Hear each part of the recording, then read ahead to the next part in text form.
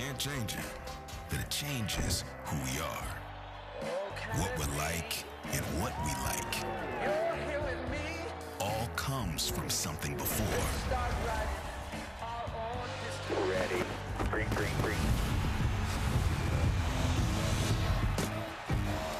A style. Get ready. A personality. A love. It's all passed down. Go. It's one thing to pay your respect. It's another to embody it, to wear the past on your sleeves, living what will become history. Above all else, giving love to the ones who taught us how to love. And today we're loving the ladies, the first women in our lives, the mamas, and of course the one that will challenge the drivers today, the lady in black, Darlington. Just like our moms, she's tough, she's strong, she tests us to make us better, and at the end of the day, one driver's gonna be loving her. The others, some will leave with a mark that reminds them not to mess with the lady. As we say hello and welcome to Race Day on FS1, I'm Shannon Spake. He's America's crew chief Larry McReynolds, Daytona 500 champ Jamie McMurray. We want to send all of our love and our happy Mother's Day wishes to all of the moms watching right now, including my mom, Valerie, of course, Larry's wife, Linda, and Jamie's wife, Christy. So that's our bonus points for the day. Happy Mother's Day to everybody. Might be one of the oldest tracks on the schedule, but just because she's old doesn't mean she's slowing down, right? And it's going to take a lot more than that for me to get my bonus points back with Linda, trust me. But yeah, we've run 125 Cup Series races there, to your point, since 1950. They put some new coats of asphalt down, they flip-flopped the front stretch and the back stretch, but it's the same configuration as it was when we first went there in 1950. And to add to that, the drivers today are probably running somewhere around 100 miles an hour faster than it was designed for. But one thing I like about this race is if you look at the history of it, 40 times a driver got their first win of the season at Darlington. And we've got 6 drivers that's qualified inside the top 10 today, including a couple of champions, Brad Keselowski, Martin Truex Jr., still looking for that first win of 2024. Fingers out early today. Yeah, fingers out early. It's a super tough track, obviously. It's hard on the drivers, it's hard on the cars. The one thing that we hear a lot in today's world is that we wish we had more tire fall off. And the thing that I can assure you is that no one today is going to wish that they had more tire fall off, because we have more here than anywhere else we go. And that's part of what makes this such an exciting race to watch. 4 tires. All the time. You're not going to hear just 2 tires. Let's take a look at our lead lap headlines. Last week's Kansas race, so close. It was so close. Kyle Larson over Chris Buescher by 1/1000th of a second. Closest finish in NASCAR Cup Series history. Eric Jones returns to the car after missing 2 races due to injury in his back in a wreck at Talladega. Tyler Reddick won that race, and yesterday he was fastest during qualifying, so of course he's going to start from the pole today. Why don't we head out to Darlington, South Carolina? Let's bring in our pit reporters, Jamie Little, of course, Regan Smith. Regan, let's start with you. Well, good afternoon, Shannon. You see it is a beautiful day here at Darlington right now, getting ready for pre-race stuff to start. But before that happens, we got to talk about Bubba Wallace, a team that has had some struggles over the past 3 races. 4 weeks ago when we left Texas, Bubba Wallace was in a great position, 39 points to the good on the playoff cut line. The 3 weeks since, though, big troubles for this team, not of their own doing. Crashes at Talladega, Darlington, and Kansas as well. Now have him in a 4-point hole to the playoff cut line right now. Spoke to the team earlier today. They said this is the perfect track to come to. Bubba riding a 3-race top 10 streak here at Darlington. His confidence is still very high. They have been very fast. Look for them to maybe get out of this little bit of a rut that they've been in later on this afternoon. Jamie? Well, Regan, for Kyle Busch, he's coming off back-to-back top 10s for the first time this season. And now coming into Darlington, they feel like this is a great place to continue that streak, perhaps even get the first win of the season. I talked to his crew chief, Randall Burnett, and he said, this is a really good place for us, but the main thing is keeping grip in those rear tires. It's a battle we fight every single week, no matter where we race. If we can do that, we'll help our driver. And he also noted that because it's warmer today, we're supposed to hit about 80 degrees. This should play right into their hands. Kyle loves that hot and slick. They'll be able to make moves, make passes, move their way to the front. He's starting 11th. Shannon? Jamie, happy Mother's Day. Just wanted to send you some love out there. Thank you. Happy Mother's Day to you, and a shout out to my kids at home, Carter and Sierra. Absolutely. Have a great day, Jamie. Have fun out there. Okay, those were the headlines that those guys are covering out there. You wanted to talk Fords, though, right? Yeah, I did. And it's been a headline, I feel like, for the past 4 or 5 weeks because they've been close. You think about last week with Buescher finishing second, closest finish ever. Think about Blaney at Atlanta, the third closest finish ever. Brad finished second at Texas. So they've been really close. And when you look at qualifying today, you've got Brad and Buescher second and third. Today could be the day that we finally see a Ford get to victory lane. Chris Buescher is going to be joining us a little bit later on the show, so stand by for that. Of course, he was part of that great finish 1 week ago. What do you have your eyes on? Joe Gibbs Racing, obviously they've been strong this year. They've won 4 of our 12 races, so roughly a third of the races. But when you look at the 4 Gen 7 races at Darlington, they have been so fast and so dominant. They have led 51% of the laps in these 4 races. But no wins. They actually have more DNFs than they have top 10 finishes in these 4 races. So they got to figure out how to close the deal today because they will be fast, I promise you. Yeah, there's going to be a lot of fast race cars out there. Some Fords starting up front. Many things to play out. And there are 4 rookies in today's race. Look at that stash. I mean, listen, it's throwing it back, right? You got to throw it back. No rookie has ever won a cup race at Darlington, but you never know what's around the turn. You got to throw one of those, Jamie. No chance. Except on this show, because here's what we've got. Race day is off and rolling at the track that's too tough to tame. Just ahead, NASCAR's most popular driver stops by the show as Chase Elliott chats with our crew. Then, fresh off the closest finish in Cup Series history, we're joined by its runner-up, Chris Buescher. And in honor of Throwback Weekend, the 5 car is once again rocking the Kellogg's paint scheme. So before the green flag flies, its current driver, Kyle Larson, sits down with his original steward, Terry Labonte. Plus, it's Mother's Day. So to celebrate, Shannon Spake catches up with 2-time Darlington winner Eric Jones and his mom as they discuss their special bond. All that and more right around the turn on race day.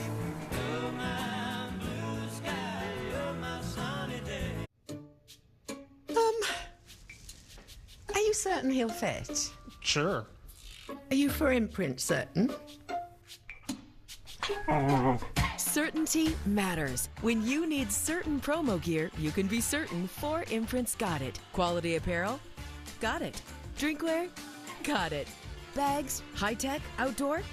Got it, got it, got it. So go get it at 4imprint.com. 4imprint, for certain. In 10 years, Lisa Schneider will have an amazing second act, thanks to career reskilling courses from AARP to help make sure her income lives as long as she does. The younger you are, the more you need AARP. Our biggest challenge? Uncertainty. Hidden fees, surcharges, who knows what to expect. Turn shipping to your advantage. Keep it simple with clear upfront pricing. With USPS Ground Advantage. What does it take to become a legend? Generations of victory? One of the great masters of the sport. Motor oil in your veins? Does it take irrational confidence? A little bit of last lap magic? What about fandom that runs in the family? A track where every mile becomes a memory? Or maybe it's simply knowing that new legacies are built one lap at a time. The United Football League on Fox. We're here at the legendary Darlington Raceway. Speaking of legends, Wood Brothers Racing driver Harrison Burton of the 21 car. Got 2 Mustangs beside us here, and I have a 65 at home, so this one's pretty cool for me, and definitely a fan of the Mustang, being around for 60 years. Only 1,965 of these are going out the door, so you better get one. Speaking of awesome, the Mustang Dark Horse R. This is brand new, ladies and gentlemen. This is a factory-built race car. You can buy it right out of the Ford Performance catalog. It's going to be a Mustang Challenge Series coming out next month, 5-race series. Make sure you tune in. It's going to be awesome. I think we ought to drive one of these. Let's do it. I would get close to the wall if I wasn't in the old 60th anniversary Mustang. Wimbledon white. Kind of reminds me of the old 21. Yeah. All right, Harrison. Thanks for the lap. Thanks for the ride, buddy. Oh, boy. Ain't no one guys still got it. That's some trouble right there. There's Joey Logano's car starting 14th. Hey, if you think those Fords are fast, Joey had an awesome week. He got to go up in an F-16 with the U.S. Air Force 77th Fighter Squadron. The Commander Rage was awesome. They pulled 9 Gs. You know what else is awesome? And this is my turn right now to Bob Pockers. Bob Pockers is awesome. Here's the latest edition of The Business with Bob.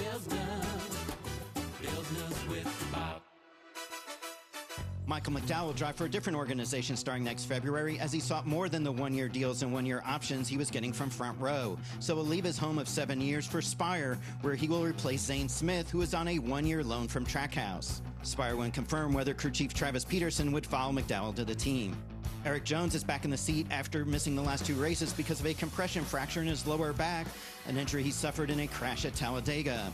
He's actually in a different seat with his belts at different angles, changing the position of him in the car. He said he hadn't updated those things over the last 8 years, and Legacy has tweaked some of the driver compartment area for teammate John Hunter Nemechek as well. Jones said he feels good, he just can't lift weights in the gym. And that's The Business with Bob. Later in the show, I'm going to sit down with Eric Jones and his mom for a great Mother's Day feature, so don't miss that. But let's talk about Michael McDowell. What do you think about his move? Yeah, so when I first heard it, I was a little bit confused by it, a little bit shocked, because if you just look at performance, you would take Front Row Motorsports right now over Spire. I think Spire is heading in I know they're heading in the right direction, but Ford, you know, our Front Row announced at Daytona they had moved up to this Tier 1 program with Ford. They were going to pair up with Penske. They set on the pole race this year. He's won a couple of races, the Daytona 500 being one of them, in his time at Front Row. But then when you listen to Michael say he wanted that security, it's obvious he wanted a multi-year deal. Front Row wasn't willing to give that to him, and Spire was. And I would say it's kind of a lateral move. He obviously is wanted by Spire because what I have heard throughout the industry is just that he's a really good leader, and it seemed like that's what Spire was looking for. Yeah, I mean, to your point, Jamie, if you just look at performance of Michael McDowell in the 34 versus 3 teams at Spire combined, I know they've got the 2 rookies over there with Zane Smith and Carson Hocevar.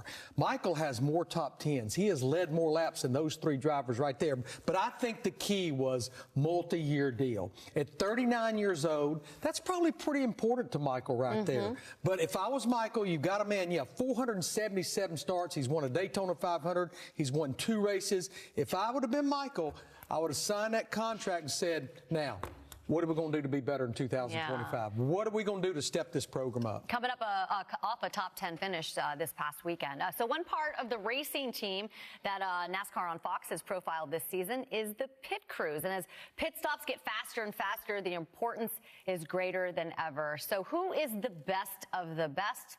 Let's dig a little deeper. Dudes are studs, athletes. You better have a grown man attitude when you jump over that wall. Boy, rush hour was never like this. You have to be precise. No mistakes. We don't have the biggest, strongest, or fastest guys, but they're just so savvy. Confidence is huge in this sport. His pit crew lights out. This is my favorite stretch of races right here. Pit stop heavy, so we get to go out, have an impact on the race. That's where all your hard work comes into play. If you're not prepared mentally and physically, you get to those 7th, 8th, 9th pit stops is where it's really going to show. I like to refer to this as a grown man's track. To win here, you have to have the whole package, right? You have to have the driver, you have to have the crew chief, you have to have the pit crew, because this place right here, it really takes a team to win this race.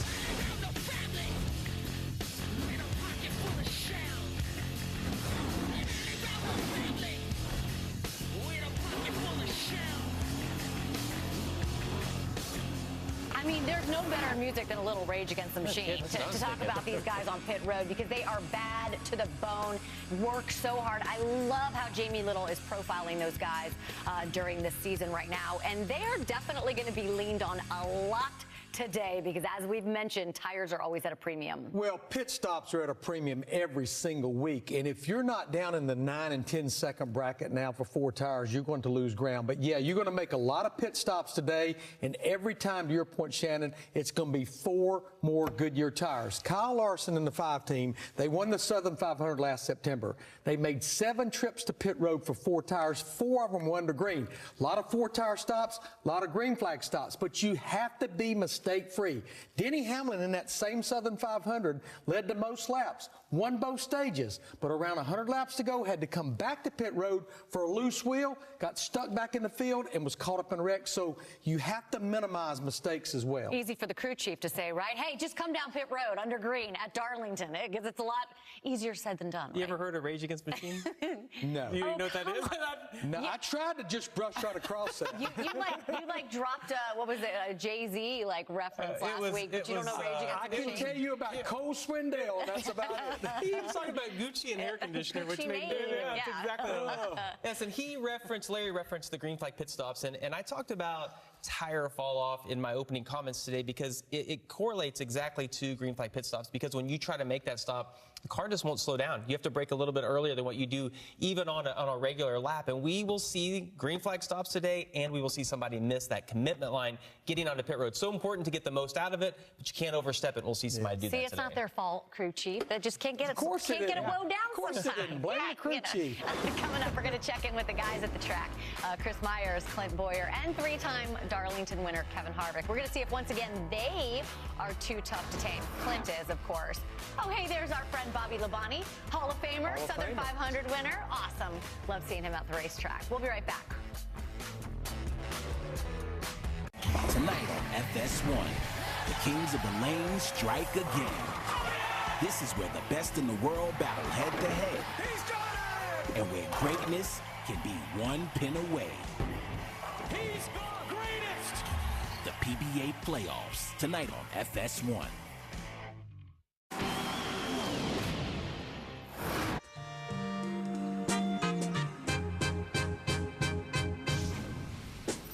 Can I call you Rose? 'Cause you're sweet like a flower in bloom. Can I call you Rose?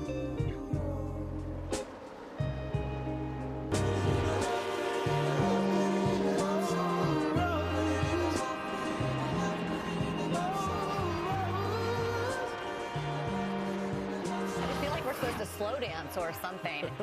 Kyle Petty wasn't slow dancing this week. He had his charity ride. You see Rick masked there.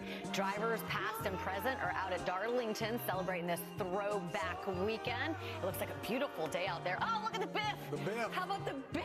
What a year it's been. He just got, he's on the nomination for the Hall of Fame this year, so congratulations to him. How about we head out to the racetrack, bring in the guys, Chris Myers, Clint Boyer, and of course, three-time Darlington winner Kevin Harvick. Hey guys, what's up?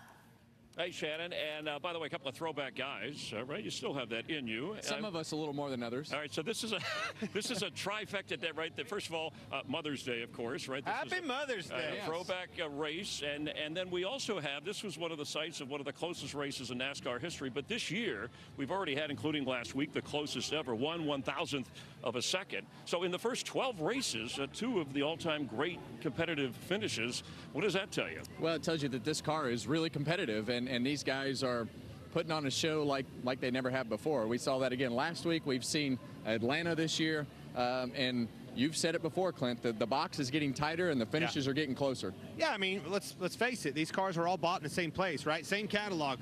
You put them together different, but the car's coming from the same place. That window of opportunity amongst the teams, amongst the competition, is getting tighter and tighter, and that's why these tight finishes are coming. And you think we're going to see more of those? Absolutely. This is not the last. Well, look at them. 2 of the 4 closest finishes in NASCAR history has happened this year already, and I don't think we're done. Yeah, and so despite the Larson and Hamlin success this year, there's still a chance for other guys to kind of slip in and win a race, thus get into the playoffs. Well, there's a chance, but but nobody's beating them. Well, you look at the sun today, and you look at everything that's happening, and it screams experience for the guys who can take care of their tires and do the things that they do well in these types of conditions. But I think when you look at 2 of the cars for me are the 6 and the 17, Brad Keselowski and Chris Buescher. Those guys, we expected them to run better than they have. They've got some good finishes to go along this year, but they haven't had the speed until last week and until qualifying this week.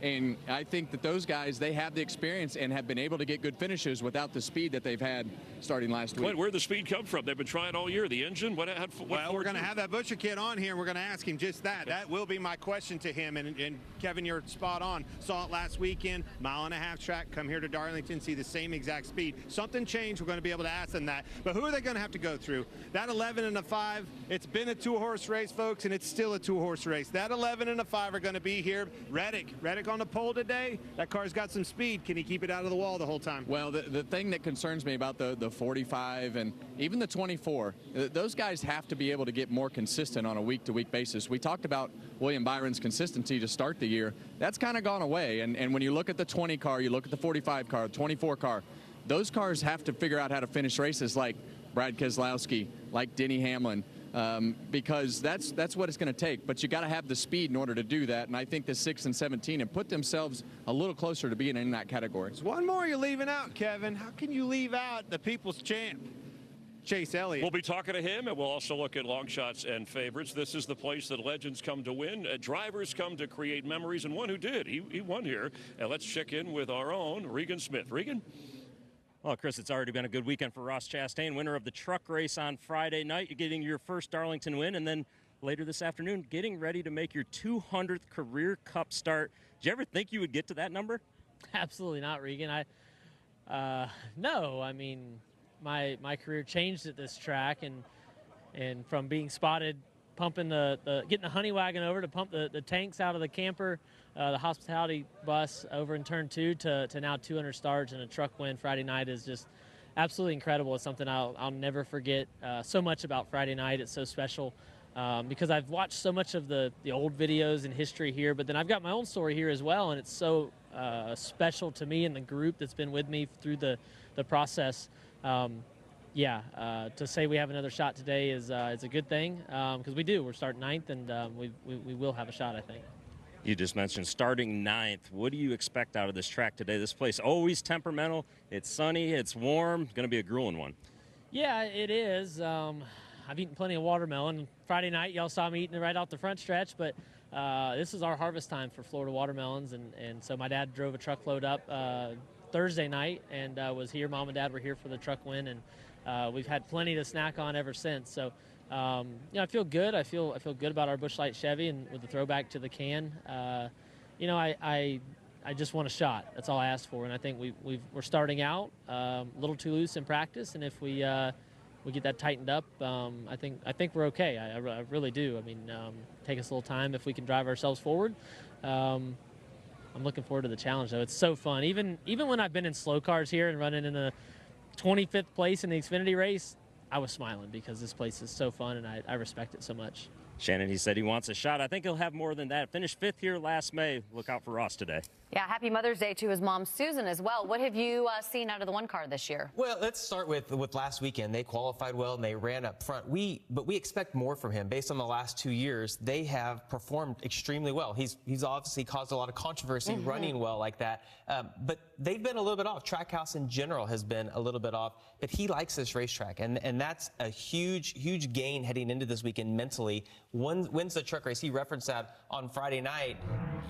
Guys that get this track can do it in any type car. He ran really well in the Xfinity Series cars here as well, and he's been in position. You think back to the restart he had with Larson towards the end of the race a couple years ago. He was in position to win that race as well. So I think Trackhouse is going the right direction. Kind of reminds me of RFK, actually, because they had that speed last week at Kansas. They show up here, they qualify well. Yeah. It could be a good day for Ross Chastain. Well, that's what I was going to ask you. You got the stats. Could this be his day? Well, again, to Jamie's point, the speed is starting to show up at least on Saturday. But, yeah, he did all those things at Kansas last week, top 10 in both stages, led 43 laps, and then finished 19th, not closing the deal. But if you look at the 2 races last year, absolutely at Darlington were good weekends for Ross Chastain.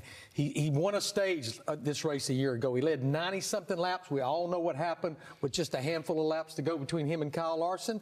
But they did come back in the Southern 500 in September and got a top 5 finish. Won the truck race the other night, as you well documented. So this has become a pretty good racetrack for Ross Chastain. One of those guys looking for the first win of the season. Another one of those, Martin Truex Jr. He's won Darlington twice. We're going to hear from the driver of the 19 as he searches for victory lane for the first time in 2024. It is Mother's Day here on race day. Joey Logano's mom, Debbie, his wife, Brittany. We all remember that win in 2022 when he moved William Byron. Heck yeah, he did. It's $10 Tuesdays at KFC. Every Tuesday, grab 8 pieces of hot, juicy Kentucky Fried Chicken for just $10. Son of a bucket, that's a good deal. We all remember that win in 2022 when he moved William Byron. Heck yeah, he did.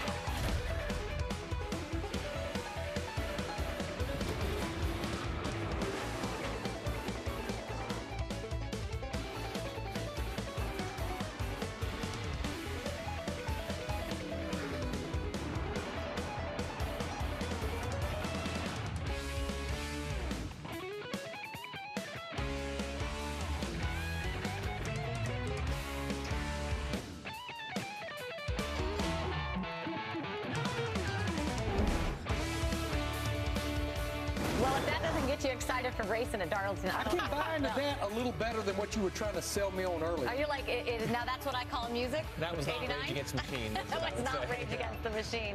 Welcome back to Race Days. We're getting you set for racing at Darlington on this Mother's Day and Throwback Weekend out there in South Carolina. Let's head down to Jamie Little, who is with driver 19. Martin Truex Jr. is a two-time winner here, but since your last win back in 21, you've had 4 finishes outside the top 20, Martin. What has stood in the way of this 19 team here? It's just Darlington things, you know, hitting the wall too much, getting caught up in wrecks on restarts, things like that. We've run really well. We've led laps and won some stages in that span of time. Just haven't put it all together. So, you know, made too many mistakes on my end and need to clean that up, obviously. So already running into people.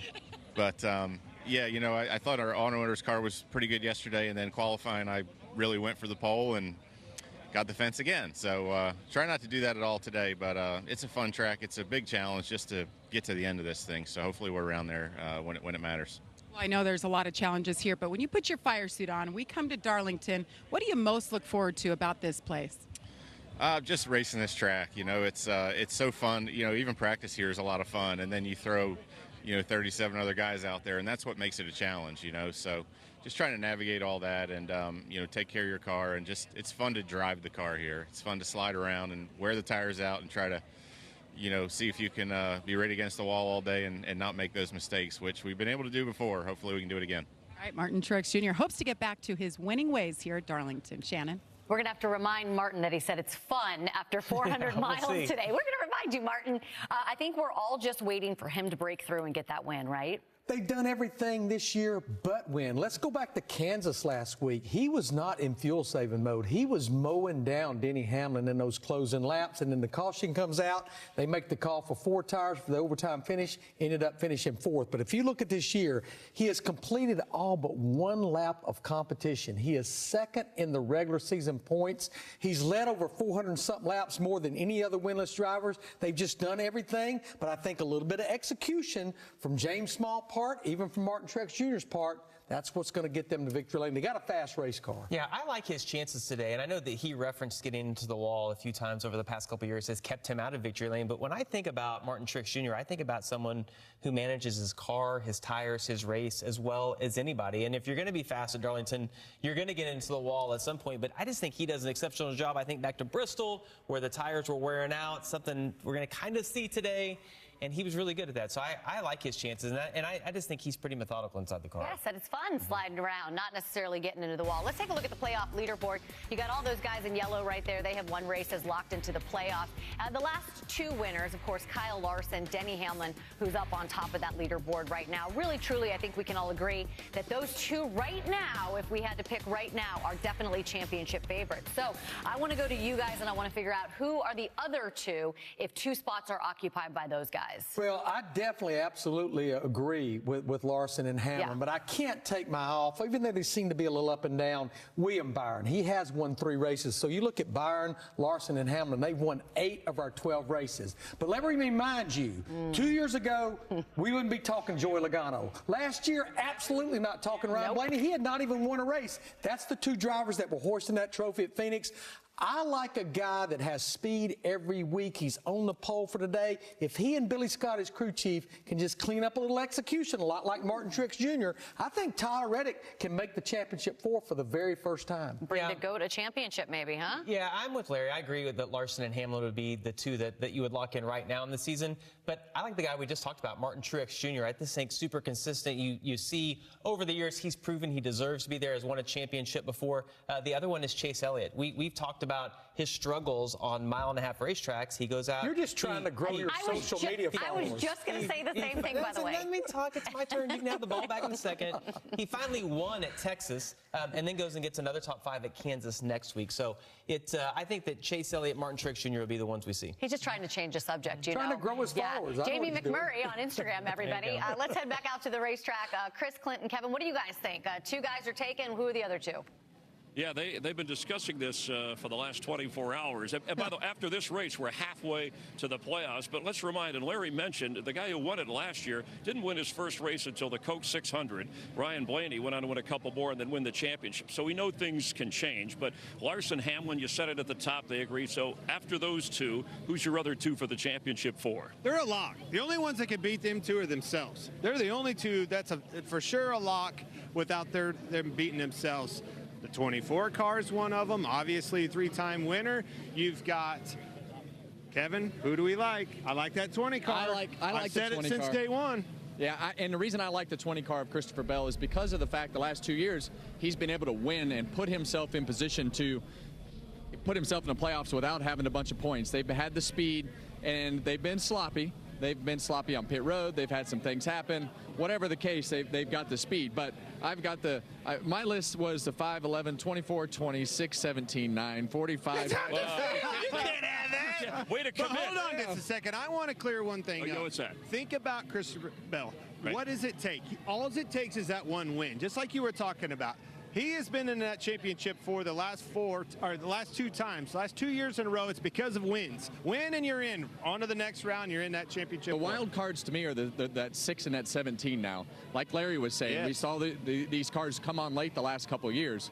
Those two guys have found some speed, and they are the wild cards right now, in my opinion. Our research staff went over the 7 races, tracks that we've run on that are in the playoffs. Kyle Larson came up, not just wins, but top 5 finishes, stages, etc. The next guy in that mix was Ryan Blaney. So again, a guy that could come from nowhere, and who will that guy be? Maybe one of the guys he discussed, or one of the 30 that he discussed. We'll continue live. My odds are better. It's better that way. We talked about great competition. Eric Jones is back in the car, and on Mother's Day, his mom is with him, as mothers are always with their children, no matter what. And Chris Buescher, Quentin mentioned a moment ago, Fords have some speed. He'll tell us how they got it. His best start of this season, he's 3rd. And Kyle Larson, is he the guy to beat not only today, but for the entire season? We'll talk about it. Race Day on FS1 is sponsored by Pizza Hut, and no one out-pizzas the Hut. Welcome back to Race Day. And listen, there's no one who loves you more than your mom. So if you haven't picked up the phone yet to tell her that you love her, do it right now. Even the drivers know how much their moms mean in their lives. Hey, Mom. Happy Mother's Day. Hope you have a great weekend. Happy Mother's Day. Happy Mother's Day to all the mothers out there. You guys obviously do a lot for all of us, and wouldn't be here without you. Happy Mother's Day to all the moms out there, including my mom. I love you. Happy Mother's Day to all the moms out there, and a super big Happy Mother's Day to my mom. Happy Mother's Day to all the mothers out there, especially my mom, Kay, and wife, Paige. Happy Mother's Day to all the moms out there, especially my mom, my wife. Thank you for all you do. Without you, life would be impossible. To all the mothers out there, happy Mother's Day. Happy Mother's Day to all the mothers out there. Happy Mother's Day to all the moms out there, and especially my mom, Susan. Happy Mother's Day to all the moms out there, especially my mom. Happy Mother's Day to all the moms out there, especially my mom and my wife, Brittany. You guys are incredible. You put up with way more than I could. Yeah, we do, Joey. Yes, we do. All the moms out there. I did want to say a very happy Mother's Day to all the moms here at Race Day, all the hardworking moms that are here with us today. I want to say happy Mother's Day to you, Shannon. Putting up with your 2 biggest kids. That's true. That's You've true. been so sweet to say happy Mother's Day to everybody else. Happy Mother's Day to you. Listen, it's a big day. It's all Great about the mom. moms today. So we get one day, don't we? And today is a big day for Eric Jones. Little jab right there. As he returns to the 43 car after missing 2 weeks because of the back injury sustained in Talladega. So Jones has been through so much since he first entered the NASCAR ranks in 2013. Wins, losses, both on and off the track. But by his side through it all, his mom, Carol. I had the opportunity to spend some time with mom and son chatting about the bond that they share. I get asked that question a lot, like how can you sit and watch him be in a race car? And it's not like I think of him as a NASCAR driver, right? He's just my kid. It's a very hard question to answer. Waking up when the season's gone. You have to know that there's a sense of danger every time they get in that car. Do you ever get used to that as a mom? Yeah, I thought I was used to it up until Talladega. Trouble here at 3. So I don't generally watch Daytona or Talladega because it's kind of an accident waiting to happen in my...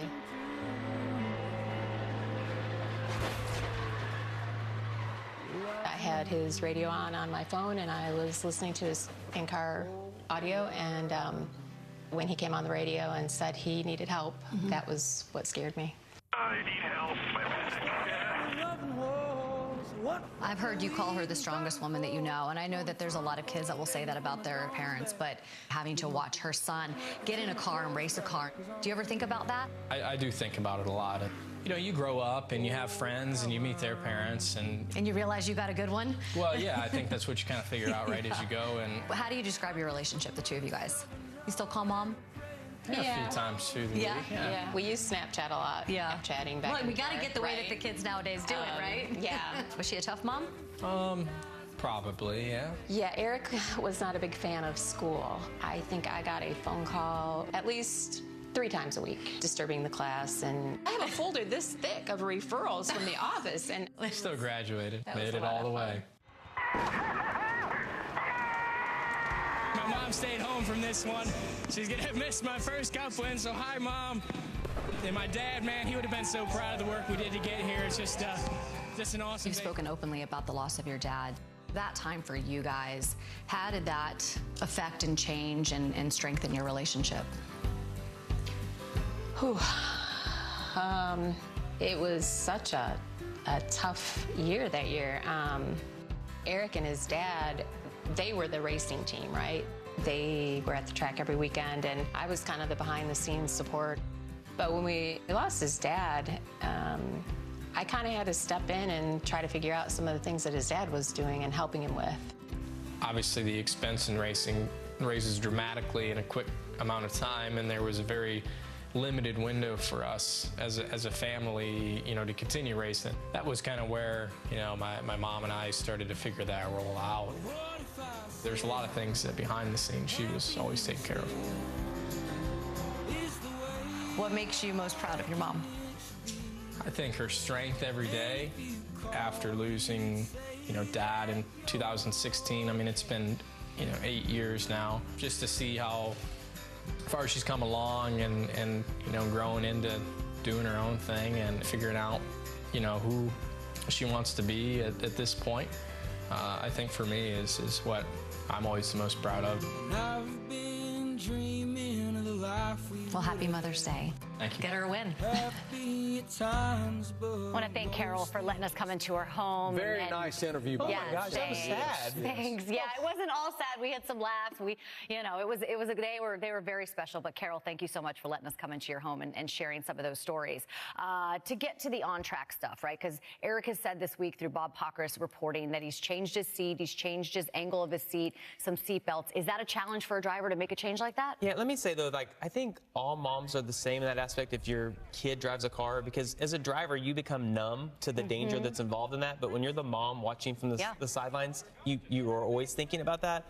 But I did see that Eric mentioned going to the simulator this week, and they put him on the roughest tracks to see how his back would feel like inside of the car, which I thought was a great plan. They've also adjusted the seat and the belts. And the one thing, you become complacent once you get all that done, you feel safe inside of the car, and you're like, I don't really want to change anything because I've been in these accidents and I haven't been hurt until you're hurt. And then when you do that, you have to address that and figure out what you can do better. And I thought that was pretty cool to see that they've made those adjustments for him. Yeah, and this could be kind of a fresh start for him, right? Well, and they need a fresh start. Aside from the back injury, only one top 10 finish, but absolutely coming back to Darlington, 2 of his 3 career wins there in the Southern 500 for 2 different organizations. I know he's just a little over 100 points below the cut line. We still have 14 races to go, which includes 2 Darlington races. But I think what I see right now with Legacy Motor Club in the 43 car, they're going to have to win if they want to make the playoffs. Yeah, he's got his work cut out for him today, doesn't he? Starting all the way back in the field, 30th. Let's head back out to the track. Chris, Clint, and Kevin, looks like business is picking up out there, guys. Yes, we have a guest. By the way, nice piece with Eric Jones and his mom. And from all of us, too, to you, Shannon, a happy Mother's Day. And to your mom, Donna, we wish her a happy Mother's Day from the 17 RFK Ford. We welcome Chris Buescher. 5 career wins, 5 different tracks. But I got to ask you, I mean, to be the guy, man, oh, man, finishing second in the closest finish in the history of NASCAR last week in Kansas, I mean, great effort. How many times did you replay that in your head? I can't count that high, but to be clear, it's going to be really cool to look back on 15, 20 years down the road and say we were a part of history in a really big way.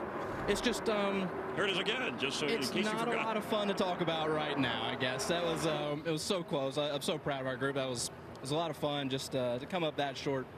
It's gonna stick with you.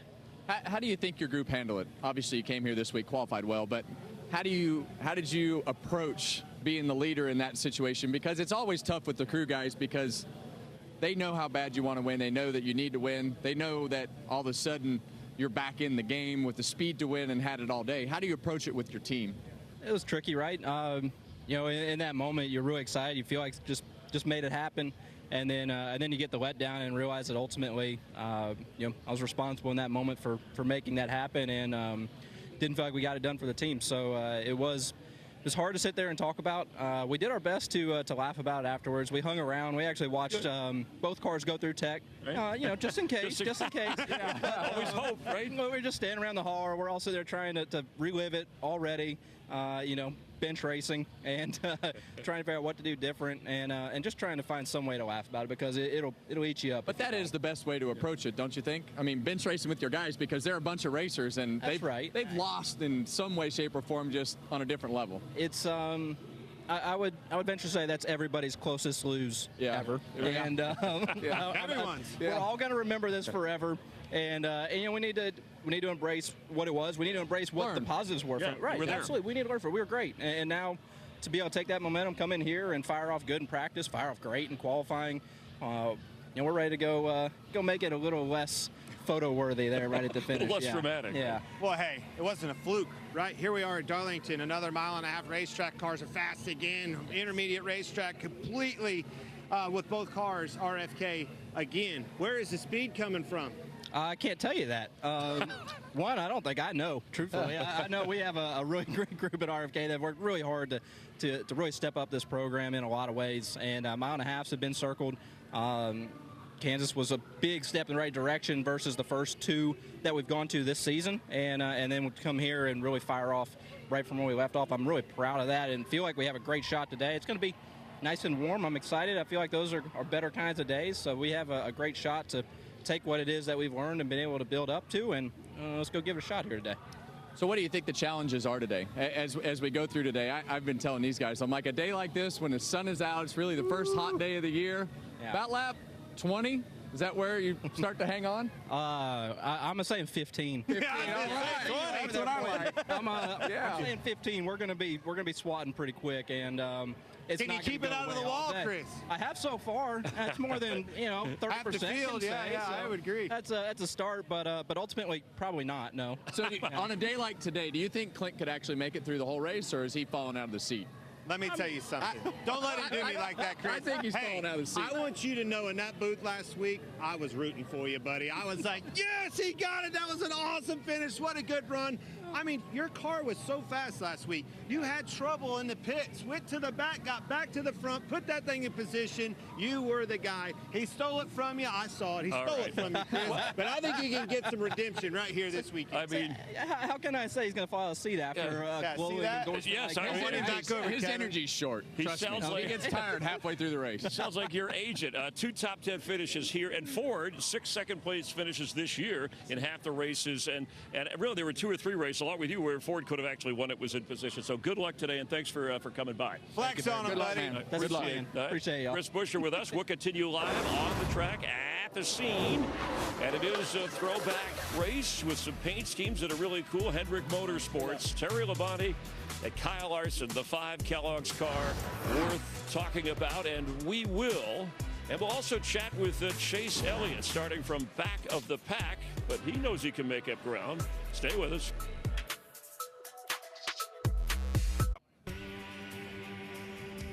Live from South Carolina, and that's what the winner gets. That's it. Kevin's got 3 of those. Darlington Raceway. It's heating up a little bit, too. Temperature will be in the high 70s. Little breeze. That guy's got some. Yeah, there's a guy who's had a Hall of Famer, Ray Evernham. A lot of notables, legends walking around. Great paint schemes here. This is where finishing first matters. And how about let's throw back at the first time that NASCAR was officially invited and attended the White House. Dubbed the sport of the 70s, NASCAR reached new heights in the new decade. Both drivers and car performance advanced at unprecedented rates. Richard Petty maintained his reign, while Cale Yarborough and David Pearson stayed close on his tail. At the same time, young drivers like Dale Earnhardt and Darrell Waltrip were just starting their legendary careers. Despite this exciting new era, NASCAR was still seen as the sport of the South and needed its moment on the national stage. Luckily, NASCAR had some friends in high places. 50 years before Suarez, Blaney, and Busch had their legendary finish at Atlanta Motor Speedway, Georgia Governor Jimmy Carter was a regular at the track. He was a huge fan of the sport and a long-shot candidate for president. Carter was already making plans for his presidency. He made a promise to NASCAR leadership. If he made it to D.C., he was having them all to the White House for dinner. All of it sounded unlikely, but sure enough, that peanut farmer from Georgia was inaugurated president on January 20th, 1977. This inauguration ceremony marks a new beginning. Carter entered the White House at a tumultuous time for our country. Still, Carter remembered the promise he made along the campaign trail. And it was a momentous occasion, one that gave NASCAR the recognition it deserved. Well, it is a thrill to have you gentlemen here. I can't tell you how sorry Jimmy is he couldn't make it today. Ma'am, the president is exactly where he needs to be. We're honored just to have been invited. And while President Carter kept his promise, he wasn't there to see it fulfilled. He'd been called away to Camp David for Middle East peace talks. Well, Jimmy can throw a good party, but we brought along a little help, just in case. Well, howdy, fellas. First time. In the nearly 50 years that have followed, the White House has played host to countless NASCAR legends, and the sport has grown tenfold. That evening in 1978 elevated stock car racing and showed the world that NASCAR was here to stay. I wonder what the view from the roof looks like. Let's go, Willie. Pretty cool. NASCAR going to the White House. Among sitting presidents who have attended NASCAR races, of course, Donald Trump and Ronald Reagan, among others, whether they were president at the time or after they had been president. You guys have been, each of you have gone to the White House. So is that you acting like Willie Nelson there? Well, they did Willie wrong. Willie was done way wrong. Richard Petty was a little off, too. But going to the White House there. is an honor. Yes. You know, I think no matter politics aside, who cares about that? It's about the sports and the racing. For me, it was in 2014.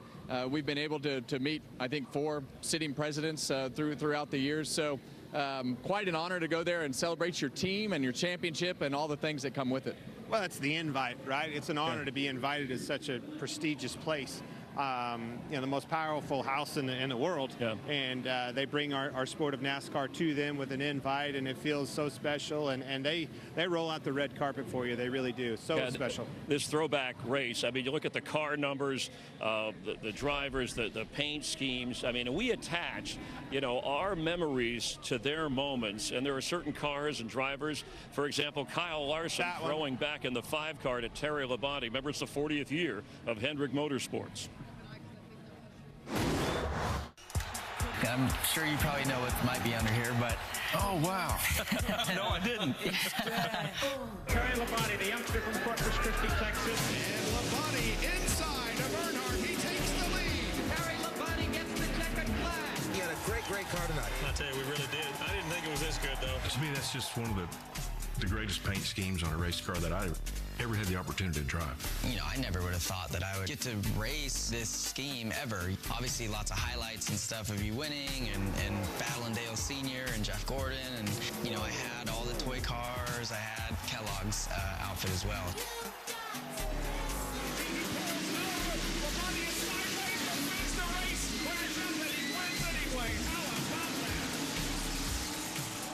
Hopefully we'll keep the right side clean enough so we can... Just put it in victory lane. Yeah. Just kind of think about myself as that little kid and like being a fan and then now finally getting to run it and just seeing like how beautiful it is. It was just a cool looking car. It was fast. Everywhere we went, the thing ran good. And it was really, without a doubt, my favorite paint scheme of all time. And the most successful one, probably. Terry Labonte has become the 1996 NASCAR Cup champion. Got to say hi to Rick. I think I used up a race car, but we'll get another one. Getting to run this car in the 40th season is probably going to make this whole year even more special for Rick and Linda, I think. You know, being able to see this car on track and them get to relive those memories with you and the success you had. To get honored in a throwback scheme like this is just something special to have Kyle Larson behind the wheel. You know, we're going to go to Darlington and we got a chance to win this thing. A lot of reminiscing and a couple of great ones. Terry Labonte, 2 Cup championships. You know, we talk about Kyle Larson this year against some really good drivers in close competition. He's got 1. He's in position. Do you see him? Give me a number before he hangs it up. How many does he win? 3? Well, I think if he stays there, I think he gets to 3. Okay. I think these Game's championships changed. are hard to win. And as we saw last year with Ryan Blaney, Yeah. you can come on in the middle of the year and win the championship. So it's not about the whole season anymore. No, it's one race. Yeah. You got to get there. You got to be in that race, That's but right. it's about one race. If you don't put together Phoenix the way it is right now, you're in trouble. And we had Terry Labonte. Did you see? He actually put today, even in this heat, his old fire suit on. That is awesome. Look at here he is, the Kyle This Larson. wins throwback. This weekend, the throwback, the nostalgia of Darlington, it speaks for itself. But all of these race teams participating in this throwback, paying homage to all of our pioneers of NASCAR that paved the way for Kevin and I, all of us, buddy. So special. And by the way, if you didn't participate, maybe you should pay attention to what Hendrick did and make a plan for next year. Shots fired. Shots fired. Wow. Kevin wasn't happy about those ones that didn't do it. Hendrick Motorsports has won the marketing department has won this year by a lot. Well, they also have all the championships, et cetera, et cetera. Maybe another one. All right, let's check in with Regan Smith once again. Regan? Well, Chris, you guys are talking throwbacks and different throwback schemes. Tyler Reddick running a Tim Richmond throwback. You went the extra mile, though. You got the Tim Richmond stash and everything starting first today. How do you keep it up there? Well, our number 1 pit stall is going to really help us with that, that's for sure. But, yeah, I think we have a really fast money line Toyota Camry, and yeah, we just got to stay on top of the balance here today. This is a track where your car's going to change a lot over the run and could potentially change quite a bit over the race. So keep up with that. Our pit stall should help us out. Excited to take advantage of our track position. That stash has got to be worth a tenth or two also all day long. Jamie? Well, kicked off the month of May much better than the way you kicked off April, finishing 6th at Kansas. Now we're at Darlington. Everybody wants to run up at the wall. Darlington stripe is in full effect yesterday. How disciplined do you have to be to run the wall, but not do it too hard that it takes you out? Well, not as disciplined as you used to be with the old car, that's for sure. These things are a lot more durable, and really you don't have to worry about body damage. It's just those toe links that you got to take care of. So, yeah, I mean, it's a fine line for sure to not get too much damage too early, but you know everyone's going to hit the wall at some point. You just got to keep your fingers crossed that you don't get that toe link. Christopher Bell rolls off 12th. Chris? All right, thank you very much. When we continue live, counting it down to the Goodyear 400s, we're going to take a look at some old cars with an old guy and a young guy. We'll chat with Chase Elliott. The weather is beautiful. Thanks for hanging with us. They've been racing since 1950, and he's ready to roll now in 2024.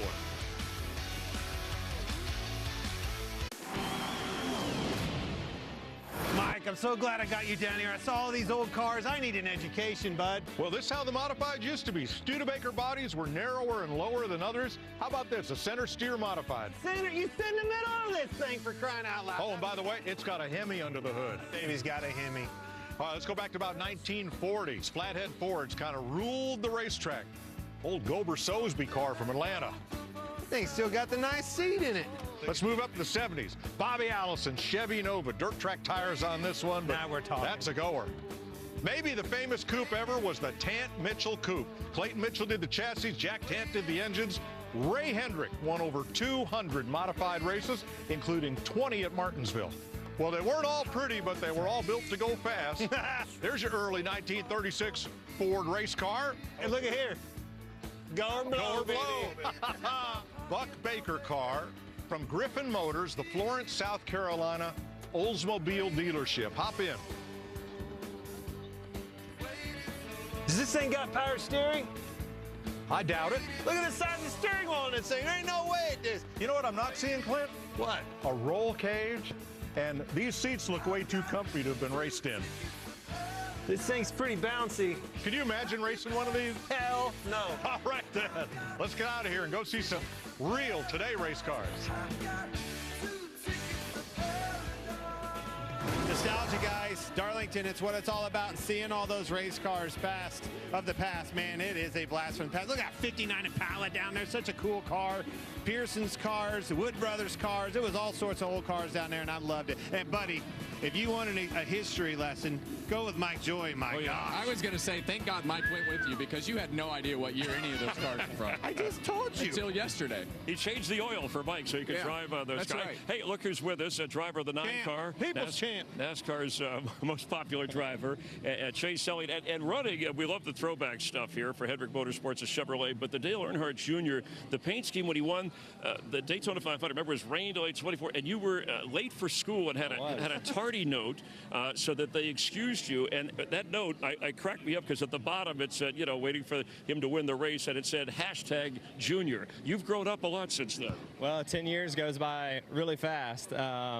But yeah, unfortunately, that tardy note was not excused. It counted 100% against me. But I will say I was second semester of my senior year at that point. And for those of you seniors that have senioritis, that is a real thing. And I did not care about being late to school that morning. So, yes, but it was not excused. And you've done well since. You followed your career path. Well, let's talk about today. You guys have had 5 out of the last 6 races in the top 5, grinding away, doing a great job finishing races. How much about today is about finishing races? Obviously didn't qualify where you wanted to. What's it going to be like to just survive the day? Well, I think that's probably the most important thing about Darlington, especially nowadays with these cars being so fragile. Just a little bit of contact with the wall and immediately your balance will shift or change in a direction that you either had no intention of it going in or something that you weren't expecting. So keeping it out of the wall, I think, is a huge thing.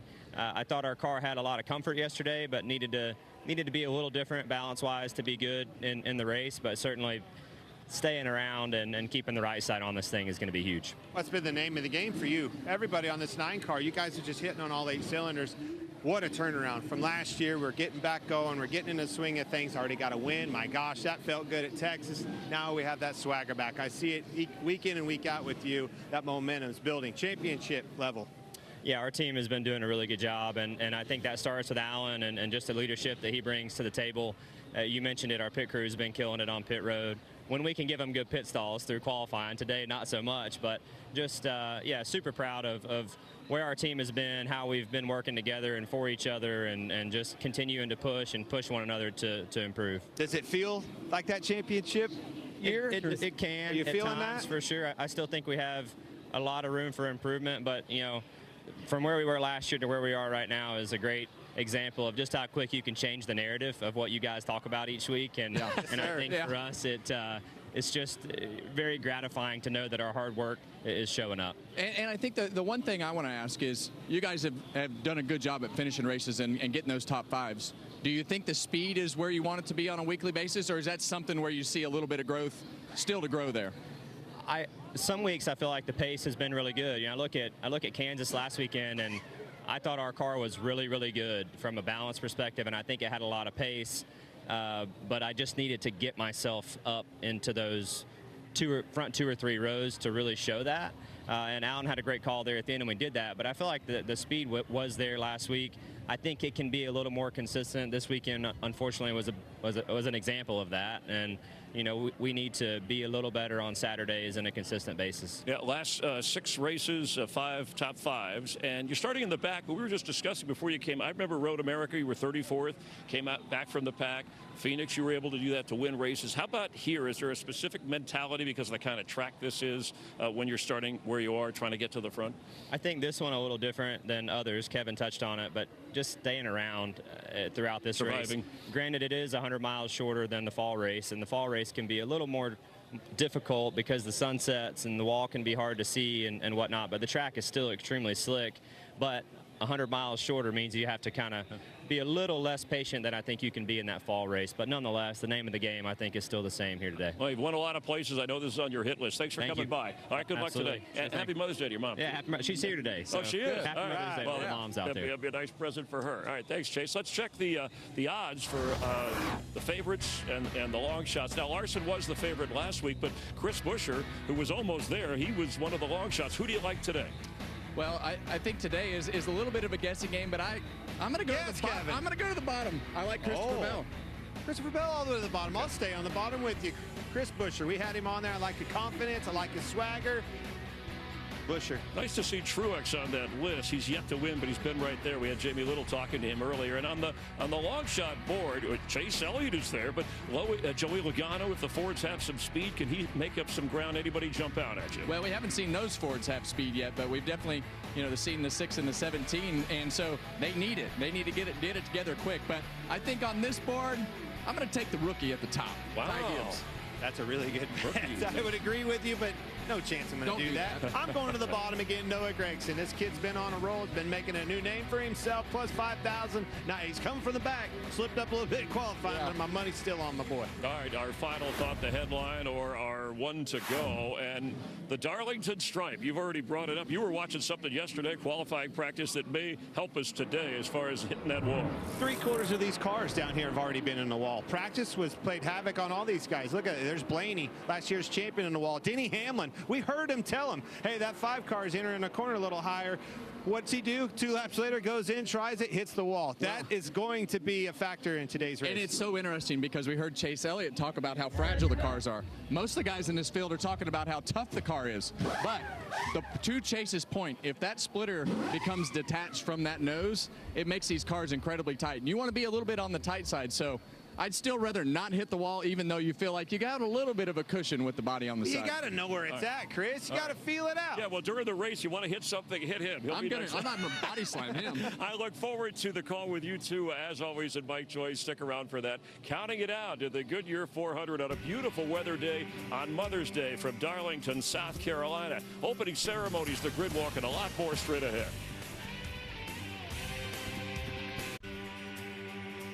Aerial coverage provided by Goodyear, powering every lap, every mile, and every victory on the road ahead.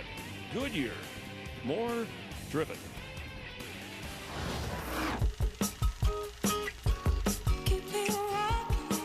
Along the northeast crest of South Carolina lies a grassroots town lined with almost 7,000 grassroots residents and home to one of NASCAR's grassroots raceways.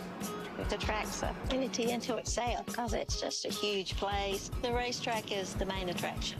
It may be the main attraction, but it definitely isn't the only one. It's the people that turn this small town into their home. Money and everything. I just like the enjoyment. I like to be around people. I love living here because you got everybody helping everybody. Its size, its charm, its history. It's all still prevalent today and important as ever. People forget the small towns are still here, but we are. Well, that might be true, but I promise you, one thing NASCAR will never forget is that this is Darlington. Grassroots racing continues, and so does the grid walk. And Michael Waltrip, we'll get to drivers, but how about some moms on their day? That's right, Chris. We're celebrating Mother's Day at Darlington Raceway, and I can't think of a better occasion. Marissa, are there twins in there? There might be. How about that? 2 of them? There's 2. How you doing? How you doing? How you doing? Brooks. Hey. What's the race car say? Uh-oh, we lost Brooks. Car's cool, too. Special day for Marissa. The family's all here. But this is celebrating your family's racing all the way back to the 70s. Yeah, super special paint scheme for me. My grandpa started Briscoe Racing in 1976. We got every name of every driver that's driven on it. 14 National Sprint Car Hall of Famers, over 500 wins. So, yeah, pressure's on to get an extra win in it today. Well, that looks great. You've taken good care of this baby so far. Risky Bisky, Kevin Bisco. That's pretty cool. See if we can catch up with Joey Logano. Joey Logano, Brittany. Happy Mother's Day. This is a beautiful family. How you doing, buddy? I'm doing good. Yourself? I just love being at Darlington on Mother's Day, getting to celebrate with your beautiful wife. How you feeling? Well, this is exactly what my wife wanted to do today, was go to the racetrack. So I'm glad we're here, and we're going to make it worth it and try to get a win. That would be the best. And how do you feel about your car? I mean, yesterday looked pretty good. Yeah, I think we're okay. We made quite a few adjustments. We're starting a little further back than we want, but we got a good pit stall, good pit crew, and it's all about executing today. It's all about on and off pit road restarts. Not hitting the wall. Yeah. All those are good. But you haven't so far. Hey, how you doing, Hudson? What's new, buddy? Tell your mom happy Mother's Day to Mom. Happy Mother's Day. Have a great day. It's good to see you. Hi. Have a fun day on Mother's Day. Let's see who's next. There's Todd Gillen. Good-looking ride. How you doing, buddy? I'm doing really good. My mom? No, your sister, what? your wife? No. Your cousin? No, but I told my mom Happy Mother's Day. Oh, you did? Yeah. I was hoping you would. Yeah, it's good. It's a good day. Yeah, you love this place? I do. It's a lot of fun. How's your car? It's not bad. We qualified 15th. That's good for us. That's cool. Michael McDowell, I would like to introduce all your children, but unfortunately we only have 30 seconds. Yeah, So, well, we can introduce my wife. It's Mother's Day, and she birthed all these kids. All but one. But yeah, she birthed most of these kids. Happy Mother's Day. It's great to see you. Thank you very much. We've had lunch a few times together, but how much fun are you having here at the racetrack today? A lot of fun. That is so awesome. I love Long John Silver's. Your car is beautiful. Yeah, it is beautiful. It's a fish yak kind of day. Ooh, really don't know where you're going with that. Well, that was a grid walk. Let's toss it trackside now for opening festivities here at Darlington Raceway. Please rise as you're able and remove your hats. And veterans render a hand salute as Camden Military Academy presents our nation's colors. On April 29th, 4 officers lost their lives in the line of duty in Charlotte, North Carolina. We ask everyone to keep their family and friends in your thoughts and prayers. Here to offer today's invocation, please welcome mother of the 2023 Goodyear 400 winner, William Byron, Dana Byron. Let us pray. Heavenly Father, we thank you for this beautiful day for racing. We honor and give thanks for all of our mothers today, and we remember all the mothers who are no longer with us. We pray for safety and protection for all the drivers and crew. Father, we are so grateful for our first responders, and we pray and mourn for the families of our fallen officers. Lord, we pray for all of this in your holy name. Amen. Here to perform our national anthem from the United States Air Force Heritage of America Band, please welcome Staff Sergeant Rachel Coleman and Danielle Hedrick. Oh, say, can you see by the dawn's early light what so proudly we hailed at the twilight's last gleaming, whose broad stripes and bright stars through the perilous fight o'er the ramparts we watched were so gallantly streaming, and the rocket's red glare, the bombs bursting in air, gave proof through the night that our flag was still there. Oh, say, does that star-spangled banner yet wave o'er the land of the free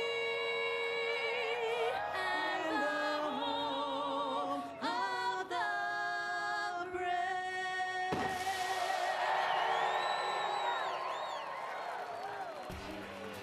A throwback race on a special day. Like my mom used to tell me, ease up on the kidding, but keep caring. Thanks for being a part of NASCAR on Fox and FS1. Have a great day.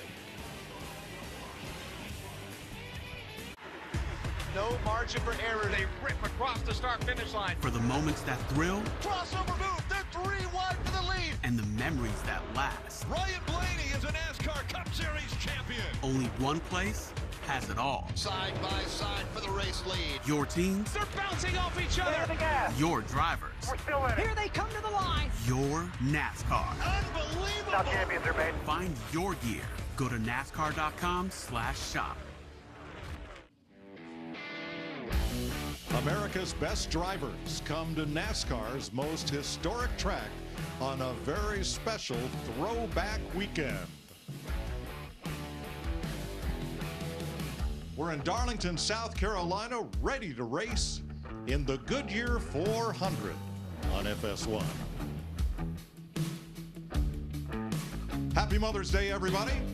and welcome to Darlington. 25 of the 36 cars here have bought into the throwback schemes. We'll try to show you as many as we can as the 400 miles unfolds. I'm Mike Joy, along with Clint Boyer, and a fellow who has tamed the track Too Tough to Tame, not once, but 3 times.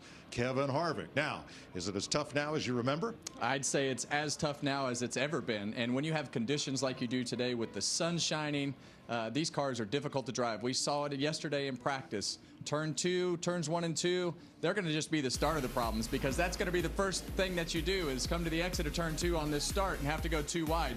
But these guys had enough trouble all by themselves, Clint, as they were driving through the middle of the corner. But you see the exit of turn 2 right there, that bump. That exit of turn 2 is so tough to go through by yourself, let alone double file.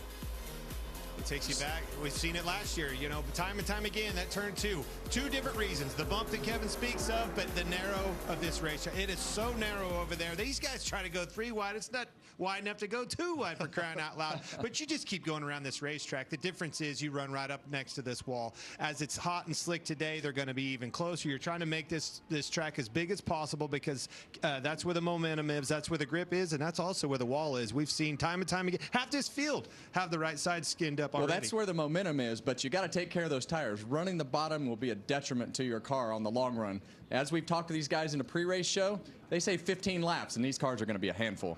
Now, the first time in your rookie year with NASCAR on Fox, I sense a bit of wistfulness. Well, listen, I drove into this place and I was like, man, I am just not looking forward to not driving today. But here we are. I'm excited to tell you about it. But it is the first time that I drove into the racetrack and said, man, I wish I was driving today, Clint. This place, it's just so unique. And I'm so proud of the throwback scheme. This is the perfect racetrack for it. The history and the nostalgia of this place is spectacular. My gosh, if there's ever a winner, it's that one. Texas Terry, the champion right there for Hendrick Motorsports in that 5 car. I love that one. Nod to Adrian Fernandez right here. Obviously, Daniel Suarez's hero. Keselowski, they all have them. This throwback schemes on these race cars, and this throwback weekend is so fun. It's really fantastic. Fortunately, we did not throw back to 1950 in the way we drive this racetrack. When Harold Brasington built it, the apron was supposed to be the racing surface, and the banking was the safety runoff up above. But drivers very quickly found out it was faster on the banking, and that's where we have raced ever since, on the egg-shaped Darlington Raceway, unique in NASCAR. Let's go trackside. Darlington Raceway, this is the moment you've been waiting for. Please welcome NASCAR Hall of Famer Ray Evernham. Drivers, if you're ready to take on the track Too Tough to Tame on your Goodyear Eagles, please start your engines.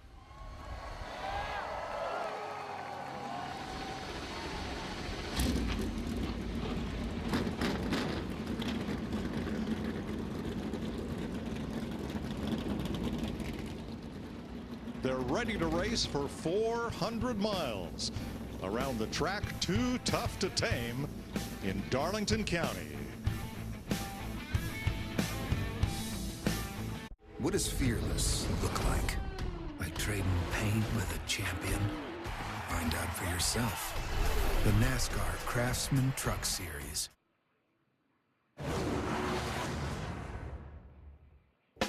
There's something mysterious about this track. You never can figure it out. The lady in black can make your day or break your heart. They touch! They touch! Have you ever? No, I've never. It's the last lap. Oh! Into the wall! Darlington victory in my record book is #1. $1 million? Come on, buddy. What'd you expect me to do?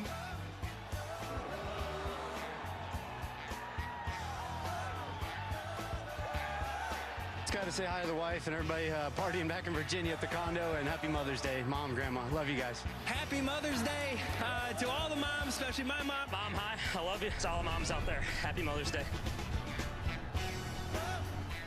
It's a tough track to tame, but victory here is oh so sweet. The Goodyear 400 rolls off, and let's talk to the pole sitter. All right.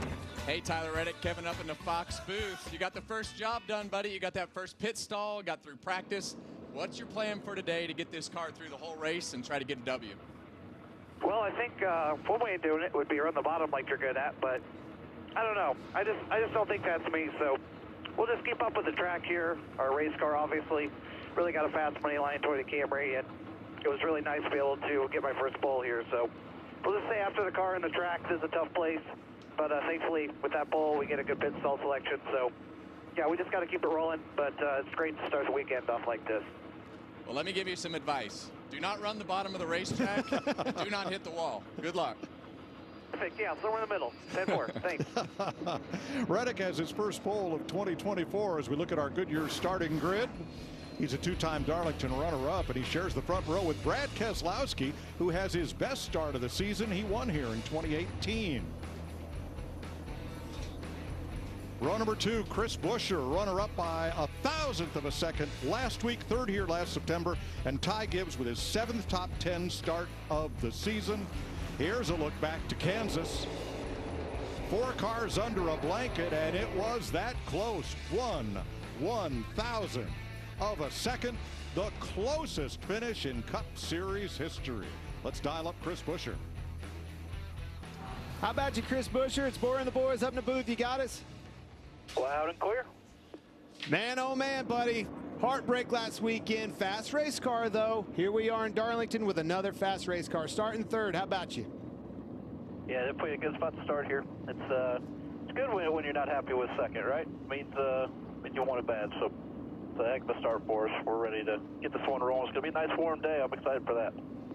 Where is this turnaround with this RFK organization? Both you and Brad are both up front today. Hot and slick out here. Can you stay up there?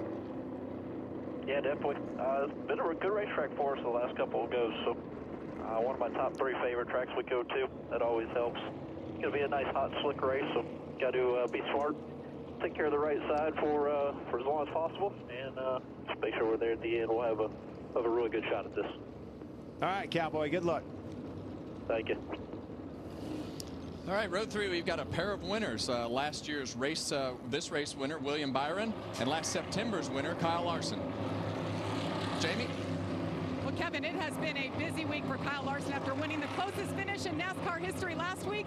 He jumped on a plane with his wife and daughter, went to Paris to watch a Taylor Swift concert. Now back here trackside, they are all in on this throwback scheme. Look at this, a throwback to Terry Labonte. Actually, 8 members of the original team are here watching today. But if Kyle wants to get Terry back to victory lane here at Darlington, they've got to make that car a little bit better, a little too tight in practice. All right, row 4, listen to me out there, gamblers. 4-time Darlington winner coming from row 4, Denny Hamlin, and his driver, Bubba Wallace, on his outside at 23. Regan? Clint, the game is changing. We are now hearing terms over the radios on pit road, such as offensive, defensive, referring to the drivers and how they're driving. And when we talk about the pit crew, special teams, and the restarts as well, one of the best and most cutting edge at it is Chris Gabehart, Denny Hamlin's crew chief or coach, if you will. He has been pushing Denny to a level that the already future Hall of Famer's career maybe has never been at. Things have been great on the racetrack for him. So keep an eye on Denny Hamlin today, but more importantly, keep an ear on his crew chief, Chris Gabehart, and what he's coaching his driver up to do. Row number 5, Ross Chastain has 2 top 5s at Darlington, including last September, and Martin Truex Jr., a 2-time Darlington winner. Now, Busch Light is giving you a chance to win $500 today. Follow them at Busch Beer on X and enter using hashtag #BreakForBusch and hashtag sweepstakes during every commercial break. Now let's check with our crew chief, Larry McReynolds. Mike, this track is tough on crew chiefs. You've got to make adjustments almost every single pit stop to keep the balance of this car neutral, not too loose or not too tight. Let's go to our Toyota Camry cutaway car, and let's show you exactly what's going on when they make a wedge adjustment. Now, you can do it on the left rear or you can do it on the right rear. Let's focus on the right rear right there. You see the wrench, you're turning down, and there's a mechanism in a canister that either pushes shock fluid to compress that spring or actually pulls it back to let the spring release. Now, on the right rear, if you're screwing down, you're taking wedge out. The race car is tight. If you're backing off, that means you're putting wedge in, the car is loose, and Mike, Clint, Kevin, I guarantee you, even the driver leading the race, he's going to be looking for adjustments every trip to pit road. All right. Thanks, Larry. Here's today's Credit One Bank race analysis. 293 laps make up the 400 miles at Darlington. The stage lengths are 90, 95, and 108 laps. Your going to need fuel every 70 laps or so. Here's some Denny Hamlin radio. All right, Denny, 400 miles of this beast, the Lady in Black. Super proud to be here with you doing it in this group. Let's say happy Mother's Day to my mom sitting up there in the grandstands. Appreciate everything you've done for me to get me here and all the other moms out there. All right, here they come off turn number 4. Jeff Burton had a great NASCAR career. He is a Hall of Fame nominee, and he has the green flag in hand as they roll off turn number 4. And the Goodyear 400 is underway.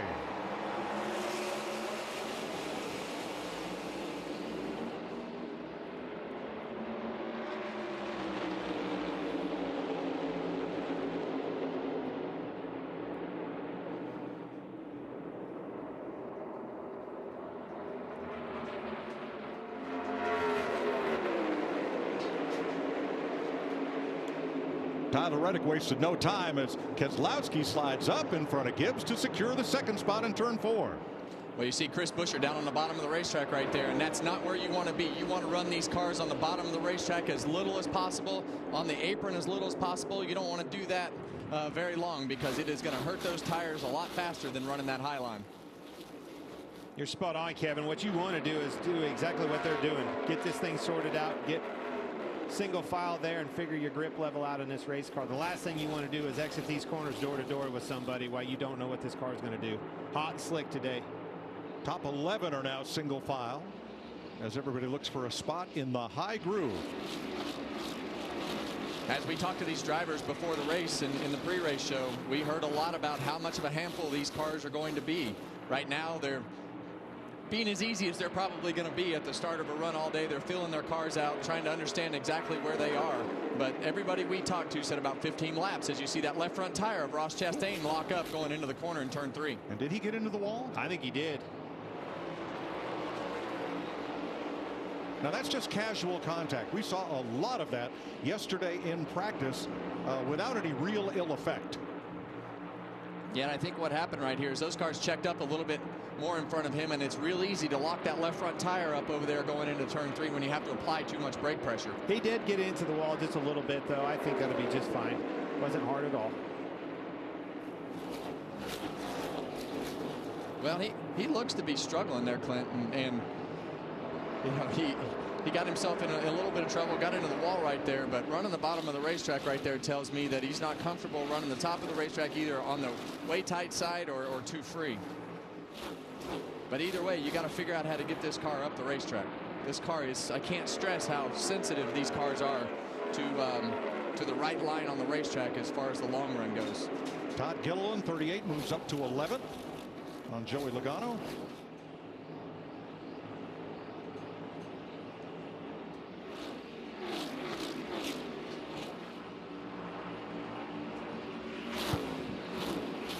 We talked with some of the drivers this weekend about tire wear here.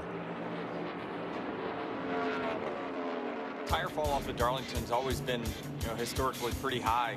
After the repave about 5 years later, this track really took a turn to the old Darlington that it had been for many, many decades. Every lap that you pound those tires, you pay for it in that long run. A lot of options, not just from the driver's standpoint, but also gives you options on pit road, how you want to split stages, when you want to put tires on, if you want to stop once, stop twice.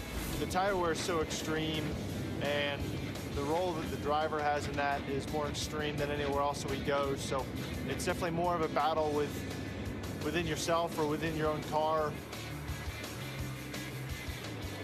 Well, that's exactly right, Mike. I think Austin Cindric said it the best. This track is a battle. It's the driver against the racetrack, and part of the driver's job is, putting his car in the right spot, taking care of the tires. You can manage everything here, but the car's going to drive bad, and you got to do everything you can do to not hit the wall. We talk about these cars being a little more durable with the right side, but you still don't want to hit the wall and take a chance of banging a tire and breaking a toe link or something.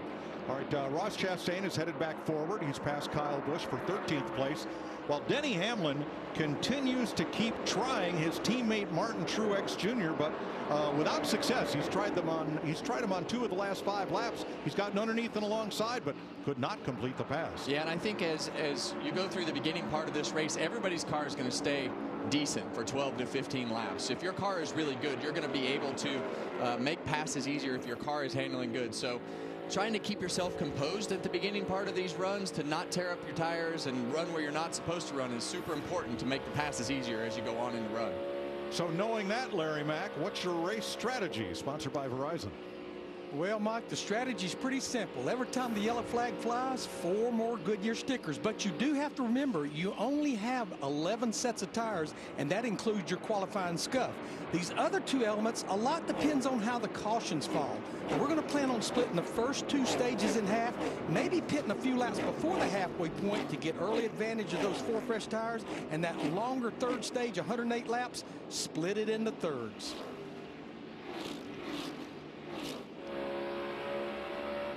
Looking back from Kyle Busch here.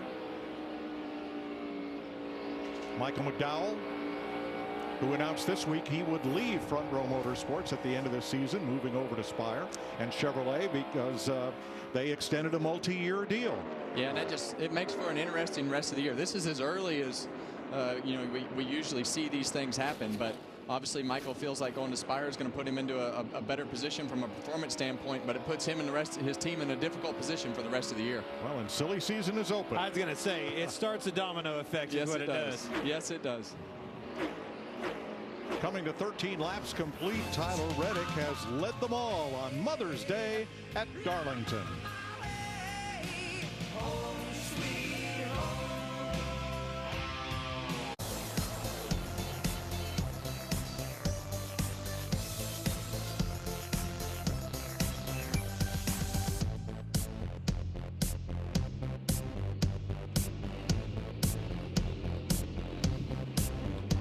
Completing 17 laps in Darlington, Tyler Reddick from the pole has led them all. Brad Keselowski 1.2 seconds back. Ty Gibbs holding on to 3rd after starting 4th, 2 seconds off the lead. And Kyle Larson up 2 spots from 6th. Tell you what, 3 seconds back. The gap to the lead is shrinking a little bit. Reddick slipping up 31.18 last time by Keselowski, 31.04, 05 behind him and Gibbs, 06 behind him, Larson. Larry, what do you got? Well, talking about Tyler Reddick, the 45 car that's leading this race right now, we're 18 laps in, over a 2nd and 3/4 fall off. This is a 1 1/3 track with straightaways that are over 1,200 feet. Right now, Tyler Reddick is only full throttle about 1/3 of a lap. 10 seconds of 31 seconds, he's full throttle. He better get a little more full throttle. That 6 car is getting bigger, and Ty Gibbs behind him. They're coming, catching him. So the Xfinity fastest laps of the race were set back at lap 2 and 3. When these tires were fresh, Brad Keselowski has the fastest lap so far at 167.6 miles per hour. Regan? Well, Mike, Brad Keselowski's group chief Matt McCall was a little concerned this morning about the long run speed of that number 6 car. They made some significant adjustments to try and make the car faster at the end of the runs than what it was yesterday. So far, that appears to be playing out nicely for him as he's turning some good laps right now. But keep an eye on that as this run continues to go. Jamie? Ross Chastain got that big Truck Series win on Friday night, making his 200th Cup start here today, but off to a little bit of a shaky start, as you guys noted. Got into the wall, and he came on the radio, said, I just got too tight and drove it straight in the fence. He lost 4 spots, but the good news for Chastain, as the laps go, he says he's getting a little bit better, not as tight, Mike. Thanks, Jamie. Chastain in 13th, and he's about 12.2 off the lead. All right, guys, we covered who's moving at the front. Keselowski, Gibbs, Larson, all them. Who's not? Chase Elliott. He hasn't went anywhere, folks. Struggling back here mired in traffic with a 9 car. Well, in my opinion, this is really where we're going to see whose cars are good. We got past lap 15 to 20, and I thought after we got past lap 20, you would really see whose cars were good, because that's when it's going to become easier to start passing. You're going to start to see the difference in the cars become greater because of the difference in the handling. So I hear Ross Chastain talk about being tight. I want to be a little bit tight, because as you go into this run, I feel like it's you know, at the back of the car is going to be a little tougher to manage. All right, Kevin, you'd say passing. All right, they're starting to slip up. These guys are slowing down in front of you. Where am I making these passes? Well, the biggest thing is you want to be in position to make a pass when they make a mistake. When they touch the wall, they have to lift off a turn 2 is probably the easiest place, because with that patch and everything going down the back straightaway, if they miss the entry to turn 2 and can't turn down quite as good or have to lift on exit. You see up in the top center of the screen that gap shrinking foot by foot as Brad Keselowski draws a bead on Tyler Reddick. Wow. What's come over Brad? He's having a heck of a weekend. He is having a heck of a weekend. And the thing that sticks out to me about Brad, he qualified good, Clint. And when this guy qualifies good, he's going to manage this race well because of his experience and everything that he has. And if Tyler Reddick is struggling with that clean air, when these guys get past him, he's probably going to struggle worse. Well, what you have to be careful of is getting in that wake. You see, man, look how close these are. The leader, Reddick, right on the fence. Ty Gibbs was so close to it. But as he approaches that leader, that car is going to get tighter. Figure out where you can catch them and do not get that arrow push and get yourself in the wall. Regan. Well, Mike, as you guys have been talking about, and Kevin in particular, talking about how tight you want to be at the start of the run to be good at the end of it. Tyler Reddick started off a half number too tight, as he told his team, but about 2 laps ago, he just said, we've already transitioned to loose. That was on about lap 23. Yeah, and that's the problem, right? You know, in getting the balance to your car right is how tight do I need this car? A lot of guys are like, it's too tight. It's too tight. But you got to protect against that right rear tire, because when the pace slows down and that right rear tire starts to go away, you know how it is, Clint. The back of that car starts to wag here, and you don't have as many choices as you did in the old car. You got to run that top line. If that back's wagging, you're going to start having some issues with the wall. Do not want to be too loose. Yeah. All right, now that's a word Darrell used to use an awful lot. He wanted to be snug. What does that mean?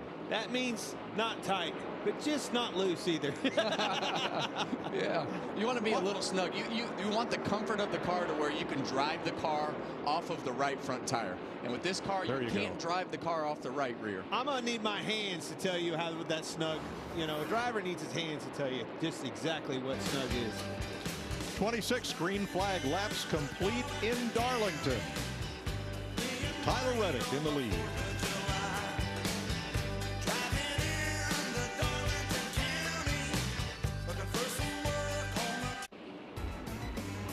Saturday, it's Baseball Night in America on Fox. Manny Machado and the Padres battle Ronald Acuna Jr. and the Braves. Or you'll see the Angels take on the Rangers Saturday, 7 Eastern on Fox. Still green at Darlington, 32 laps in. Reddick, Keselowski, fastest car on the track, though, is 4th place Kyle Larson. And here he comes, looking to the inside of Gibbs. I think he's going to be able to make a pass off of 2. Gibbs will probably roll out of the gas and give him the spot. The next part of this equation, we know Larson's fast. We just noted it, all right? They're starting to catch lap traffic. It'll be another lap, and Reddick, the leader, will be in lap traffic. Now he's going to be mired in traffic, and that'll be Keselowski's opportunity to pounce. He better hurry. Look at Kyle Larson coming. The car right behind these 2 cars, Kyle Larson. Watch his line, Clint. When he goes into the entry to the corner, he's got a little bit higher entry. See how he's off that apron right there into turn 1, and he uses that to get that straight line up off the corner. He's already, see how he turns down earlier into turn 2? Well, when he goes into turn 3 right here, he's going to go in above that top seam, and now that he's catching traffic, he may come down. He may not be close enough to do it yet, but when he was behind the 54, he would ride that rim right there and turn it off the wall. But until he gets close, when he gets closer, he'll turn that car off the wall and drive off straight. Think back to practice yesterday. Who was every team in the garage area telling you, hey, the 5 cars enter in higher? Look at that. Try it. Look at that. They were all telling their drivers, the 5 cars enter in higher. We need to see if we can figure it out. Cars on pit road, boys. Yeah, pit stops have begun. Ryan Preece is in, and so is Harrison Burton. And a couple more coming in, one at a time here, under green. Gladly. 35 lap mark. Crew chief Larry, you tell me anytime, I'm ready for you, buddy. And once 1 or 2 starts coming, you can't be far behind. This is a little bit early, though. Remember, splitting it in half is lap 45. We're just at lap 35 right now. Michael McDowell and Zane Smith on pit road, and here comes Denny Hamlin. Well, the only thing I don't like pitting about this early, Clint, is if you are on the plan to run it all the way out, it makes that next stage super long. And if you're usually when you pit like this, it's because everybody else pitted. But if you were one of the guys that pitted first, it's because your car was probably bad. And here they come. Larson behind them, the leaders. Kyle Busch is in. Briscoe is in. Corey LaJoie on pit road. Jamie. Ty Gibbs coming down pit road as well. Car's pretty good. Little tight off board, pretty good. But I've heard crew chiefs today say you pit early, you pay the price later. So it's just what you're willing to risk. Kyle Larson in as well on the 5. Better than in practice so far. Can certainly get on the throttle quicker than he could yesterday into 1. William Byron, Daniel Hemrick as Chase Elliott leaves his box. Joey Logano. Look at the Keselowski almost pass ready for the lead. Here they come. There's the leaders. Very tricky pit road to get on. You saw Keselowski stay up on the track and Reddick come down the racetrack. So 2 different theories on how to get to pit road there. Remember yesterday, after qualifying, Brad Keselowski and Matt McCall walked the track to see what pit stall they would select. Well, here they come. Regan. Well, Mike must have made some good overnight adjustments on the 6 car to make it last a little bit longer. He did tell Matt McCall it was slowly losing grip as we ran, but didn't seem to be as bad as other cars around him. And the 45 of Tyler Reddick, as soon as he said too loose, it has been the same thing since he mentioned that. The cars that have not stopped are Bubba Wallace, Ryan Blaney, Ricky Stenhouse, and Austin Dillon. Everybody else has been to pit road now. Look at this. They're going to get him, boys. These guys are getting passed. Who are they getting passed by? Short pitting. You got Byron in the lead. By the way, Byron somehow got around the 5 in pit road. That's why you pit early. Now will you pay the price on the backside of these runs? And this is when it becomes difficult, right? Because you got to run that whole long run all the way. I mean, it's going to be 50+ laps. So you never know with these guys. They might decide to split it up again, but that's going to be a long ways if we run the whole run. So on the track map, it's led by Bubba Wallace as 4 drivers have not stopped yet. Wallace, Blaney, Stenhouse, and Dillon.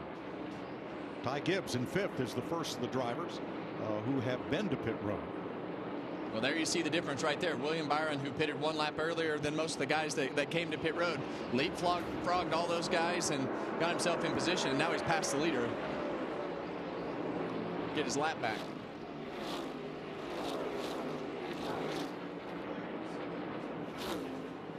Holding your breath through green flag pit stops, and here goes Larson.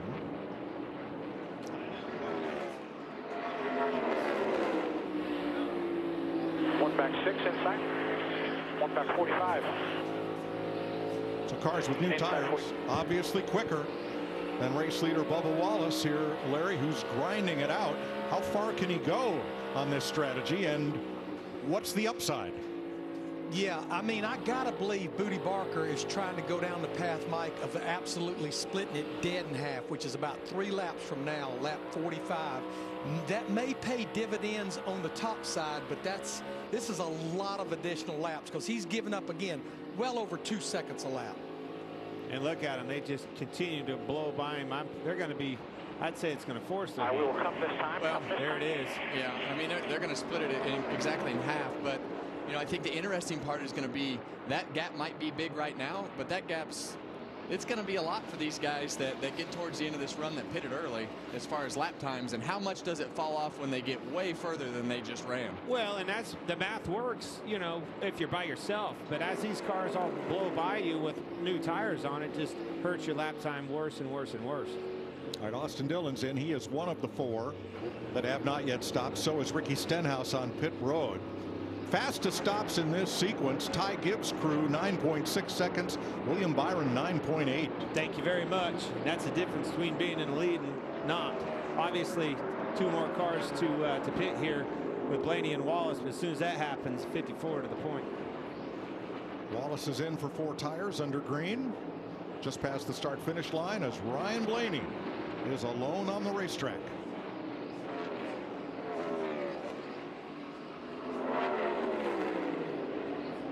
Austin Cindric goes by on the outside as Blaney hits the brakes, and he's headed for pit road.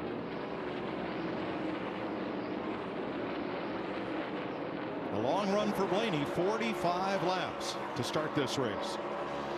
Well, that's dead nuts in the center of this run. This stage is 90 laps, so that's exactly halfway. Ty Gibbs takes over the lead of the Goodyear 400, 45 laps in after 1 round of green flag pit stops.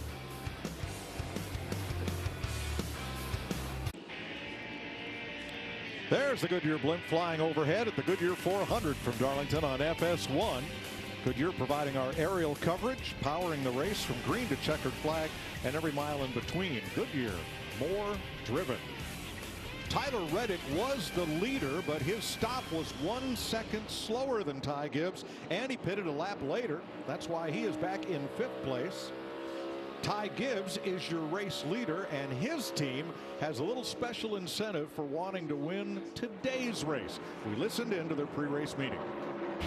This is a race where we've got one shot, right, to get in the playoffs, importantly, but to get in the All-Star race next week, right, for you guys. So this is the last weekend we got. If we can win this race, we can actually go compete next week, and you guys have something to compete for. So got more than just one thing on the line with the playoffs. We've got the All-Star entry on the line, right? So let's go do that and have a good day. Sir. Everybody ready? Yes, all right, so let's go do that. Ty Gibbs leading his first ever laps here at Darlington. There's Chris Gale, the crew chief who conducted the pre-race meeting, and his stats, Tony Hirschman is the spotter. And his battle for the lead is heating up as they approach this lap traffic. See Suarez having to lift on that outside.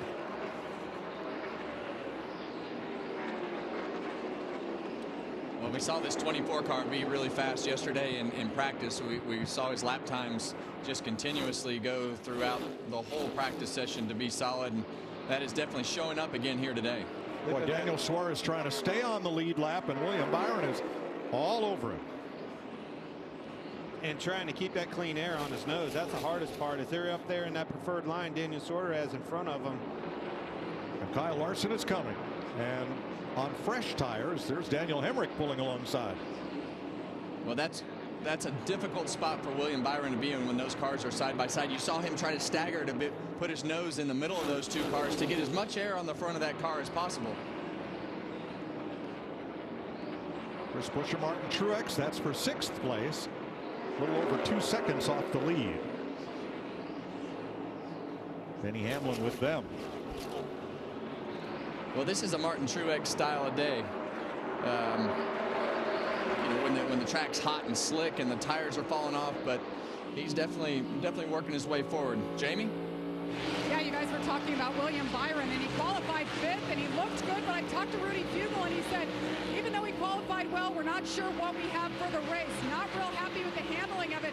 Front end was good, but rear grip not so good. They made adjustments so far today, just a little bit tight, but they've adjusted on it, and the pit crew got it done as well. Regan?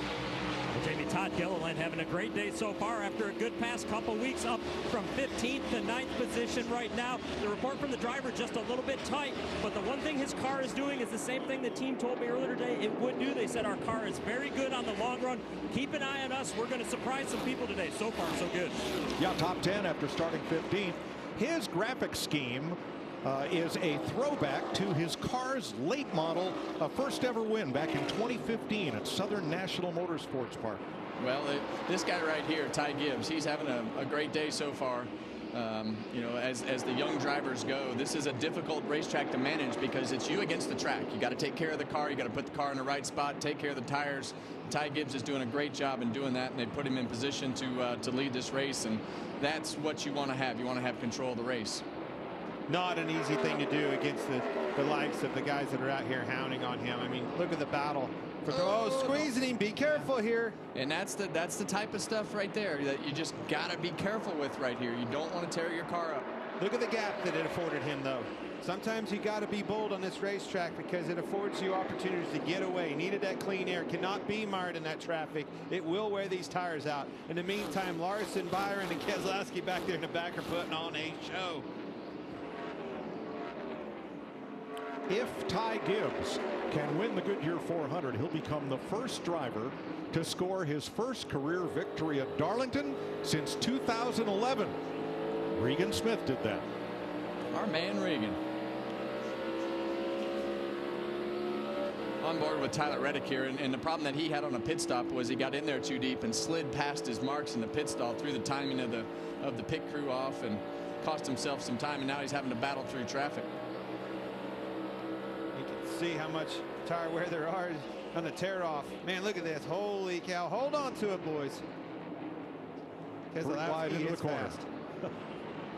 All right, Gibbs hanging on to a 1.5-second lead over Kyle Larson, who's all wrapped up in traffic with Brad Keselowski. 61 laps complete.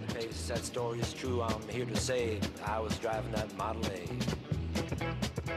It's got a Lincoln motor and it's really super.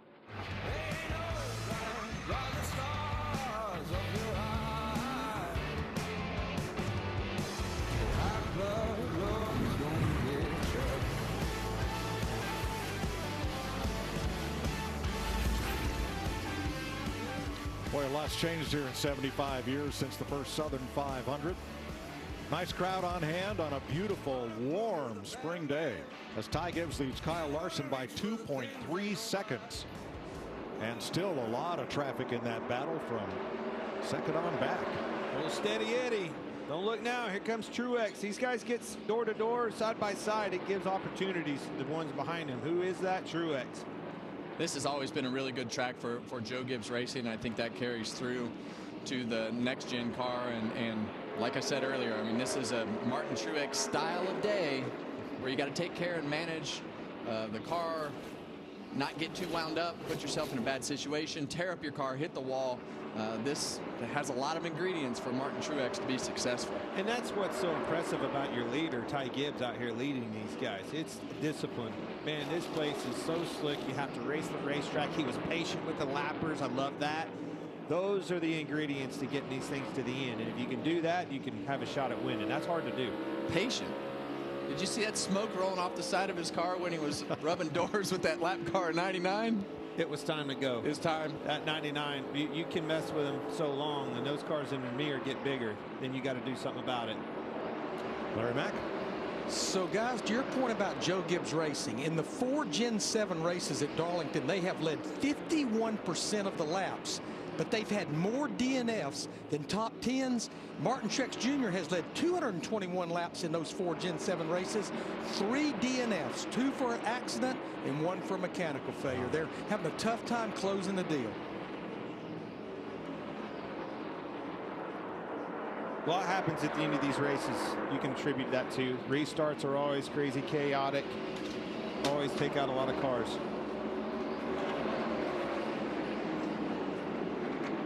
Well, Christopher Bell is somebody that we obviously both like. They've made a lot of mistakes lately and cost themselves some great finishes. But, you know, that stuff goes in chunks, and Ty Gibbs has as well. You know, see him rub the wall right there.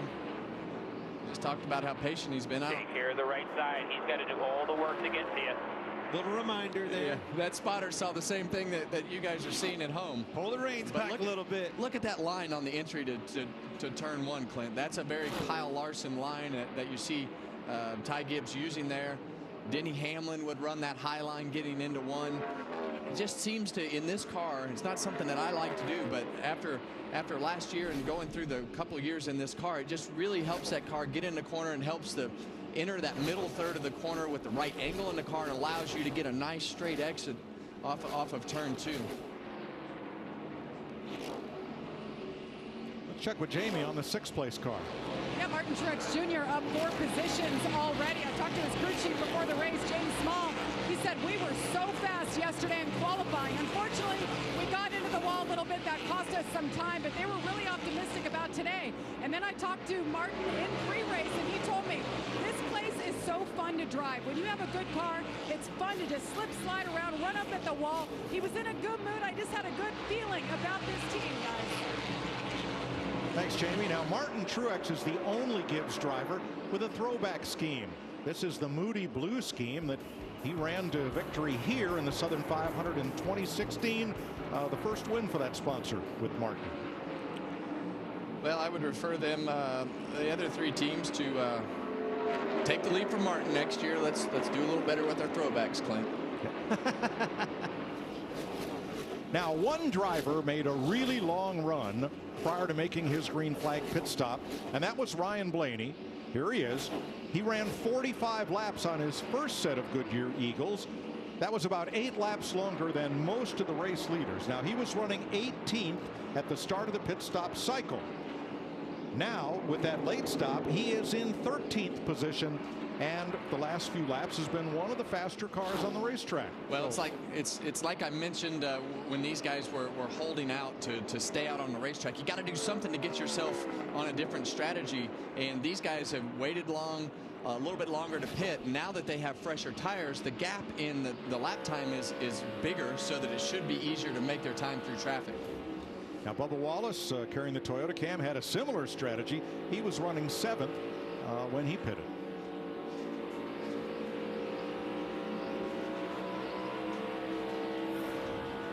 Ty Gibbs getting a little coaching here. Same thing in 3-4 when you're setting those guys up. Don't get to the middle from too far back, and it's going to be a no man's land. It's lead space the whole corner just to fight it behind him down the straightaway.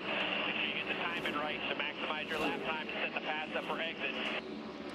Well, that's what we were talking about during the commercial, Clint. When these guys know they can race you on entry, they can race you on exit, unlike the old car, because these cars don't really get as loose underneath you. But if you stop that run on the inside car, you can break that pass from happening, and that's what he's talking about right there. If you're going to make a pass, let's make it. Let's not waste our time underneath the car wearing our tires out. The reason he's talking about it is that 5 car is getting bigger in the mirror, catching him a couple tenths a lap. Ty Gibbs has brushed the wall at least 3 times during this run since he took the lead of this race. 13 to go in stage 1 at Darlington. We're going to take you Fox side by side.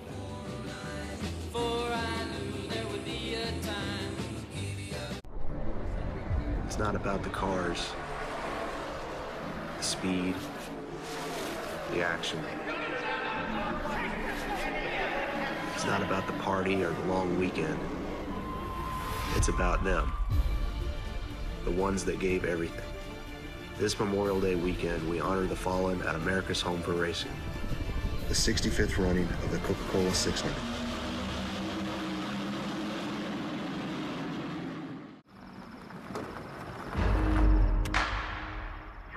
There's no one way to power up, as long as Ford is your starting line.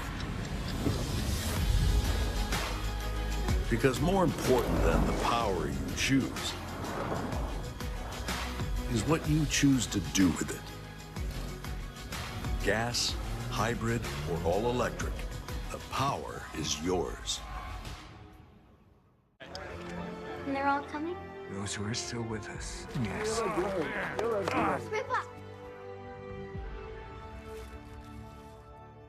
What's this? Your wings. Light them up. Gentlemen, it's a beautiful day to fly.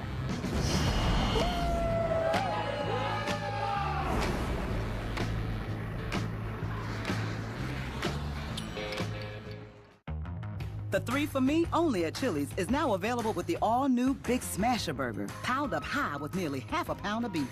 Or you could settle for just some other burger at a drive-thru.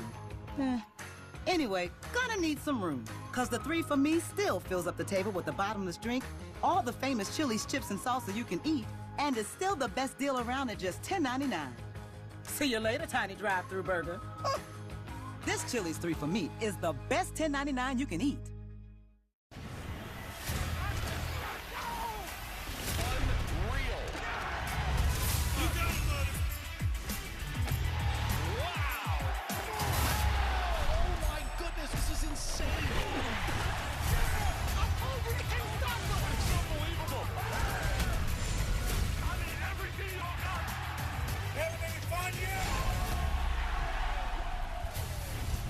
United Football League on Fox.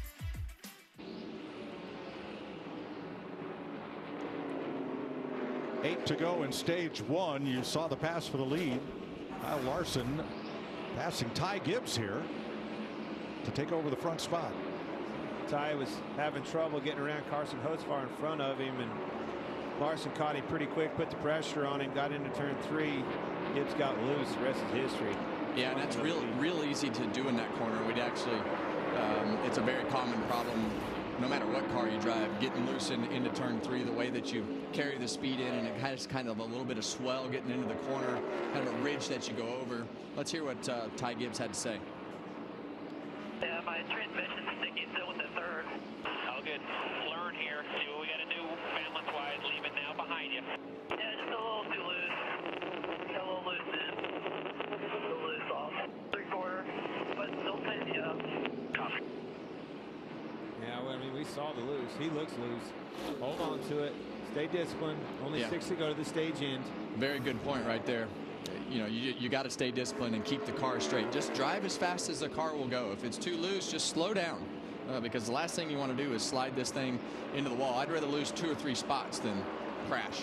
Steincar's in trouble. We're watching the 5 car, his teammate Kyle Larson, but man, Chase Elliott hasn't really went anywhere, hasn't been able to make much ground up in the back. I think this stage in should save him from going a lap down, but they're going to need some adjustments.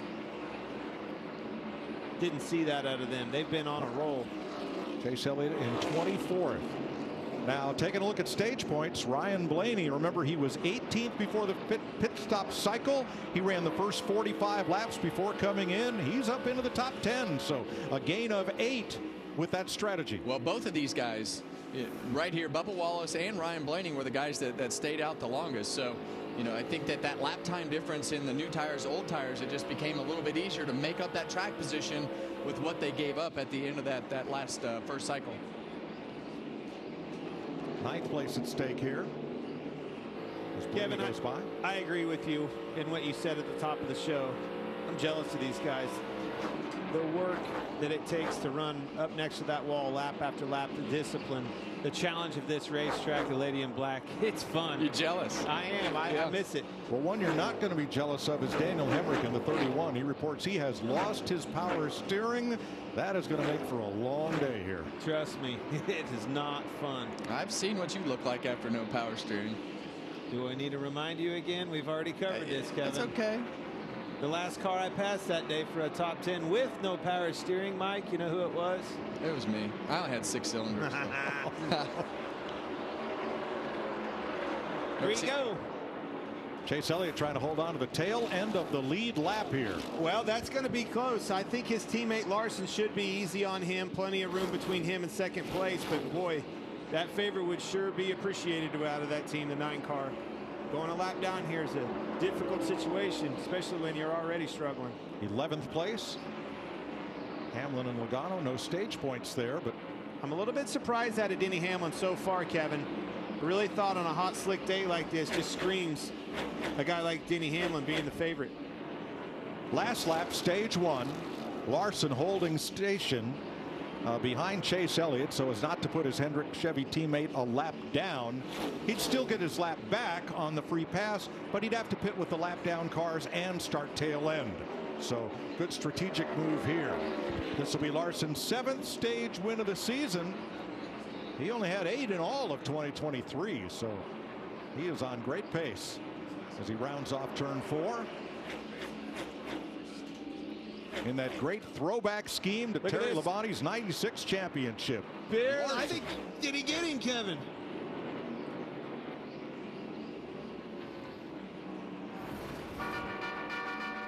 He rode around the track with Terry Labonte in pre-race. That might have meant good luck for Kyle Larson today. He's your stage 1 winner. I stole a kiss at the turn of a mile. Well, well, what do we have here? A come down or a comeback? A risk taker or a troublemaker? A lucky run, or that's how it's done. Great job, 5 team. Surprise, surprise, or seen it coming? A trophy hunter or a party crasher? What if it was all that and a whole lot more?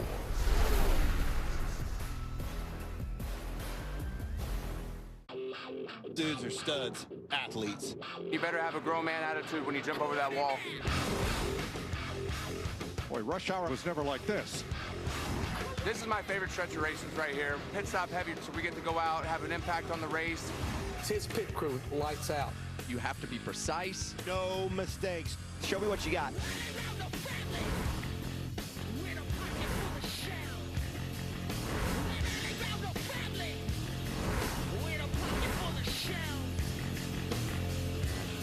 Be the second time today the pit crews get a chance to shine. Let's check with Jamie.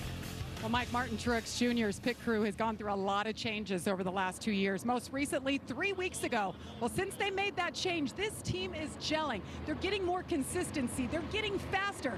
So let's meet Team 19. Lee Cunningham, front tire changer, 19-year vet, 2-time NASCAR champion.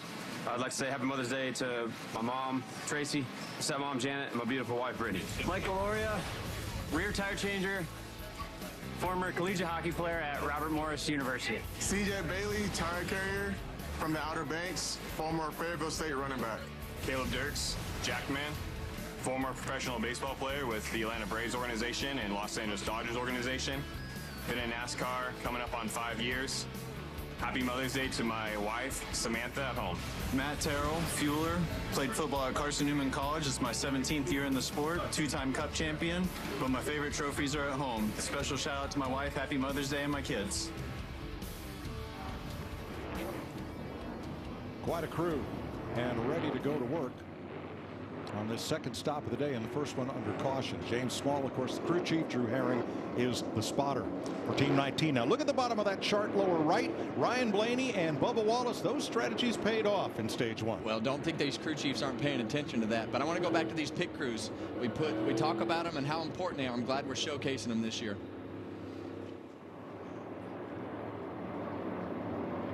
Jamie? Kyle Larson just been lights out in the 5 machine. Told him not to slide it through your box when you come in. He's saying he's just a little bit loose. It's probably just a cycle at 15 laps. Let's watch the 19 crew go to work. You just met him working the right side. Martin Truex Jr. says he's really loose. There's a little vibration too. Not sure what's going on, but it's certainly not hindering the speed. Regan. Brad Keselowski, this run was way too free compared to the first run of the race. Said that his car took a pretty big swing there compared as he was telling the team what he needed. And the 45 of Tyler Reddick was way tighter with the front of his car this run, and he did not gain any rear grip. He wants an adjustment. Look at this, guys. 6 beat him out. 45 didn't have to move much. Where's he at? +3. That number 1 box. There it is, Kevin. Number 1 box. 21 feet. That's all it takes for Tyler Reddick to get that first position. Again. Paying off. Kyle Larson is your stage 1 winner.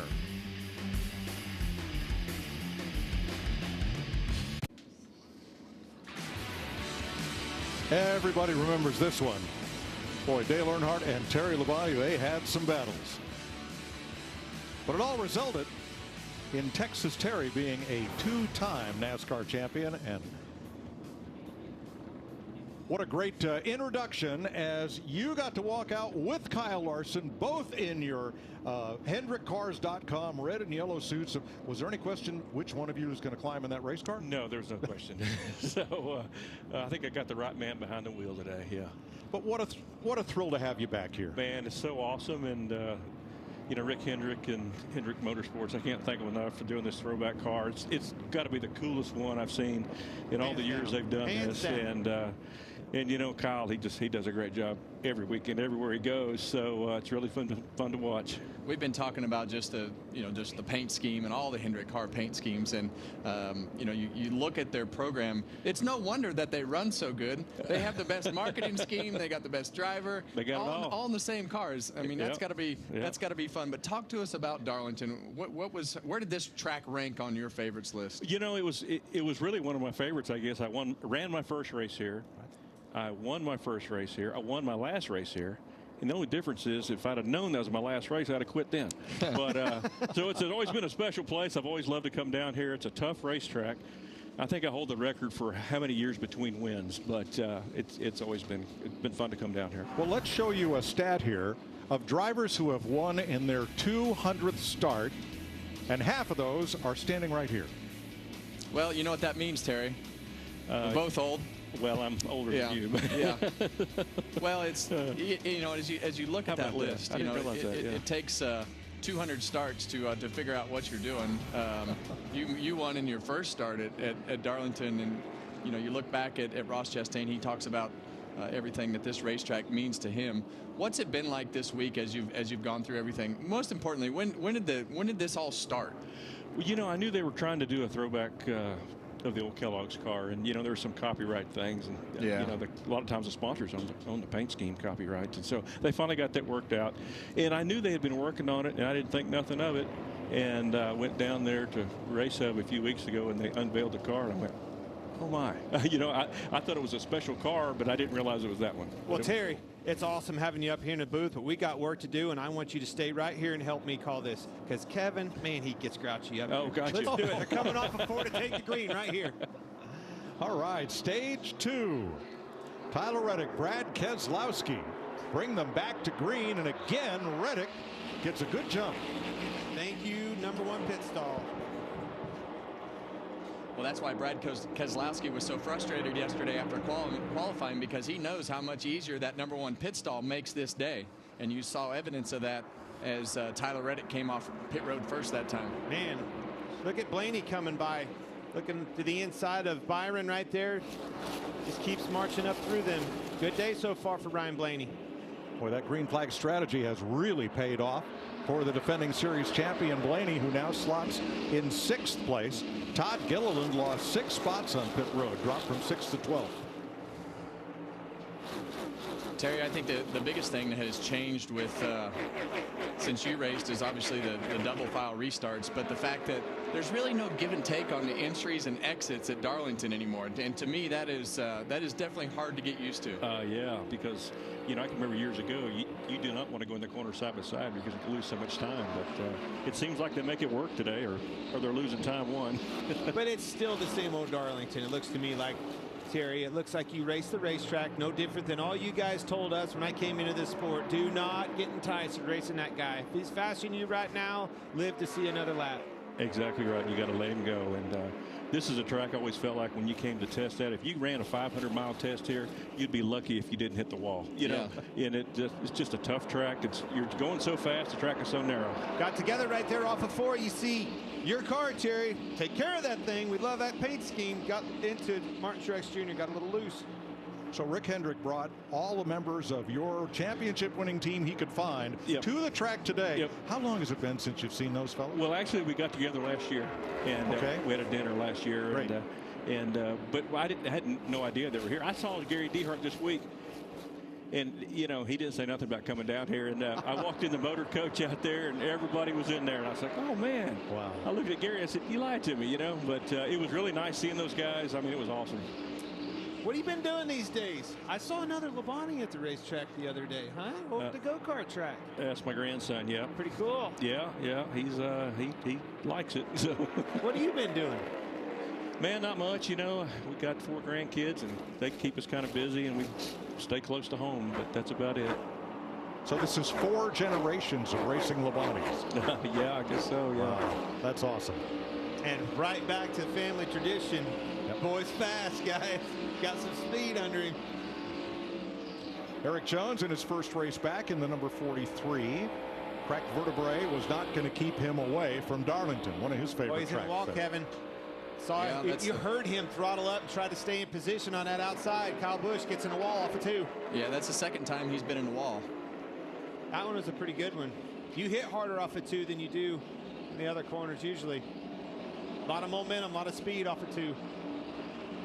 Well, and the positioning of these cars is just so important. When you get behind a couple cars or one car, and then you think you can do a little bit more. Let's go back and see exactly what happened. And it's the same thing. He's in traffic right there, and sometimes you think you can get a little more, and as the front of that car just doesn't want to turn, it takes off from underneath you and winds up getting up in the fence quicker than you expect it to.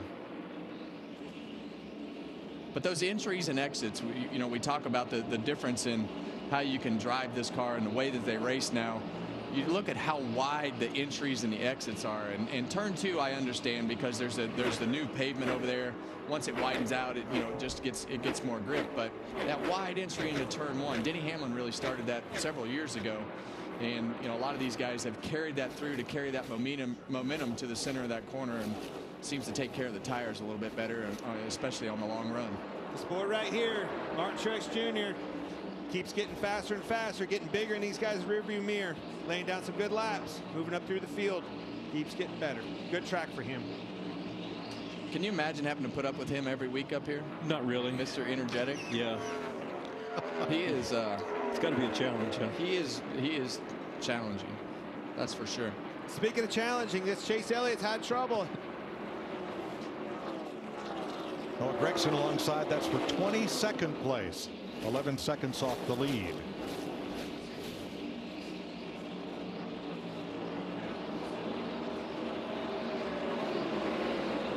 "17 laps complete in stage number 2 at Darlington. Tyler Reddick, our pole sitter, back out front of Ty Gibbs, Brad Keselowski, Martin Truex, and Kyle Larson. The United Football League continues next weekend on Fox. The push for the playoffs is underway. Saturday, the Memphis Showboats take on the Michigan Panthers. Then Sunday, the Arlington Renegades battle the San Antonio Brahmas. It's all on Fox and the Fox Sports app. Here at Darlington, 113 laps complete. Tyler Reddick the leader, and Reddick has a very interesting throwback scheme. Tim Richmond in 1982 won the Daytona 500 consolation race in a car with this paint scheme. Terry Labonte's with us. You raced against Tim. I did. What was he like? Well, he was a character, I'll tell you that. But he was one heck of a race car driver. And when he was driving for Hendrick Motorsports, I mean, they were really awesome. You know, they ran well and won a bunch of races. And yeah, he was quite a competitor. Came from IndyCar, came to NASCAR. Very flamboyant driver. Had a lot of fun. So Reddick's rocking the mustache. The mustache. Yeah. I guess these kids call it Muzzy these days, Terry. Yeah, I don't know. Do they? Yeah. You used to rock the mustache. I did. Yes. Yeah. I don't like Tyler Reddick, so looks like a Luigi. That's what you called him yesterday. Yeah. From Mario Kart? Yeah. Okay. Or Mario Brothers, depends on when you grew up. Jamie. Well, Mike, before that last pit stop, I reported that Martin Truex Jr. had a vibration. He just wasn't sure what was going on. Well, I went down and checked out the tires. The left rear, pretty used up, and they let him know. And he said, yep, I knew there was something going on. So that's good news. They found out what the issue was. I also looked at other tires. Larson's were good. 24 William Byron, a little bit of cording on the left rear, but overall pretty good, Regan. Well, Chris Buescher back to 10th after starting 3rd earlier today, but had to take a double take on some of the comments he had for his team on the last pit stop. Told his team that he was too tight at the end of a run. That is about the only car that I've heard saying that all day long on a day when everybody is struggling for rear grip. Chris Buescher looking for a little bit more front turn, so keep an eye on that as the day progresses. Thanks, Regan. Well, here's some radio from the race leader, Tyler Reddick. Feels like it was half number tight to get off. About neutral right now. And tip forward, just keep using the right front like we learned about this week. Take that right rear like you're doing. Good job.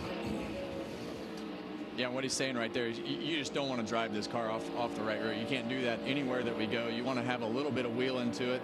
What was the word you used earlier? Snug? Snug. Right. Yeah, you want the car to be a little bit snug because the rear tires are going to fall off. And I think when we were talking about Truex there earlier and those left rear tires, I really think a lot of those left rear tires are from the guys that run low too long. And it slides, and this car is hard to get rotated and slides the back and tears up the tires quicker.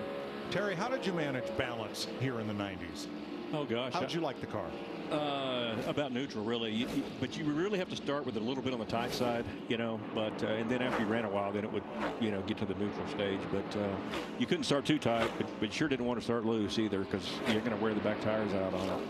I always thought one of the more interesting things when we came here, because the cars used to fall off more than they do now with the old surface. It would be 4 seconds, 3-4 seconds. A lot of tire under these cars. Well, there's a lot of tire, and it's been repaved since then. But with the old pavement, qualifying was always breathtaking here. It still is, but I always found it to be a little bit more breathtaking because of you really only got one lap out of the tires. That was it, one lap, and the tires were so fast for that lap. And then when you came in and made a pit stop under green, I mean, you were so much faster. The guys that stayed out there. Did you? But it was a big difference. You know, it was crazy.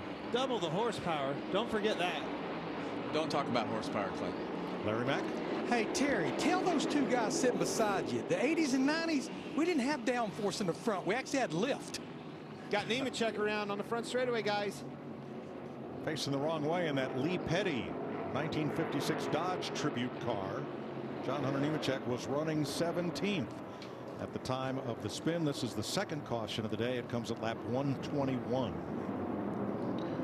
Right front tires now, Kevin. Right front tires gone. Left rear, right front, Ben. Left rear, right front. Yes.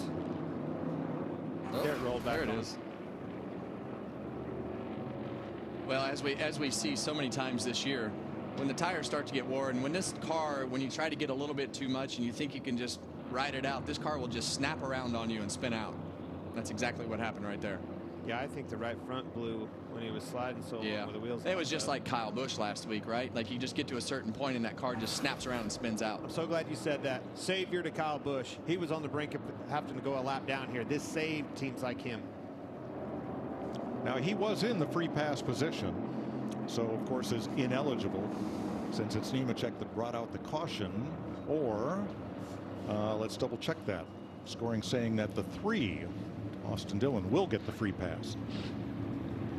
Nemechek had been in the free pass position, but apparently the 3 got past him before that caution came out.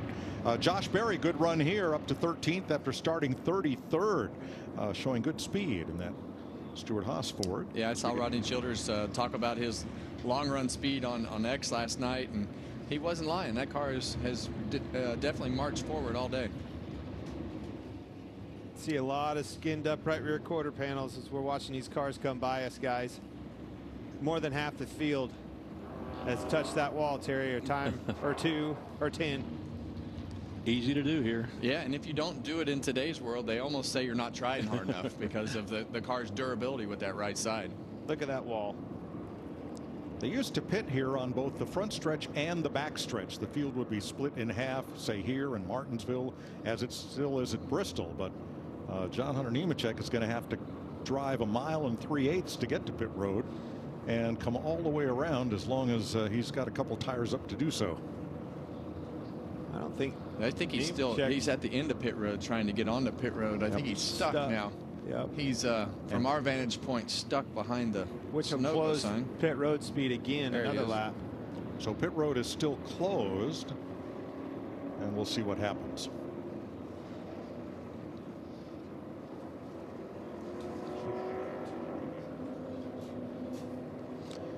Been a big weekend for Brad Keselowski. Started up front here, currently running 3rd. Let's meet the crew of car number 6 for Roush Fenway Keselowski Racing. I'm Johnny Roberts, front tire changer. This is my 14th season on the pit road. 2023 Most Valuable Pit Crew Award. I'm a husband to Shay and a father to my son Lane and my little princess Grace. Steve Price, rear tire changer.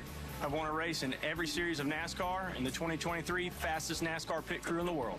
Tobin McClurkin, tire carrier, Daytona 500 champion, Truck Series champion. I want to give a shout out to my beautiful wife sitting at home. Love you, girl. Go Birds. Dustin Lineback Jackman, former ECU and UFL linebacker, 2-time Xfinity Series champion, 2014 Daytona 500 winner, 2023 Most Valuable Pit Crew Award winner, and proud husband and father to Amy and Gibson. Brad Robinson, gas man, former football player at Cortland State, defensive line, 18 years in the sport. Would like to give a shout out to my wife Lauren and 3 girls, Peyton, Collins, and Corey. And the crew chief, Matt McCall, 3 career wins. He's crew chief for Brad since 2022. Spotter up on the roof, TJ Majors. Imagine having a last name like Lineback and then being a linebacker. Of course. What else? Maybe what else you got? Maybe if we'd have named you Clint Winter Boyer, you would have. Are you kidding me? Was that not funny? Dang, that hurt. Chris Myers gave that to me. Was that not a good one? Myers' jokes are terrible. Don't ever listen to it. Hey, we're going to come around again. Hey, let's just say be lucky you're a race car driver because you have nothing left. Oh, man. Thank God. It gets rough. Right? There's a path for people. It's rough up here, Terry. Yeah, I can see that. You've got to defend yourself or be on, and you have to be on the offense, or otherwise you have to defend yourself. All right, John Hunter Nemechek's car has been towed almost to his pit stall, where it may kind of impede Chase Elliott right behind him, William Byron right in front of him just a little bit. And they won't open pit road until that wrecker is clear. Here's the Ford onboard camera for Harrison Burton. Burton started scratch on the field today.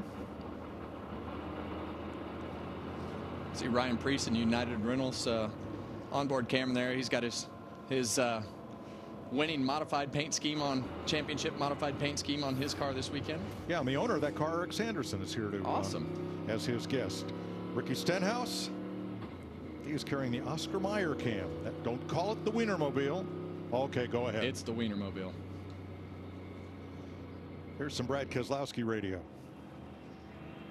He started a little tight, building freer as they go. The car doesn't feel bad. It's like they got better. After that, man, we got you. Keep focusing here. All right, pit road will be open this time. We mentioned the Nemechek car. It's not impeding anybody. It's just square right in the middle of his box. And the wrecker has gone back to its station and out of the way. These boys have been on it for Keselowski and company. See if they can hold suit here. Well, Big pit stop. They're going to have to deal with Reddick. He's got the lead and the first pit stall, so he'll be tough to beat off pit road. Gibbs right behind him. Keselowski third. Jamie.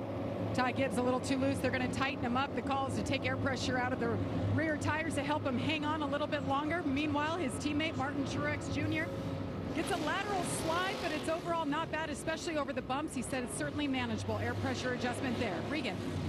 Brad Keselowski been battling a car that's too loose on the long runs. The same thing this run, asking the team to keep the rears on it longer for him. It was going bad at the end of that run. In the 45 of Tyler Reddick, Reddick took off good, wants to be a little bit tighter taking off this time. It was neutral at the end of the run. That means it was good for him. Might have been a little contact between Blaney and Larson as another car tried to clear out of its pit box. And again, Reddick handling the race leader. Wasn't even close this time. Larson didn't have a good stop. 125 laps complete under caution in Darlington. What do we have here? Surprise, surprise, or seen it coming? A trophy hunter or a party crasher?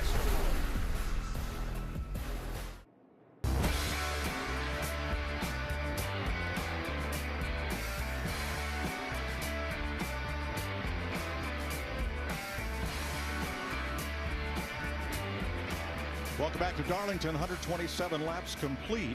Everybody was on pit road at this caution for John Hunter Nemechek, which means that was 35 laps complete of stage number 2. But Larry, this stage is 5 laps longer than stage number 1. So where are we? Yeah, Mike, we're going to go back racing with about 57 laps to go. That's easily in the fuel window. Honestly, I don't know that I see them trying to split that in half. I mean, that's going to be a long run, 57 laps, but I'm not so sure we're going to go caution-free the rest of this stage. I hope we see it. I hope they run the whole way because they're going to be a handful if they do. Absolutely. Reddick and Gibbs will restart on the front row. Have to have that in the back of your mind, though. You have to have and know that this stage is long right here. You're going to have a long run. Take care of these tires. Well, it's a tough balance at the beginning of this run to lose as little track position as possible and put yourself in a position to get in the top line and save the tires. Reddick, Keselowski on the front row. Gibbs in row number 2 as we come off turn number 4 and get ready for the restart. Back to green.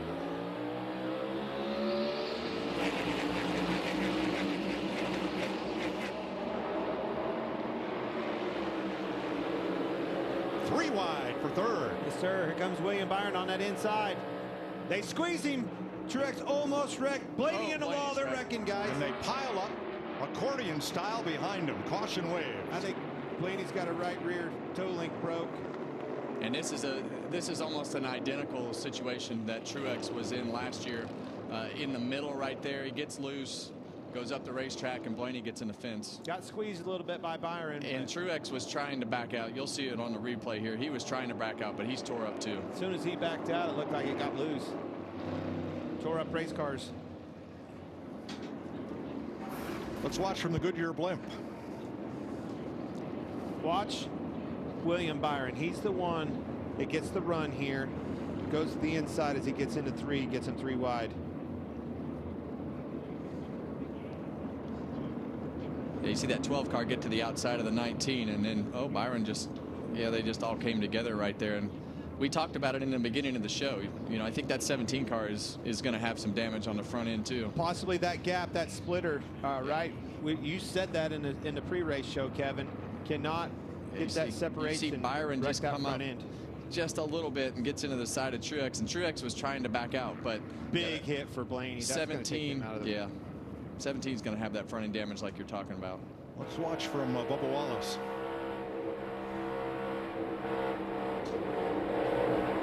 Ooh, Larson may have more damage than we thought. Yeah, you can definitely see those cars make side-to-side contact pretty hard. And this is that balance that we're talking about, right? You see William Byron all the way down on the bottom. The 12 gets to the outside and actually clips the right rear of the 19, slows him down, opens the door for Byron. They all know how important it is to get the track position, and right here, somebody's going to have to lift, and nobody does, and they wreck. Yeah, Blaney's done. He hit hard. See, his front end's messed up, too.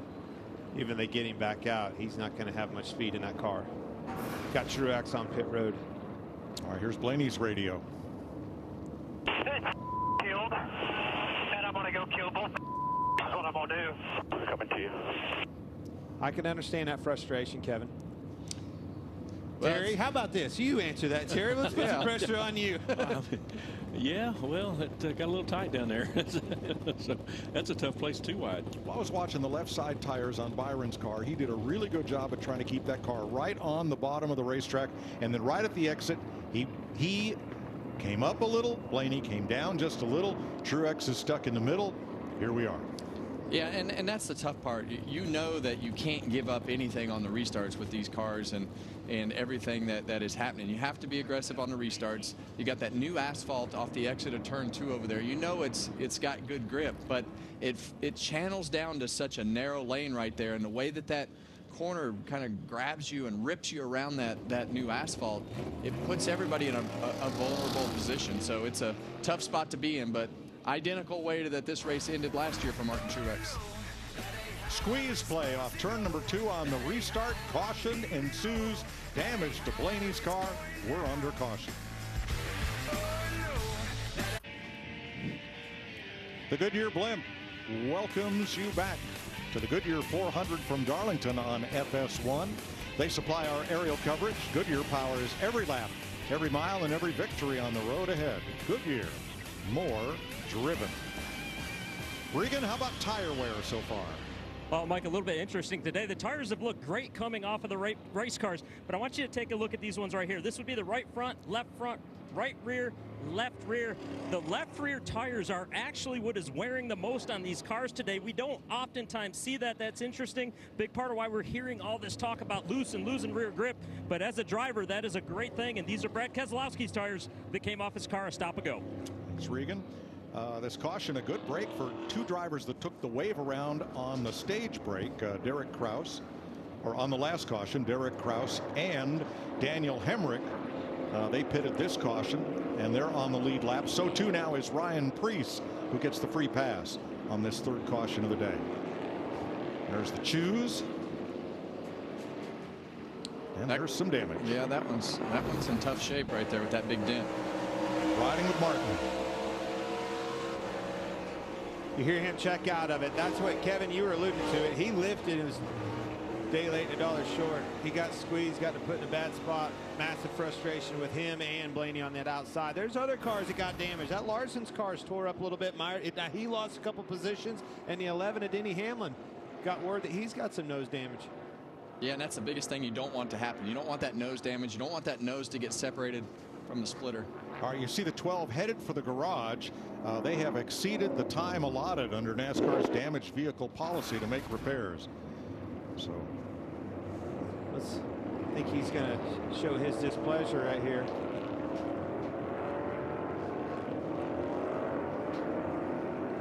He wanted to, Kevin. He thought better of it. Yeah, and he's obviously frustrated, and that's definitely not the way that you want to end your day. But those guys have had a little bit of a frustrating season. He had good speed today and thought that he was having one of his better days. Have a chance to run in front. Yep, they're going to wave the green. The front row is the same on the restart. Reddick and Keselowski. Here we go.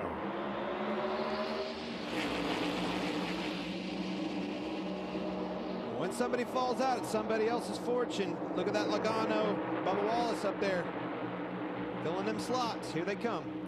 Boy, Reddick's had great fire-off speed all day. He just launches out ahead of the field. Well, and that's what you want. You want to be able to control the race. You want to control it on the pit road. You want to control it off pit road, on the restarts, into turn one, pick the lane, and it's all working that way for Tyler Reddick right now. So everything he can do to not make any mistakes and keep control of the race just gives his odds just keep going up every lap.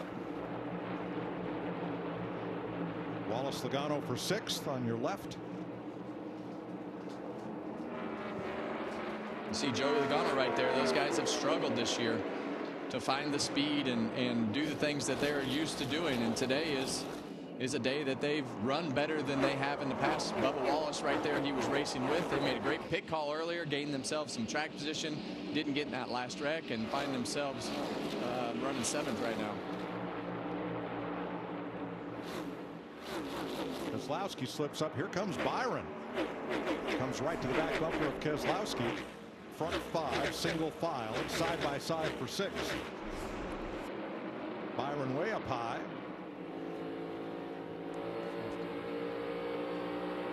Terry, could you imagine what the conversations would have been after these races if these guys would have raced your generation of guys in the corner, off the corner, and done some of the things that they do in today's world? Yeah, they raced hard back then, but it was kind of like, man, you can't go through here 2 wide very fast, and so let alone 3 wide. How about 3 wide? Yeah, that sure doesn't work. Denny Hamlin moving up as he drops underneath Bubba Wallace. Hamlin has led 16 consecutive races, and he's led the last 8 at Darlington, but struggling today, has not yet led a lap. Well, we heard him talking about a little bit of hood damage, and it looks like the hood is slightly separated from those louvers. We saw Martin Truex a couple weeks ago get that nose damage at Dover, and we thought that he was going to struggle a lot more than he did at Dover, and it didn't seem to affect him. But doesn't look terrible, Clint. You're closer to the monitor. I can't see well. I agree. It's a little bit of separation there, but at the end of the day, it doesn't seem to be bothering it much. The car's got plenty of speed. He needed some help anyway. Maybe a little bit of damage will help it. And Chris Buescher's car seems not much the worse for wear. He's holding in 8th place. And here's some William Byron radio talking about that crash at lap 129. Yeah, I don't know. I was like ahead in that spot, so I'm sure if you're in the other seat, you see the other way. So I don't think he definitely didn't touch up, just runs up on you run out of room, So he shoved up a little bit too. So yeah, I hate it. I feel like they were pretty far back on my door, so. Well, when you're on the bottom of the racetrack like that, and you have more control of being in a good spot than the guys out on the outside. So it puts those guys in a spot on the outside of you to make a decision. And when William kept his car there, every inch that they inched further into turn 2, it put those guys in a worse and worse spot. He put them in a bad spot, but they could have lifted. Hey, that's right. Let's check on 4th place, Jamie. And involved in that incident you guys were just talking about was the 5. He got into the 23 of Bubba Wallace. He was a little concerned about it, but after the team looked at the binoculars, Cliff Daniels said there's no damage that we're worried about. They said, this is going to be the longest run. Let's just stay smooth, keep doing what we're doing. Yeah, we saw at the end of the last run, Clint, the 5 car was really, really good up in that high line, making time. I mean, I know that's normal Kyle Larson talk, but it really paid more effect the later we got into the run.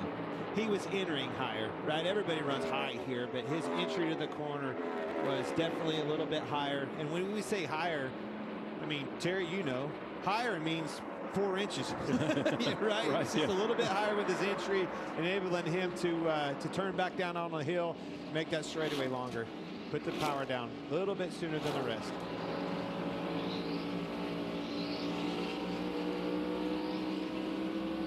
Riding here with Stenhouse, who is 1 lap in arrears and in some pretty heavy traffic there with Nemechek. All right, let's go to 7th place and Denny Hamlin. And Terry, I'm sure radio communication is a lot different from what it was back in the day. Listen to Chris Gabehart coaching his driver, Denny Hamlin. So a long way to go. A lot of adversity. People are going to get wore out, pissed off. They can't package anybody. Gotta stay cooler than them. We'll work our way up one at a time. Well, maybe that's not a lot different from what you used to not a hear. lot different, yeah. Yeah, you don't want to get mad out there, you know. It's a long race. Still got a long way to go, you know. So you've definitely got to take care of your car and be there at the end. It seems like that's easier to do now than it was when you won your championships. The attrition rate here, very, very low. These cars can take a beating. They don't blow up. They just go all day. Yeah, they do. And, you know, this looks like a pretty tough car, and the engine failures, you just don't see them anymore. You know, it's very rare to see an engine failure. So things are a little different. Yeah, in today's world, we run multiple races, usually 2-3 races with these engines per the rule. Right. 40 laps to go in stage 2 at Darlington. Tyler Reddick in front of Ty Gibbs by 1.5. Brad Keselowski 3 back. Kyle Larson 4 and William Byron 5. We all know what happens on that side of the fence, the business end. But it's on the other side what I'm all about. And man, have I found what I think is a tailgate king. What's your name, buddy? Hugh. Hugh. As in Hefner. As in Hefner, obviously. And you see why I picked this natural selection. There's still one left, Kevin Harvick. There's still one left. Who is that guy? That's my son-in-law, Robert. There's always one, isn't there? Is he already drinking? Probably. That's what Tailgate Kings is all about, buddy. Absolutely. I told you he started too early. Yeah, absolutely. There are few infields that can rival Darlington. You said that right. These guys get after it. A lot of fun right there. And look how close they are. I mean, that garage area was 5 feet in front of them. So much fun. Beautiful weekend, Mother's Day weekend right here, Darlington Raceway. Lap 62 of 95 in stage 2. Reddick 1.8 over Gibbs. First Ford is Keselowski in third. The first Chevy is Larson in fourth ahead of Byron. And right behind them in sixth, a resurgent Joey Logano. Regan. Well, Mike, a much needed good day for Joey Logano right now. I spoke to Paul Wolf before the race started. He said that they actually did a little backtracking, went back to a setup that they ran here last year instead of the stuff that they have been working on this year. Said we just needed to hit the reset button a little bit and figure some things out. So far, that appears to be working. The work from Joey at the moment, just a little bit on the tight side, but they are gaining on it. He likes the direction they're going with the 22 today.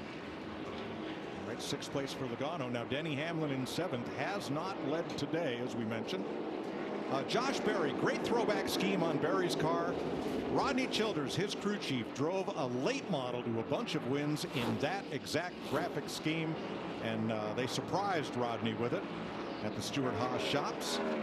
Well, I like this day for Josh Berry with the circumstances of the race and taking care of your car and managing your tires, and that's very late model stock cars tour type of race that Josh Berry can manage everything. And you see a picture of Rodney in victory lane here with this car that they're replicating today. So you're Probably saying came in.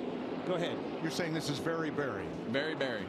Probably came here with a pretty good, standard baseline setup that Kevin gave. You had a good run here last year.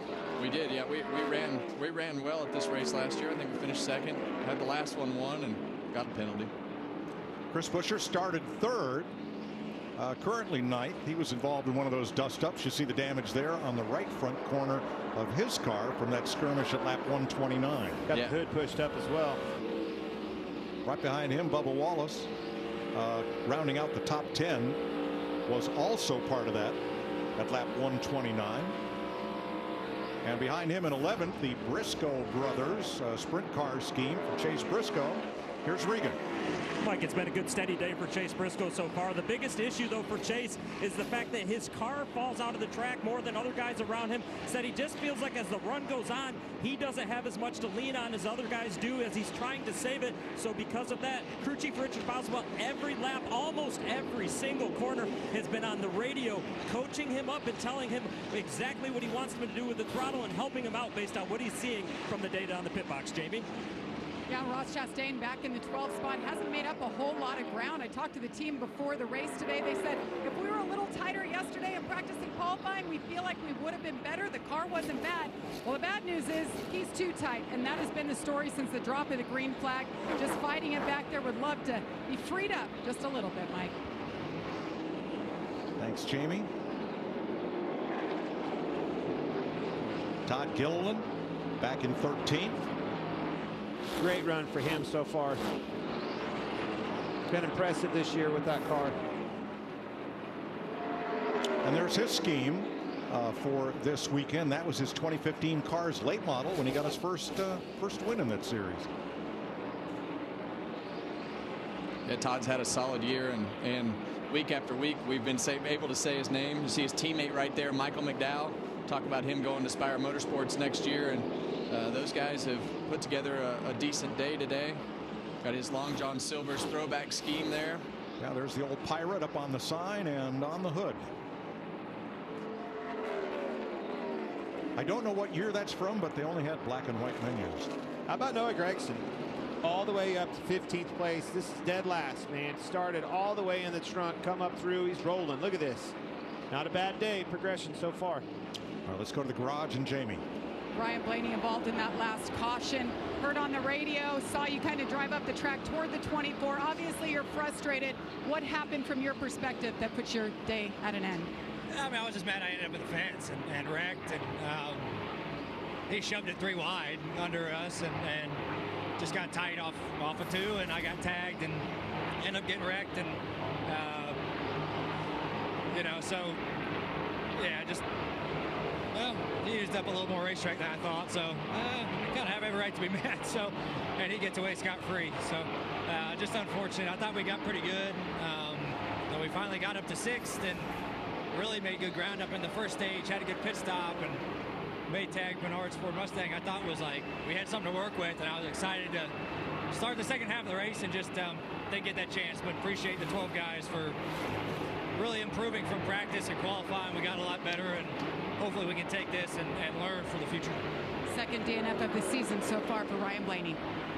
Dang, we had him calm down, had his blood pressure calm down, the vitals look good, rolls out, sees a replay, right back to mad. Got one around. Zane Smith is wrecked on the front straightaway, guys. Caution waves for the 4th time, and Smith turns it around. Down on the apron, everybody else gets by on the high side. Lap 164, caution flag number 4. Smith was running 33rd in that throwback K&K Dave Marcus K&K Insurance Nord Krauskopf paint scheme. Marcus got his first win in the Old Dominion 500 at Martinsville in 1975 with that paint scheme on that slick looking Dodge Charger. Beautiful car. K&K is still around. They still insure a lot of racetracks around the country. Yeah, I've definitely paid them a few dollars through the years. Right. I'm sure you guys have as well. Free pass will go to Harrison Burton in the 21. AMR safety team quickly on the scene there for Smith. Well, this will be interesting. This is going to be a short run here. You're going to have to obviously put tires on, but we've seen how aggressive these guys have started to be on the restarts, and now you're going to have to be super aggressive, and you can be super aggressive because you don't have to go 40-50 laps on a set of tires. So this is when you could get yourself in trouble. Let's see what happens. See him get loose back there all by himself, guys. Trying to stay out of the wall, spun around, gets into the inside wall. Caution. Easy to do here. Yeah, and that exit of turn 4 with where he was all the way up against the wall, if you follow that arc of the rubber, obviously we learned yesterday, Clint, don't follow the arc of the wall because it's not in line with the arc of the race line. But if it gets loose through that section where it gets away from the wall and you separate yourself from the wall, and that's why we've seen a lot of the Kyle Larson line really work with that high entry, get to the late center and straighten that exit out. But when you try to follow that arc of the corner, sometimes the back of that car just will turn you around.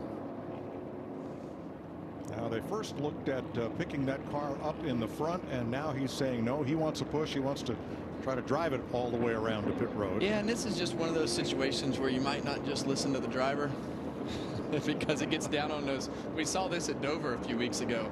Gets down on those rub blocks and then it won't go anywhere. But we've got at least 2 flat tires on the right side, but it's going to be sitting on the rub blocks. Well, but he won't be in front of that pit road. And pit road will be open this time. They're coming.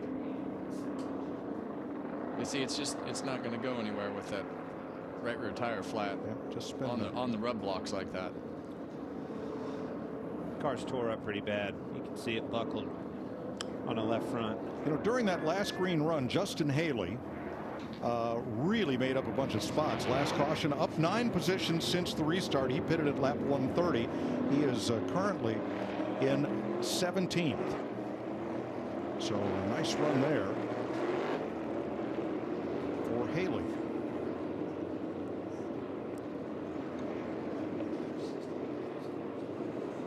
Here they come to pit road. Jamie.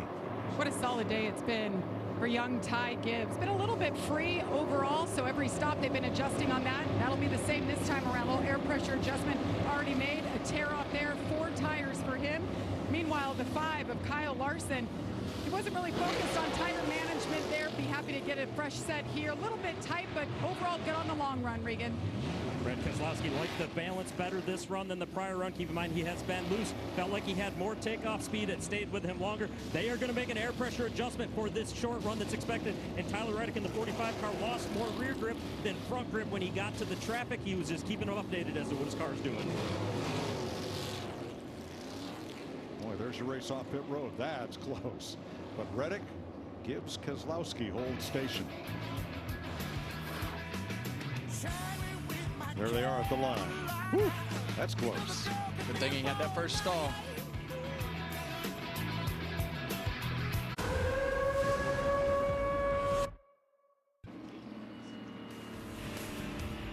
One to go at Darlington, getting ready for the restart, and Tyler Reddick, boy, they had almost a miscue on pit road that would have cost him the lead.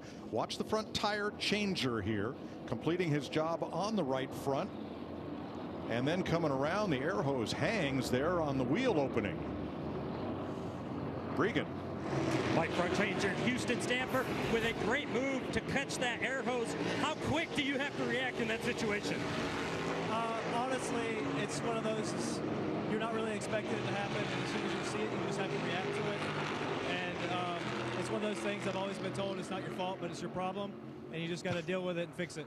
Well, great catch and getting your driver back out front still. Nice job. I love that. It's not your fault. Line. Yeah, but it's your problem. How much time did you guys spend on pit stops, Terry? Focusing on them? Years ago, we didn't spend much. Then, you know, up in the 90s and stuff, then they started getting serious about it. But I remember when we first started, we just picked the biggest guy for the gas man. So that's about it, you know. And picked everybody else would say, what do you want to do this week? You know, I want to change tires. I'll be the jack guy. So. All right, we're ready for the restart. 78 complete of 95 in stage 2. Reddick and Keselowski again on the front row, where Tyler Reddick has dominated every start and restart today.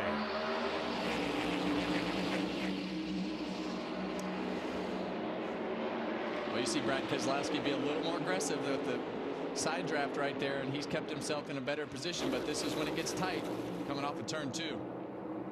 See those cars bouncing and wiggling around over that bump on the exit, but Brad Keselowski is there. Yes, that was a great start for Brad Keselowski, trying to slide job him, not going to be there. Reddick still holding tight on his outside. Here they come off of 4. Well, they both know this is a short run. They don't. You see them bang doors a little bit right there. They both know they don't have to take care of their tires, but they also know how important it is to get not only stage points but track position and control this race. Careful off of 2. Keselowski has led 1 lap today as he falls in line behind Reddick, who's now led more laps at Darlington than any other track in his career. Well, we talk about Tyler Reddick and how good he is at running that top line. And I believe that is one reason that stat is true here, because that top line is so important. But he's doing a great job of defending himself up in the front right now. Joey Logano up into the top 4. Brad Keselowski's hungry today, boys. He got a fast car. Been knocking on that door for a long time, and he busts through this thing at Darlington. It'd be a huge win for him in that 16. Noah Gragson down on the bottom against Josh Berry and Chase Briscoe. 3 of the Stewart-Haas cars, 11th, 12th, 13th.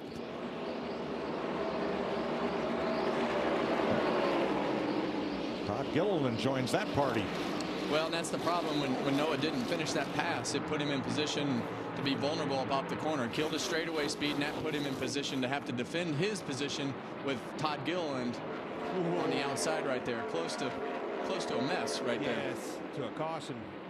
Alex Bowman right with them in that Jimmy Johnson livery, number 48 for Hendrick Motorsports. Another win. Yes. Yep, clearly. Jamie. Problems continue for Martin Truex Jr., who's back in the 23rd position.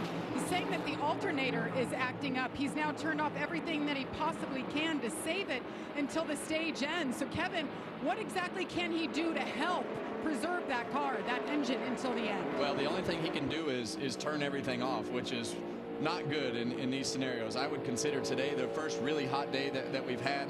Most work for the drivers inside the car that they've had all year. Luckily, it's only a 400-mile race, but he's going to have to turn his brake fans off. He's going to have to turn his cool suit off. Everything that helps him stay cool inside the car. So it's going to be a long rest of the race for Truex, turning all those switches off.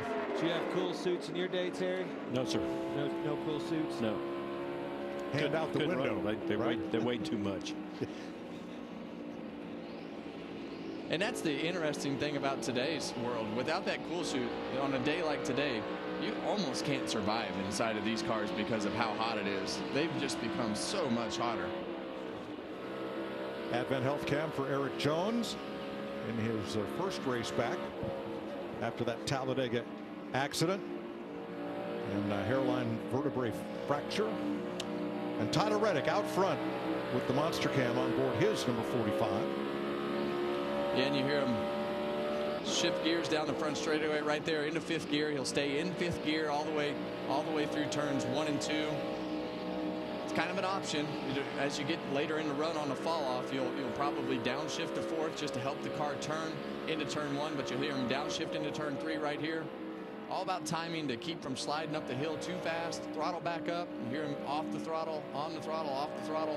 Just give it as much partial throttle as it'll take to keep that mid-corner speed up. So Tyler Reddick, one of the best at it when it comes running that high line.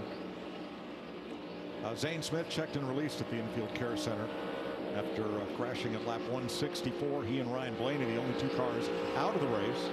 Here's Bubba Wallace in 9th. You heard that downshift, Terry. That's something that's new today's day and age. You ever imagine a day where we're shifting at Darlington? No. I can remember the first time we shifted at Pocono, and NASCAR came and thought we had a 5-speed transmission or something. But we actually were one of the first teams to try shifting at Pocono. And did it work that day? Were you on to something? I don't know if it did or not. It didn't seem much faster to me. But. Yeah. Well, I do recall you and Ricky Rudd being the best of the road racers in NASCAR in that era. Yeah, that was back in the day when you had to know how to shift gears, and you had to heel and toe it and match your RPMs and things like that, or you tear the transmission out. But it's unlike today. The transmission they have today, you just jam it in gear now. There are still days that every time I would get in this car, I would have to sit and think, okay, up, down. Yeah. Because, I spent my whole life, 1st, 2nd, 3rd, 4th, in the H pattern. And to the last day that I drove this car, I had to think about how I shifted. It was such a mental shift in so many things. But the shifting was a difficult thing to manage. You're not the only one, Kevin. I mean, we've seen it several times, especially when somebody's racing both, right? When they're running Xfinity Series on Saturday, crossing that gate with the H pattern, and then move to the Cup Series with this transmission. But it's like a motorcycle, right? All the way up, all the way down.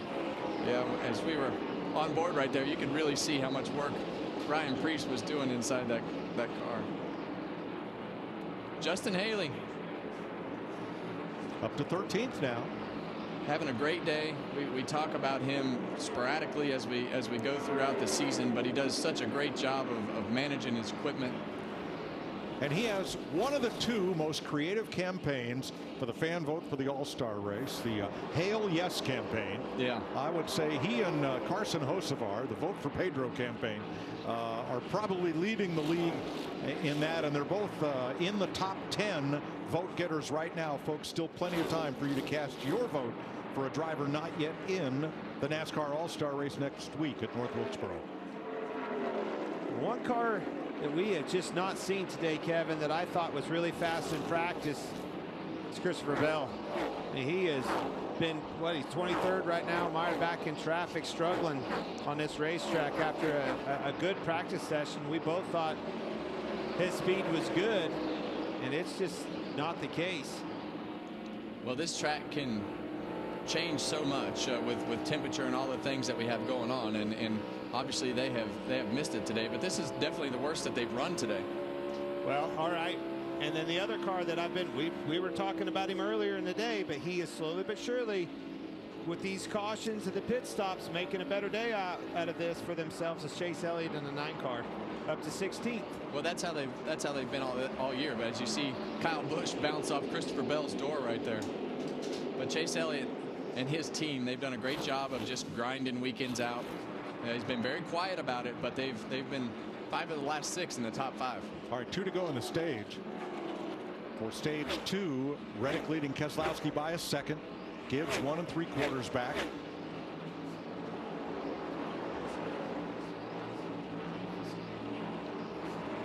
Tyler Reddick looking to win his 2nd stage of the season, and it would be his 1st stage win at Darlington. In that Tim Richmond Daytona Consolation race winning graphic scheme. On the number 45, Reddick will get the 2nd stage win. Keselowski, Gibbs, Logano, Larson. The top 5, Byron, Buescher, Hamlin, Wallace, Chastain get stage points. Terry Labonte, Hall of Famer, thanks for being with us and joining us for stage 2, and thanks for being part of Throwback Weekend. My pleasure. Thanks for having me.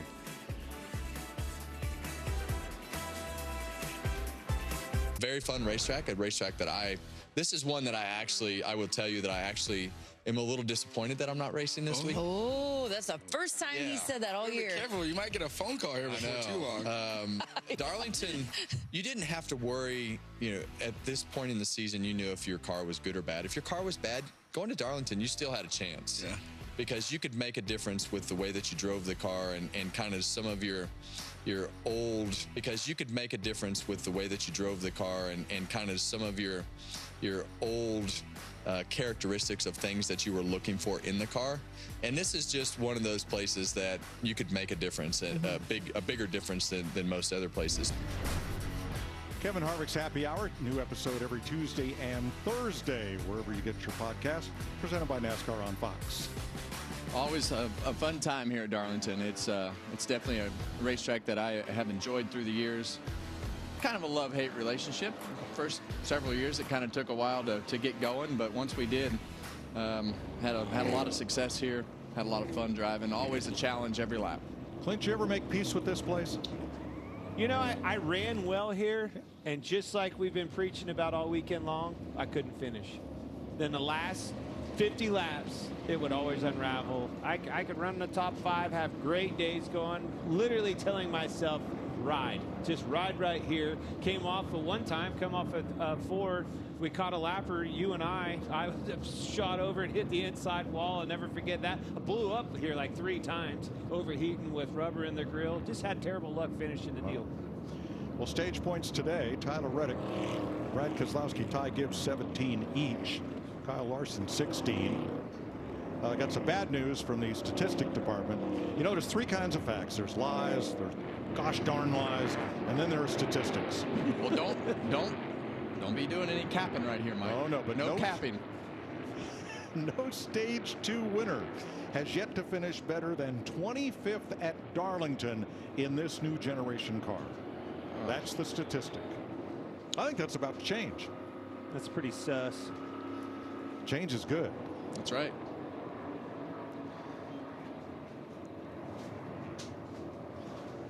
Jamie. Oh, adjustments every single stop for the 54. He's been loose all day long. They've been adjusting. Now he's too tight. They're going to go back halfway on that air pressure adjustment, the 54. Meanwhile, Kyle Larson, like the adjustments they made last time, 4 tire stop here, relying on the pit crew to get it done and maybe gain him a spot or 2 here. We'll have to wait in moments. Regan. Brad Keselowski bouncing a little bit too much on entry this run. That's causing him to get loose from the center to the exit in the 45. And Tyler Reddick is really good with his balance right now. He likes it. A little bit of brake shake, though, something to keep an eye on. Well, it's not the yellow line. It's because the yellow line is the speed line. It's that white line that they measure to.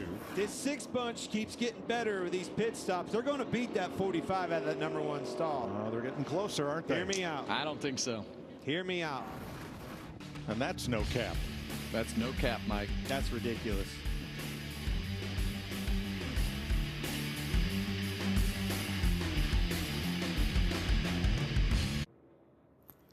Here in the Race Day studios as we get you set for stage number 3. So Jamie, Tyler Reddick out front the majority of this race. But what about two guys who have been up front as well, Keselowski and Gibbs? Who do you have your eye on? Yeah, well, I like Brad. I mean, Brad's on this 110 race winless streak, but he's finished second twice this year. Getting really close. Clint mentioned it. Their pit stops have been really good. If he can beat Reddick out of the pits, I think he's the contender. And Ty Gibbs has been incredible, too, in the top 3 of both of those stages. Can you imagine first win at the hardest track in NASCAR, Darlington? Brad Keselowski trying to snap that 110 race winless streak and, of course, get the first win for Ford this season. Mike, back to you. Thanks, Shannon. Getting set for stage 3 here in Darlington. Time for our Credit One Bank ones to watch. Tyler Reddick started in the pole. He has dominated. So who else are we looking at? Clint. It's been 110 races, guys, since this man has last been in victory lane. You can't keep a good man down. 5 times a runner-up. The 6 car is going to get it done today at Darlington. Well, I like the guy who won this race last year, and that's William Byron. I think that this is going to be one of those races as we get to the end that could be a race that you have to grind out, and they've done a good job at that. Joey Logano has just kept coming and coming and coming. It's been Richard Petty races since his last win. He keeps working his way toward the front. I see what you did there, 43. And I see what you did there. Are your Credit One Bank ones to watch.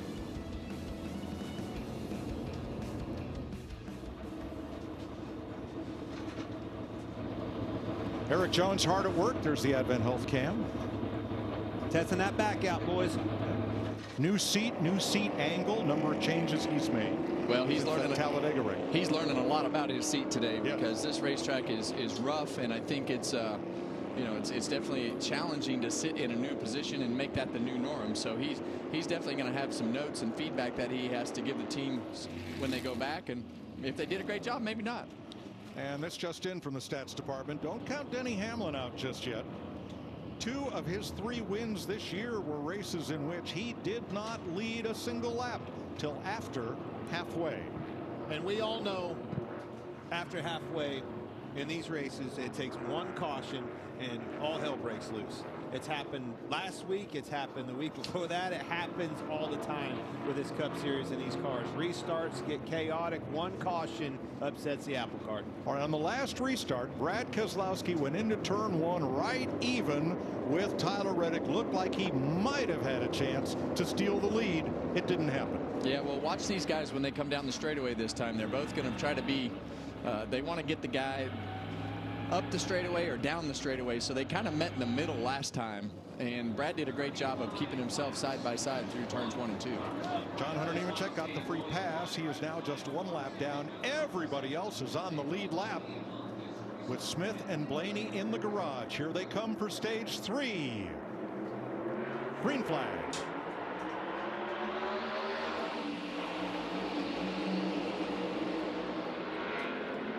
Oh, they're banging. Put some pressure on him. 3 Larson looking at the inside. Yeah, and you see Brad Keselowski just kind of give that position up. Not yet. Almost. Not so fast. Still holding on the outside. Here comes a big push. William Byron going around them both. Byron again 3 wide, way deep on the bottom, but has to back out. Slide job. Larson's going to slide up in front of him. Leaves him room on that outside. Respect. Pretty nice to him there, wasn't he? Yeah, I really thought he had plenty of room to at least try to make him go the opposite direction, but he decided to give him a lane, and Brad drove back around him. Larson 3rd, Byron 4th, Pierce 5th, side by side. Logano and Hamlin.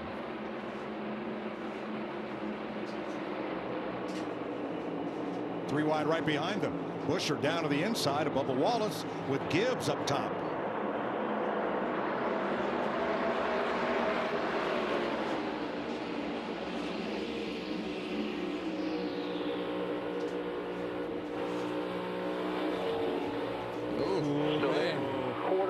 You hear him throttle up to get in that position. Got away with it that time. Yes, he did, but that's putting yourself in a pretty vulnerable spot. They slide and slip up at least a little bit, and they're into you. They were 3 wide behind them with Noah Gragson going to the bottom, trying to pick up 2 spots right here. And whoa! Yeah, and he does, but wow. He had to be super aggressive right there, putting those cars 3 wide on the bottom. If he didn't make that pass, he was going to have to do something to block that run. I think his teammate Briscoe cut him a little slack there as William Byron takes 4th. Oh. Man, I don't. That might have given the 48 car some damage on that right front fender right there, or on the nose. He hit that 51 car hard. Now Bowman got into Haley. Here's the Rebel on board for Kyle Busch. It has not been a Kyle Busch day. 21st place for the Rebel Bourbon car. Battling Eric Jones here.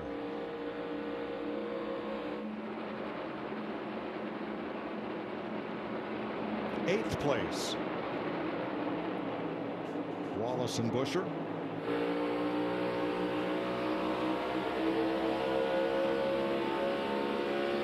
And let's go back to 26th place and check with Jamie. Yeah, it hasn't been a Chase Elliott kind of day either. Actually, all weekend long. First off, in qualifying yesterday, Alan Gustafson, his crew chief, told me he just missed the line.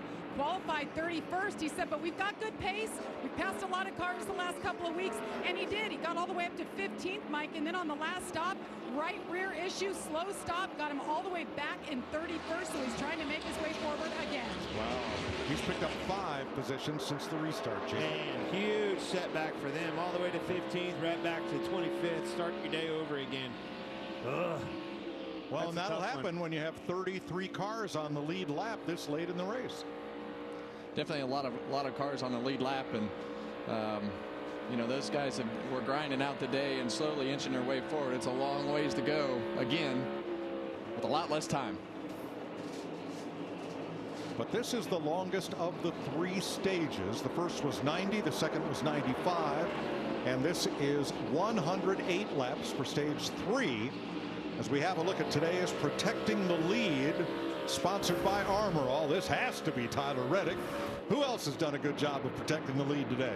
Well, what they should do is we should have shown the exit of pit road, because he's done a good job right here on the restarts with his car on the track. But that first pit stall has saved his pit crew a few times today. I agree. Hey, you can't put enough emphasis on qualifying. That's why, again, Kevin, you said it. Keselowski was frustrated. Saw him throw his glove down. He thought he was on that pole. Miss it by just a little bit to Reddick, and it's cost him every exit of pit road. I'll never forget when I went to Stewart-Haas Racing, and I used to tell Rodney Childers, I said, you know, I'm just not a good qualifier. He's like, well, we're going to change that trend because we can't qualify bad. And the race starts on what used to be Friday, starts on Saturday now, to try to put yourself in the front of the pack, because if your car's off, it gives you time to adjust it. You don't, if you fall off and you go to, you know, 10th or 12th place, and if you're not starting 12th or 15th, then you're not falling back as far. So qualifying good puts you in a good position to do a lot of things better and gives you a cushion for the start of the event. Well, Tyler Reddick started on the pole, and he has led 145 of the 203 laps so far here in Darlington. Well, what do we have here? A come down or a comeback? A risk taker or a troublemaker? A lucky run, or that's how it's done? Great job, 5 teams. Surprise, surprise, 1, 2, 3, finish. Or seen it coming? A trophy hunter or a party crasher? What if it was all that and a whole lot more?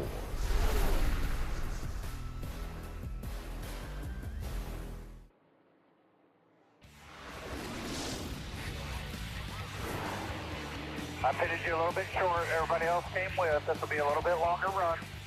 Get us a good restart here and then settle lefty smart. Got to pick them away one at a time. Denny, do you feel like in reasonable air it was tight from lap 1, or did it migrate that way, or help me a little bit with that? It stayed consistently tight the entire time. If the air were cleaner, definitely it would be better. The splitter looks fine. There's one spot that's maybe gapped a little bit. In my experience, this isn't terrible, not ideal, but definitely not terrible by any stretch. Denny Hamlin currently in 6th place. 6.5 seconds off the lead. Joey Logano 5th, William Byron 4th, Kyle Larson 3rd, Brad Keselowski 2nd, and Tyler Reddick One thing that you'll notice right here as these cars go through turns 3 and 4, you're going to see that shade start to creep in up next to the wall. And as that shade creeps in up next to the wall, that track, the track temp is going to start to go down. So that top lane is going to be gains grip when that goes gaining down. a little grip. Yep. See this shade right here? It also makes the depth perception of where that wall is start to change as that sun starts to get lower. You start to go from sun on the back straightaway to the shadow, and it just becomes a little bit more difficult to judge that speed and not hit the wall. Yeah, especially getting into 3. We'll drive right into it if you're not careful. Plus, driving into 3, aren't you driving straight into the sun? Yeah, well, you can kind of see how the glare has started to change, but as the sun gets lower, that glare will get worse, and this is obviously a lot better than the windshield of the car. But you can see that sun on his eyes, how it goes in and out, and you can imagine your eyes start to dilate and adjust for different types of light, and that was something that always really bothered me as I got older and started to put the glasses on. That helped that, but you'll see as he goes down the back straightaway, when you look at his eyes there, you really start to see the sun go in and out. But watch the shadow of the Earnhardt Towers right there. See, right as you get into the wall, you're picking that shadow up as well. A lot of different things that are taking your concentration off of that wall, which is the focal point for sure. Clint, would your mom like a Sunday crank it up on Mother's Day? How about you, Mom? You want to crank it up for your Mother's Day? I love you. Love all you mothers out there, everything you do for us. Crank it up, baby.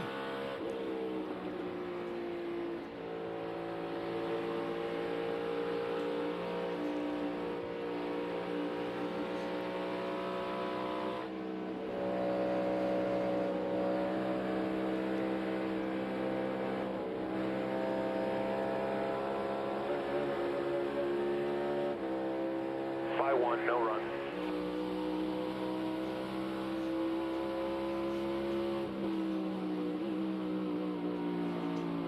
Inside the 20. Still even. Clear. Clear.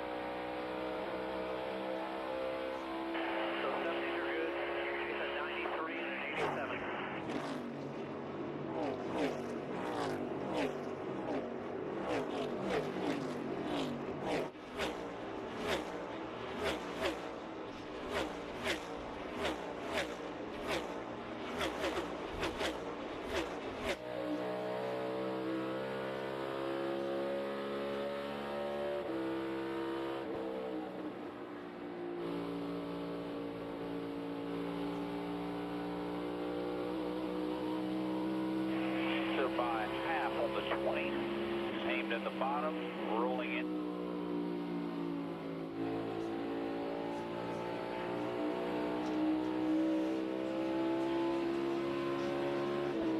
Copy. I just got a focus right here. So you make the call, I'll ride with you.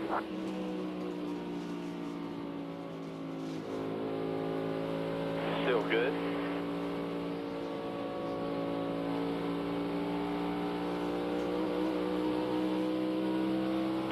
5-1 on the 99.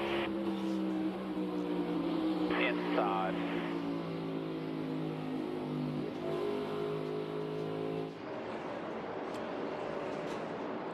75 laps to go in Darlington, South Carolina in the Goodyear 400. Tyler Reddick has led 161 of the 219 laps so far.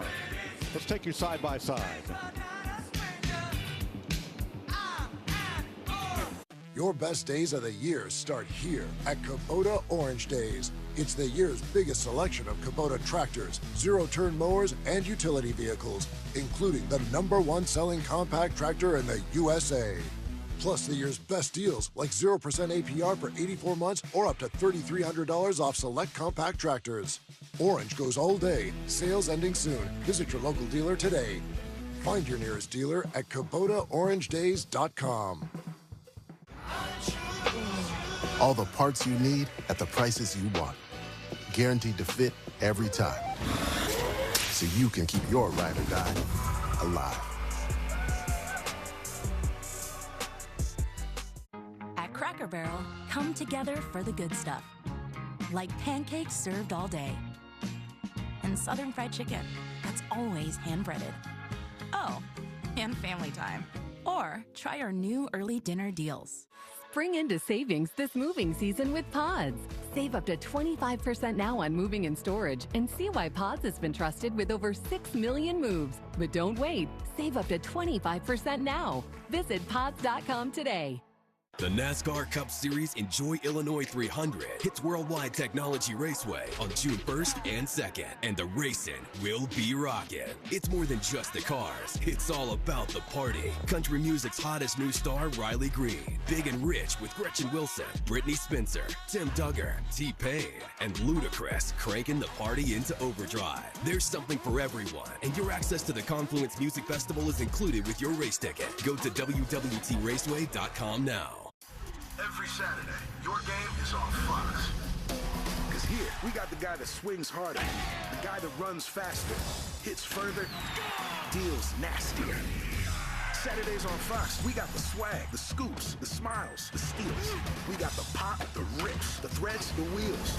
We got the slides, the kicks, the shovels, the feeds, and picks for the highlight reel. Because Saturdays on Fox, we got you. No big deal.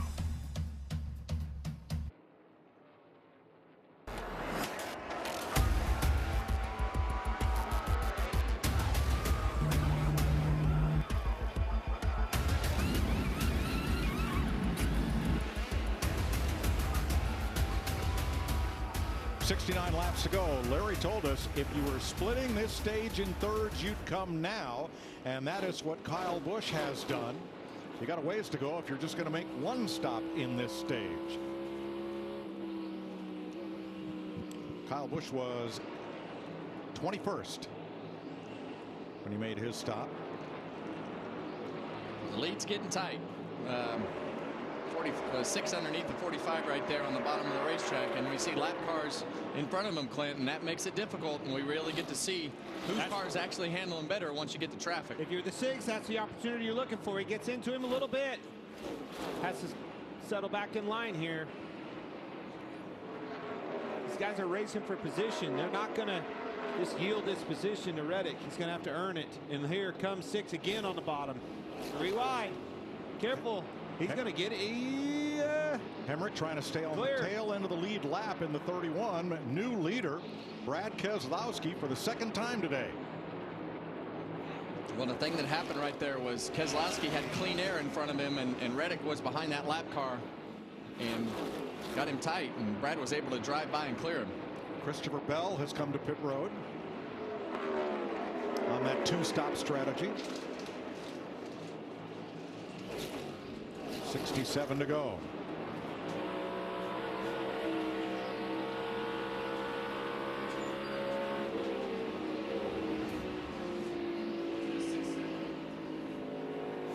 Chase Elliott is in, so is Martin Truex. Scheduled green flag stops, and they are joined by Ross Chastain. Well, it seems like scheduled for some, maybe not all. Right. And this is when it starts to get interesting as to what the right strategy is, and we see more cars start to peel off onto pit road. But let's hear what they're saying on the strategy on the radio.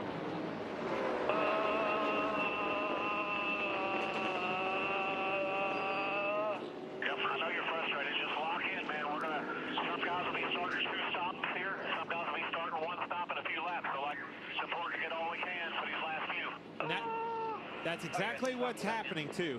You're seeing the 2 stops. The guys are going to try 2 stops. They're already been on pit road. These guys, the other guys are going to go to somewhere around, I would say, 240 to 242, around in there, 10 more laps. Maybe 235, Larry's saying. Ricky Stenhouse has made a stop as well. But most of the leaders, let's say the first 27 cars, are still on the racetrack. There's Busher down pit road.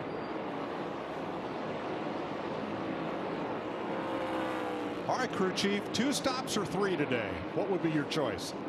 Well, it looks like to me most of the leaders have elected to go to just doing the basically splitting it there into half. So what I'm looking at, Mike, I just had told Clint somewhere around lap 235, 238. Come a little bit early. I see Ty Gibbs in the 54 hitting pit road right now, so I think we're starting to see him hit just a little bit early. Ty Gibbs to pit road. Kaz Grala already there.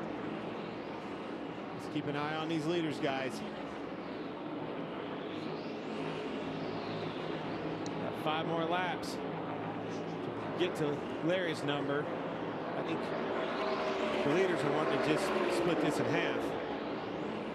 Brad is driving off from Reddick. Keselowski, that is.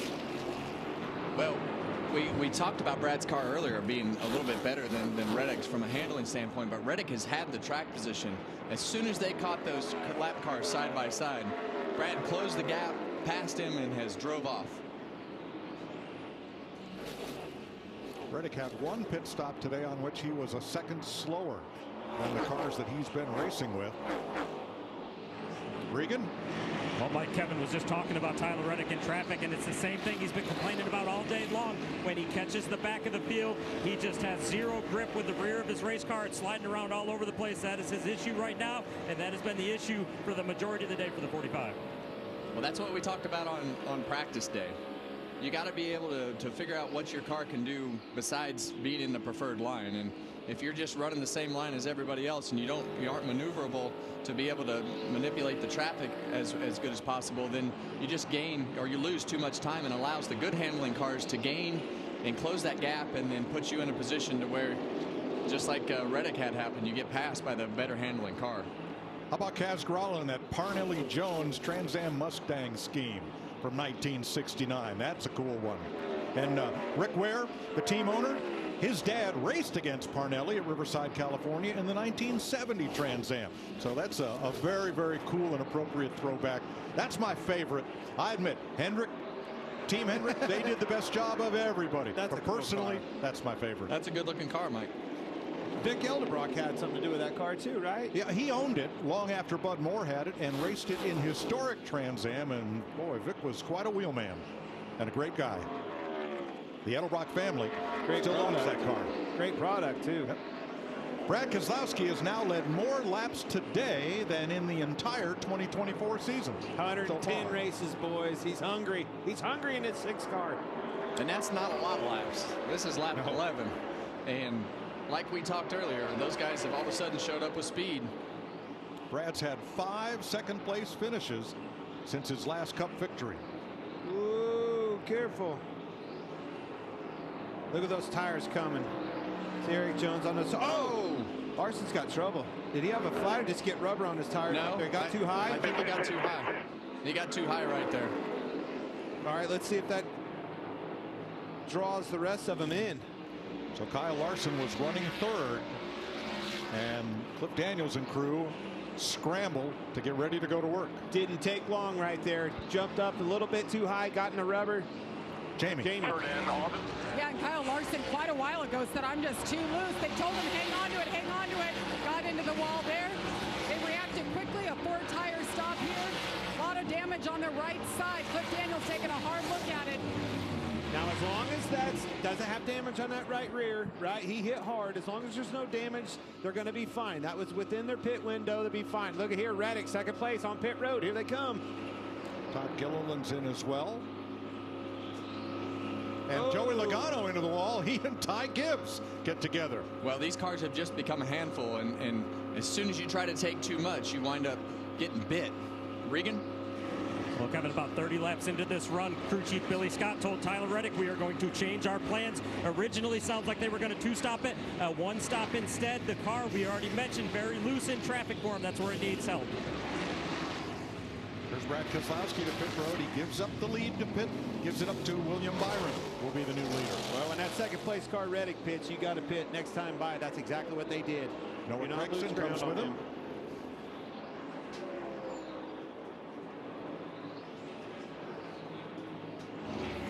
Regan. Brad Keselowski in the 6 car. We mentioned early on in the race that they worked on that car to make it better on the long runs after practice yesterday. Still seems to be working. Brad has been quiet on the radio this time, very happy with it. The 22 of Joey Logano, he started this run too loose. It has stayed too loose, continuing to buzz the right rear tire for him right now. Bubba Wallace in, so is Bowman. Logano away. Byron works his way underneath the 3 of Austin Dillon there. We're starting to hear a lot of loose, guys. A lot of loose. Here comes Byron. McDowell to pit road. Corey LaJoie is in.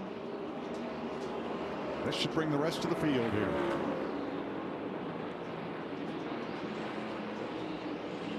And now Byron to pit road. Emmerich stops. Byron right at the start-finish line. Jamie. William Byron in his beautiful throwback to Jeff Gordon just led his first laps of the day. He was extremely loose. Rudy Fugle said just hang on to it. This two-stop strategy should work for us, Regan. Denny Hamlin in the 11 car started off too tight with the run and stays too tight too long. He wants to be freed up just a little bit. It's about 20 laps in before it comes to him. And the leader becomes Barney Fife, or is it Buford T. Justice? It is Carson Hocevar. Here's your leader right here, unless the caution comes out, but there's the lead. All right, Gibbs pitted 8 laps before Brad Keselowski. There comes the pass for back what will be the lead without a caution, right? Keselowski pitting right after that Reddick pulled in, drew them in, did a good job so far. Everything's A-okay. Well, it may be a while before they get the lead because Hocevar and Suarez on that two-stop strategy, along with Derek Kraus further down in the lead lap. Carson Hocevar is the leader, but he's about 1.5 seconds slower than Brad Keselowski right now. Well, right now you don't want to give it. You want to give up as little time as possible. So this is all about a time game with these. Could be 2 strategies if it's not, but these guys racing, catching lap traffic, and Brad wants to put all the distance that he can in case this all works out to a different strategy. During pre-race, Hocevar had a red bubblegum machine flashing light on the roof of his car, just like every Michigan State trooper has. And it's National Police Week. That's what they're celebrating on Carson Hocevar's car as Brad Keselowski goes past to take the lead. And Hocevar takes the pits.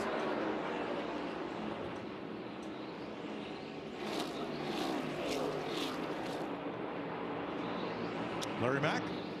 Yeah, I'm looking at Ty Gibbs, that 54 car, as mentioned, pitted about 8 laps earlier, but he pitted with 63 laps to go. I think Chris Gale, the crew chief, was banking on more people doing a 2-stop strategy. I just don't know about running 63 laps without stopping again. I'm not sure that's going to work. Well, they must be counting on a caution. Well, and we go back to that radio transmission, right? They were just in a tough spot because it seemed like the feedback he was getting from Ty was just that the car was really, really difficult to drive, and they wound up coming to pit road. So we'll see how this works out. Well, here's how it worked out for this round of green flag stops. Before the stops, Keselowski had a 2-second lead over Tyler Reddick. Now, after pit stops, Keselowski's out in front by just 0.4 of a second.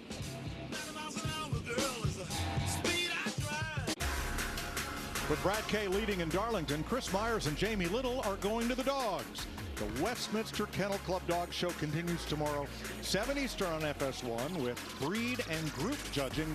Then Tuesday at 7, Best in Show, all on FS1. Great to have the Goodyear Airship with us here at Darlington.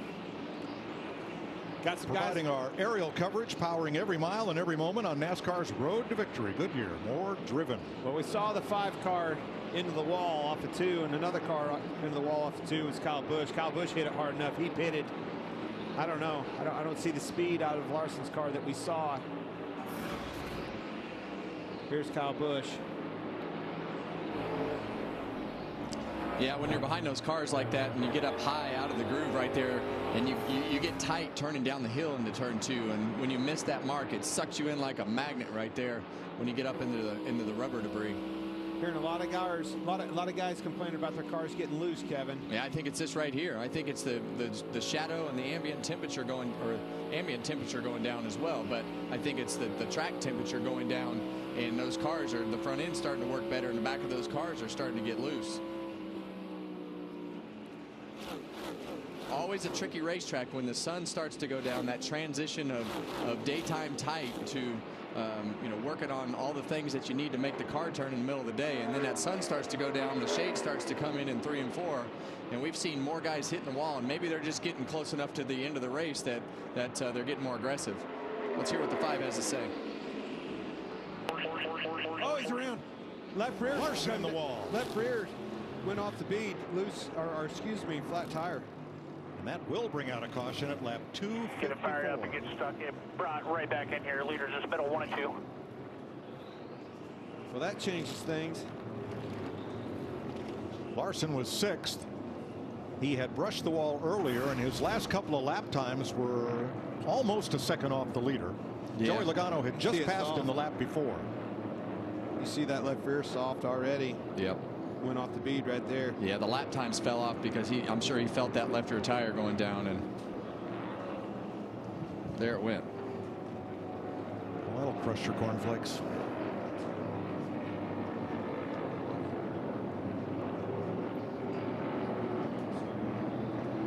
Tense moment for Josh Berry there, who gets by without incident. Yeah, and this just puts everybody in a really interesting spot here as we get this yellow. We know what that does for Tyler Reddick. It gives him an advantage on pit road to try to get the lead back in this race, because he's been better. He's been as good as Brad on the short runs. Brad really beats him up on the long run, but we only have 39 laps to go right now. So you see that left rear tire hanging off of Kyle Larson's car, but we've only got 39 coming to 38 laps to go this time around, and that's going to fall in a short run category to me, Clint. Doesn't look like he has power right here. I think he's just trying to walk it in. Things get really goofy when they get those flat tires and the way that the cars act. And turn the wheel to the right. There you go. Is your toe link broken, Calvin? Yes or no? I think a right rear toe link. Yeah, a lot of hand signals from the right rear. Can that right rear toe link being bent, that wouldn't have hurt the left rear tire in that short amount of time that it would have went down or something, would it? I wouldn't think so. It'd have to been bent a lot, right? Ken, Yeah, a lot. I'm going to tell you what, this caution, though, in my book, it's exactly, I know they're running 3rd and 4th. I think it's what Ty Gibbs and Chris Buescher needed, because they were going to have to go 63 to 64 laps on their tires. Well, it definitely puts them back in the game. Yes, sir. And we've seen this last year. These late race restarts, they get super aggressive. Tore up a bunch of cars last year at the end of this race on a restart, and it changed the whole complexion of who the contenders were. Well, it's certainly not what Keselowski wanted, right? They were one of the last cars to pit, and things worked out well for them.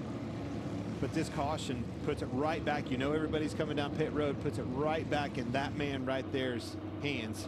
So 38 laps to go right now. That means the remaining distance, if we go green to the checker, will be about the average of what most teams have run today for a green flag run. And yes, there are cars like Keselowski that toward the end of that run were superior. Yeah, and I just think it's going to get aggressive, Mike. I don't know that we've seen the last caution here, but the 45 crew is going to have to be faster on this pit stop, because now they're giving up a car length coming in second, and we've seen them just barely beat Brad Keselowski off of pit road. So now they're going to have to be better this pit stop in order to get the lead back.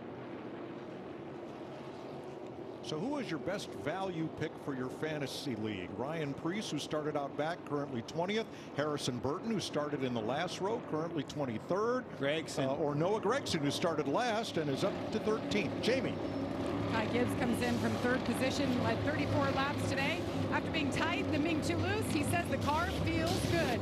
The 24 really, really tight. He said, I need more quiet on the radio. I'm having a hard time focusing. I keep hitting the wall. They need to free him up just a little bit and be quiet. Regan. They asked Brad Keselowski what he needed. He said, I need the lead and I need ride quality on the exit of turn 2 when we get the lead. As for the 45 of Tyler Reddick, he wants them to tighten him up some. He thinks they're going to get to that traffic, and he's going to need help when they do. All right, here comes Brad rolling down pit road. They send Reddick, and he's going to get it. Oh, that's close. Well, that's all qualifying, buddy. I mean, yep. That qualifying session for Tyler Reddick has paid off time after time today, and we've covered it every time. You don't have to go. You don't have to go far. Knew it. Yep.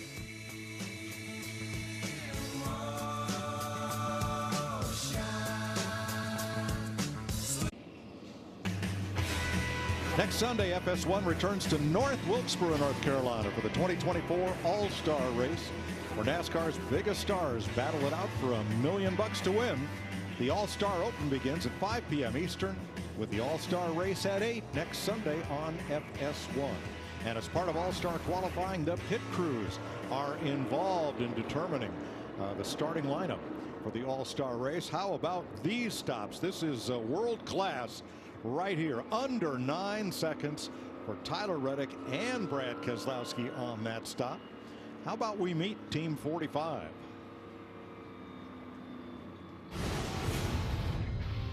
Houston Stamper, front tire changer, former college wide receiver.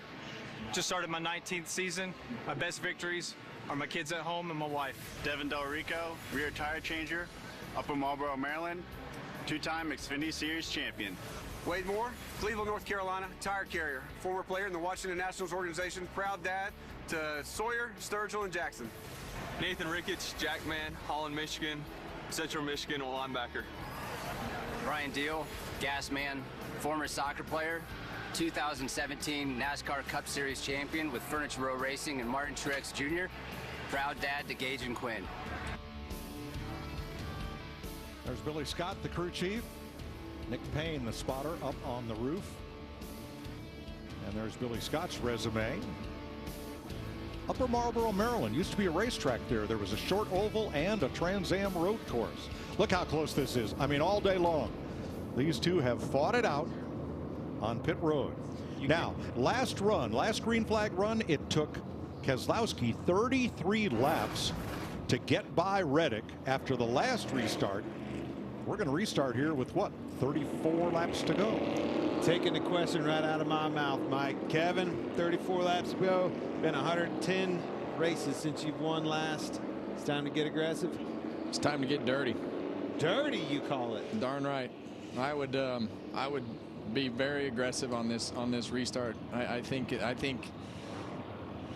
if he gets beat on the restart here, it's going to take him that many laps, because it seems like Reddick's car has been good enough to hold him off until you get late into those runs. So you got to know that coming to pit road, you're probably going to get beat off of pit road. So I think you got to get right on the edge of being too dirty.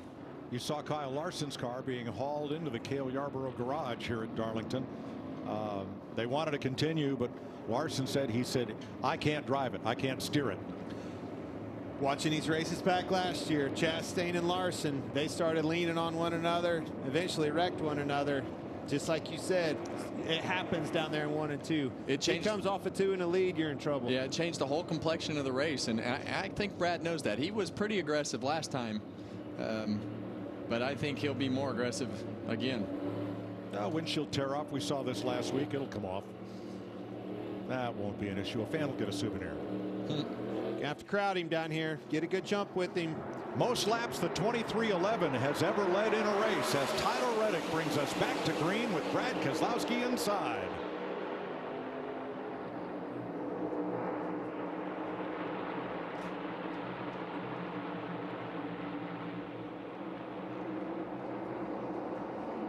And Reddick can't clear. Well, I think Brad knew exactly what he needed to do right there. You see him shove the 45 up the racetrack. I think Brad feels like this is what would have been his best chance to drive by Reddick on the bottom, but definitely saw him fighting for space on the entry to the corner, and here we go again. Side draft off the 45. 45 had to lift a little bit. Yes, he did. He's crowding him a little bit. Still got room. Here he's on his door. Same for Buescher in third, battling Ty Gibbs. But then Buescher pulls ahead, and now it's 6 cars together for the lead.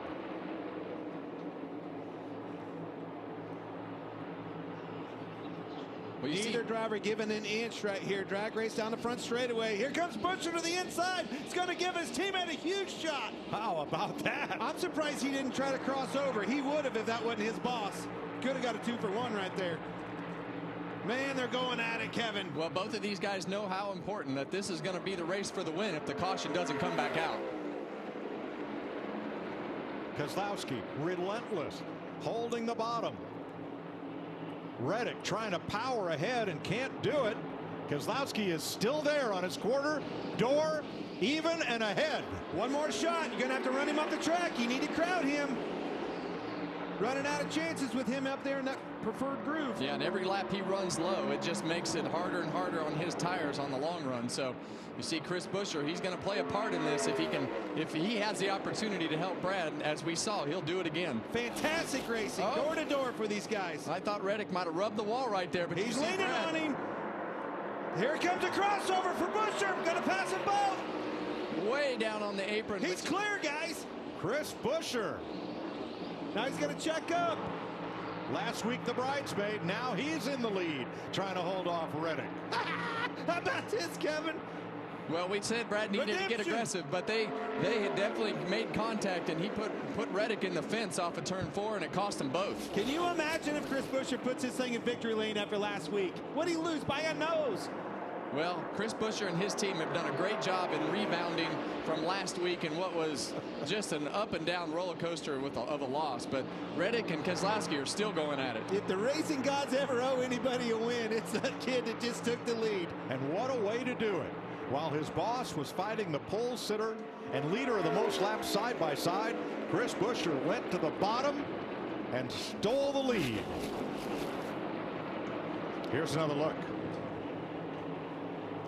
They got together off of 4 in the lead, and look at the run he got. Well, huge run, you have to take it. We talk about these cars when they get door to door like that. They're like magnets. They get stuck together, and it's hard to get the cars to come apart. But Brad knew that he couldn't give the 45 any more room than he needed to try to keep him from getting that run on the outside and clearing him. But they got too close, got stuck together, and Chris Buescher was the winner in this one. Well, 2 laps in a row that happened, right? The lap before that, Buescher helped his teammate Brad Keselowski, tried to push him by. At that time, they were slowed up too much. He had to go. Let's go to the garage and Jamie. Yeah, Kyle Larson has been checked and released last week's winner. We saw you get into the wall and then cut a tire and get in the wall again. What was the extent of the damage that essentially put you out here? Yeah, well, I was struggling. I got really loose at the end of that long run, and William caught me, and I was just letting him by and wanted to, and I just kind of hung out there.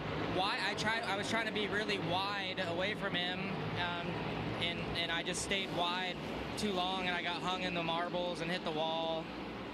And yeah, so we had bent toe link or something, and then pitted and was struggling pretty bad. And then I don't know which tire shredded, if it was left rear or right rear, but a tire shredded and spun into turn 3. So yeah, I hate that. My mistake, not even really trying hard at all, cost us a race. So just a little bit frustrated with myself right now, but good car today. Felt like I was running a really good race to that point, and then just one mistake took us out of it. Kyle Larson's journey to the Indianapolis 500 begins tonight. He'll hop on a plane, fly to Indy, race his sprint car tomorrow night, and Indianapolis 500 practice begins on Tuesday. Wow, what a busy month of May for Kyle Larson, and we'll follow it with you. From Chris Buescher, looking at 2 cars side by side for the lead, drop to the bottom, all the way to the front. 23 laps to go.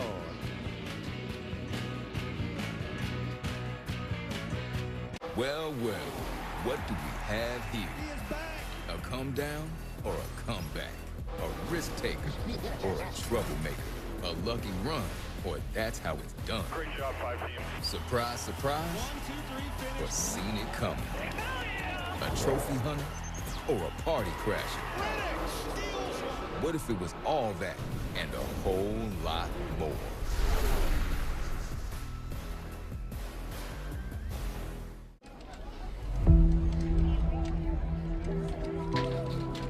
Ready to rise? To the challenge? Above obstacles. Yes! Above perceptions.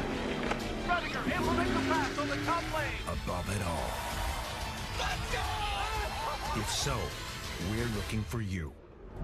Join us at Toyota Racing. You give, and you give. Now it's time to get with Straight Talk Wireless. You get unlimited data, talk, and text. You get America's most reliable 5G network. You get to choose who gets on your family plan starting at just $25 a line. Does it have to be family? It doesn't have to be family. Get more lines and more savings. Switch to Straight Talk for plans starting as low as $25 a line. Find us at Walmart and StraightTalk.com. Arby's made chicken wraps 2 for $5 because it's impossible to pick a favorite from honey mustard, ranch, and barbecue. But don't ever forget, you are Arby's favorite. Arby's, we have the meats.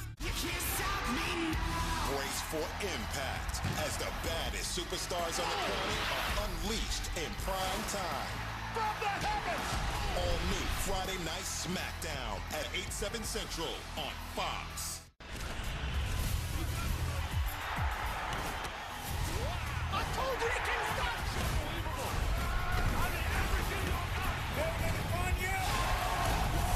The United Football League on Fox.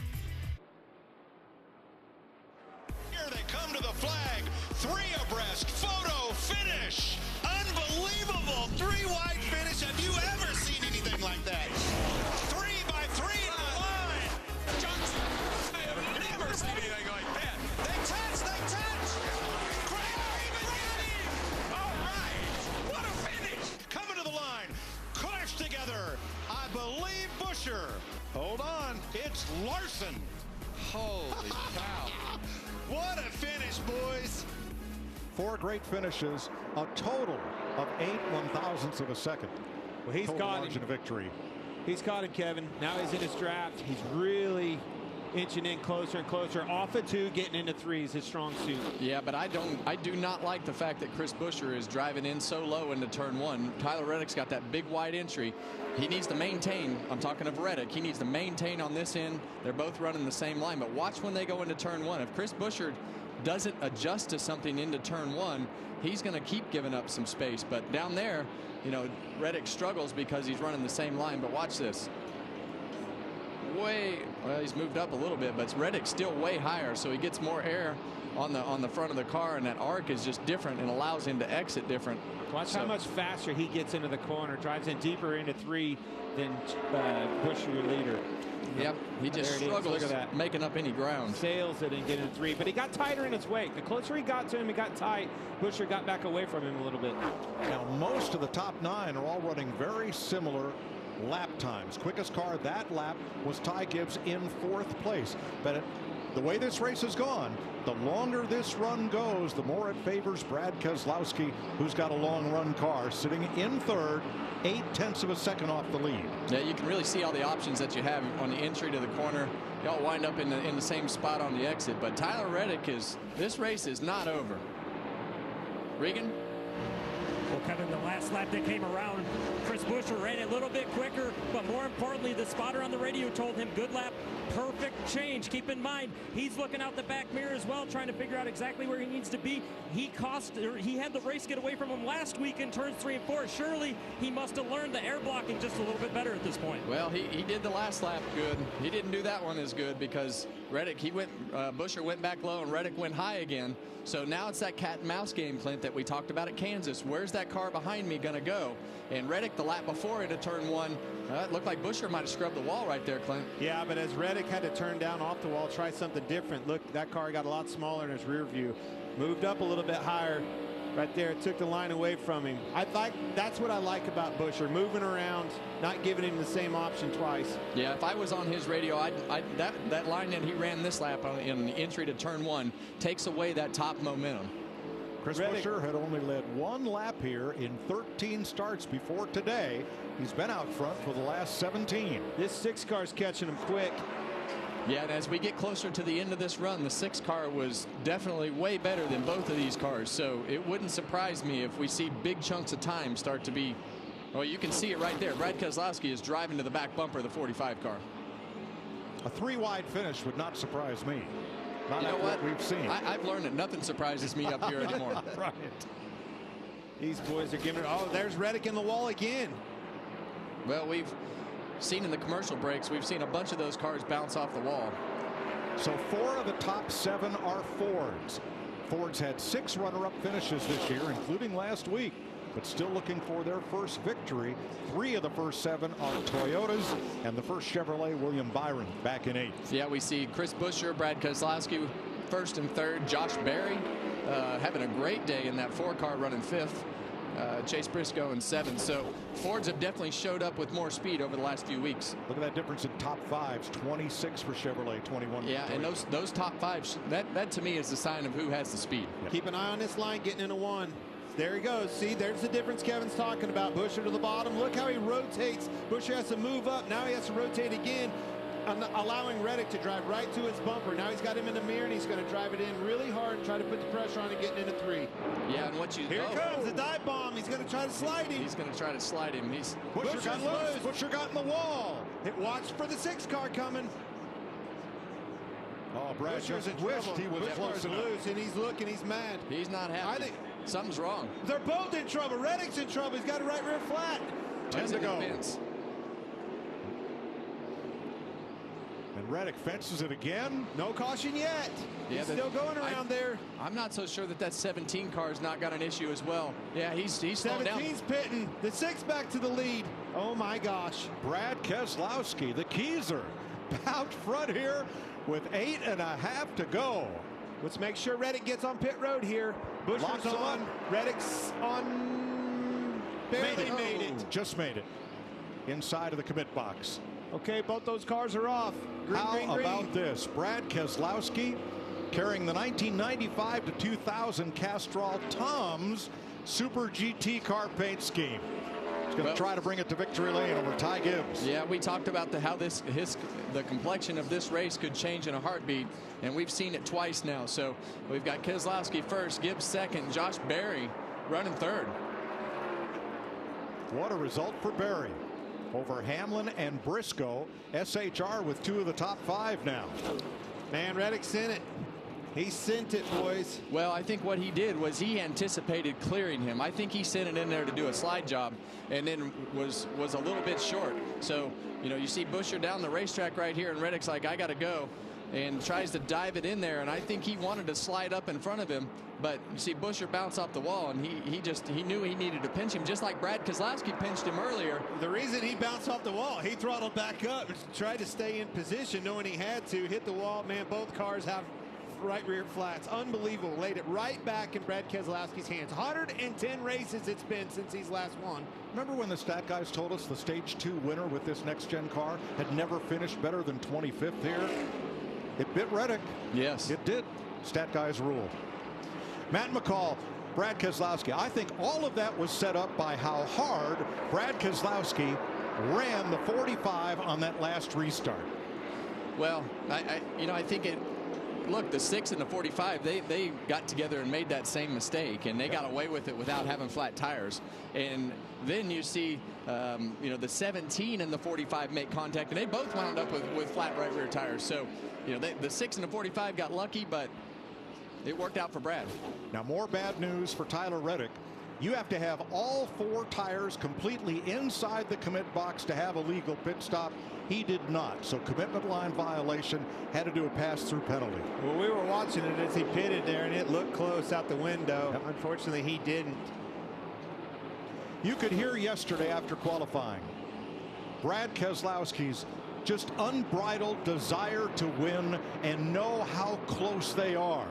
and it's all paid off right here today. Well, the thing that I love about Brad Keselowski is he went to RFK and said, I'm going to turn this place around. And he is that type of leader and person and has made this company better. He spent so much time working on making the company right, and he hasn't been to victory lane, but he's been fast enough to. Don't give him this win yet. This Gibbs is coming. Ty Gibbs is coming, ladies and gentlemen. The last lap, Gibbs was 0.3 faster. He's 3/4 of a second behind with 3 to go.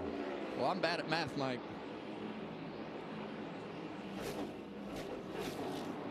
Bringing around here to 2 to go. You know that kid's giving it his all.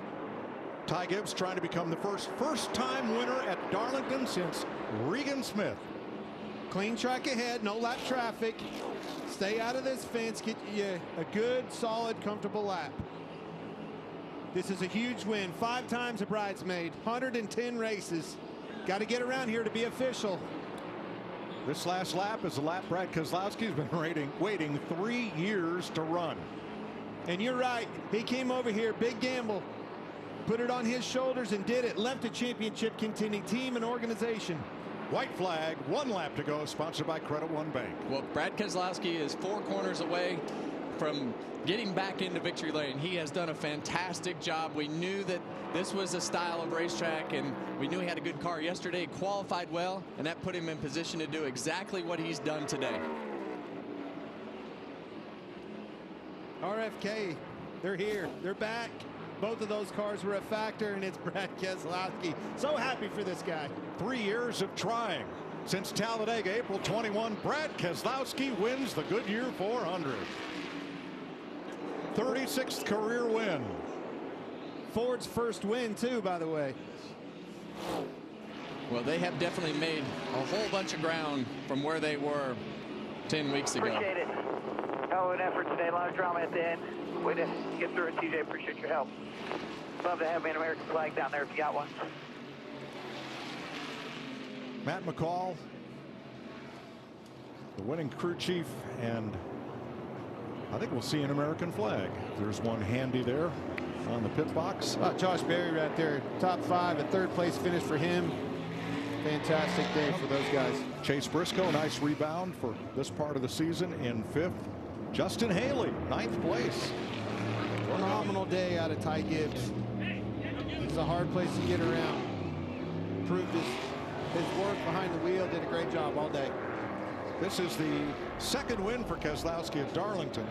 He's had 21 starts here.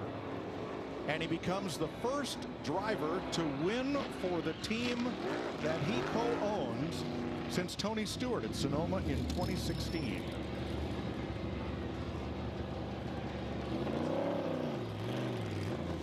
Four different drivers have gone to victory lane for Jack Roush at Darlington. There's a guy clear up on the fence.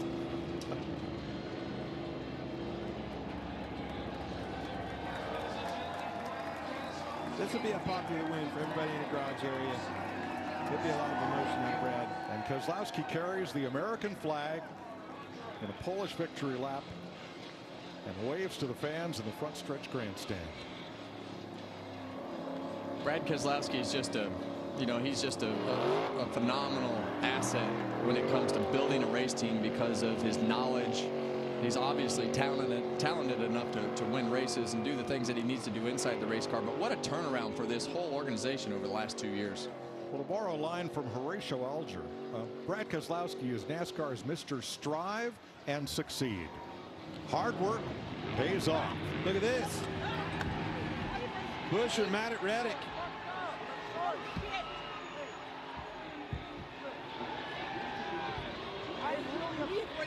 I know. What was that about? As soon as I knew it wasn't going to work, I tried to back out and I thought, look, the last thing I want to do is crash your car. I can care less about mine. I'm sorry. I fucked up. I fucked up. It doesn't work for me. We don't have that sticker on my wheel right now. Huh? Need to be better. I don't have that sticker on my wheel. This means more. Need you to be better. We've raced each other just fine for so long. We apologize for the language, but We understand the frustration. Buescher is saying, I don't have that sticker on my car, meaning the checkered flag, the win sticker that gets him in the playoff. Reddick said, the worst thing I wanted to do was get into your car. I'm sorry, I screwed up. Had himself in position 2 weeks in a row, too. Got it taken from him. That's a tough pill to swallow. I can understand the frustration.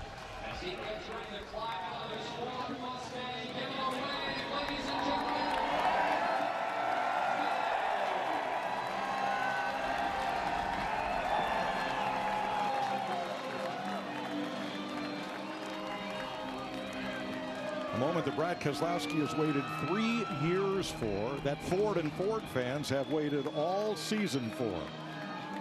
Here he is with his second Darlington win.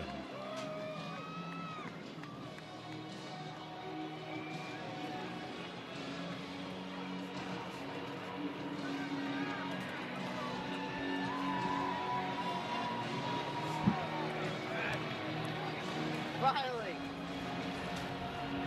Regan. Well, Brad Keselowski ends a 110 race winless streak. You get your 36th career victory, Brad, but this is the first one driving for a company with your name on the side of it. How special is that? It's what a heck of a day. It's Darlington, so whether it's your first win, your last win, it's just a really special track. It's the history of NASCAR.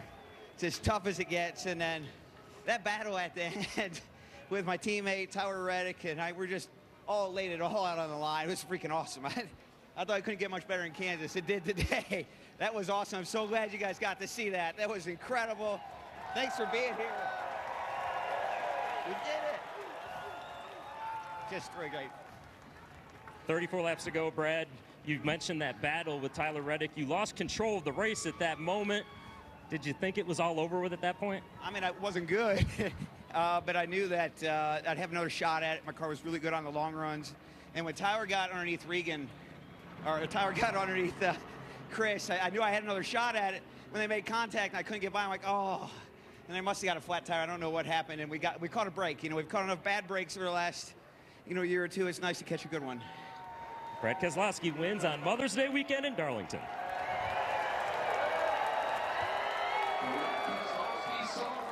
And on the flip side, Chris Buescher, his teammate, it was an emotional week for you after the finish last week. It ends emotional now, Chris. Take me through that battle with Tyler Reddick, and why are you so frustrated? What did you say to him? We got wrecked. I don't. I mean, that one's clear as day. Don't need any cameras to tell us, but I don't know what to say. We've raced each other really clean through the years. Try and be respectful about it, and thanks, Jack. Try to be really respectful about it, and we get used up. It's something that you just know is not going to work. So, just really pissed off about it right now. We certainly had a chance to win another one. Really proud to have that speed. Huge congratulations to Brad and the Six Bunch and Castrol on their win.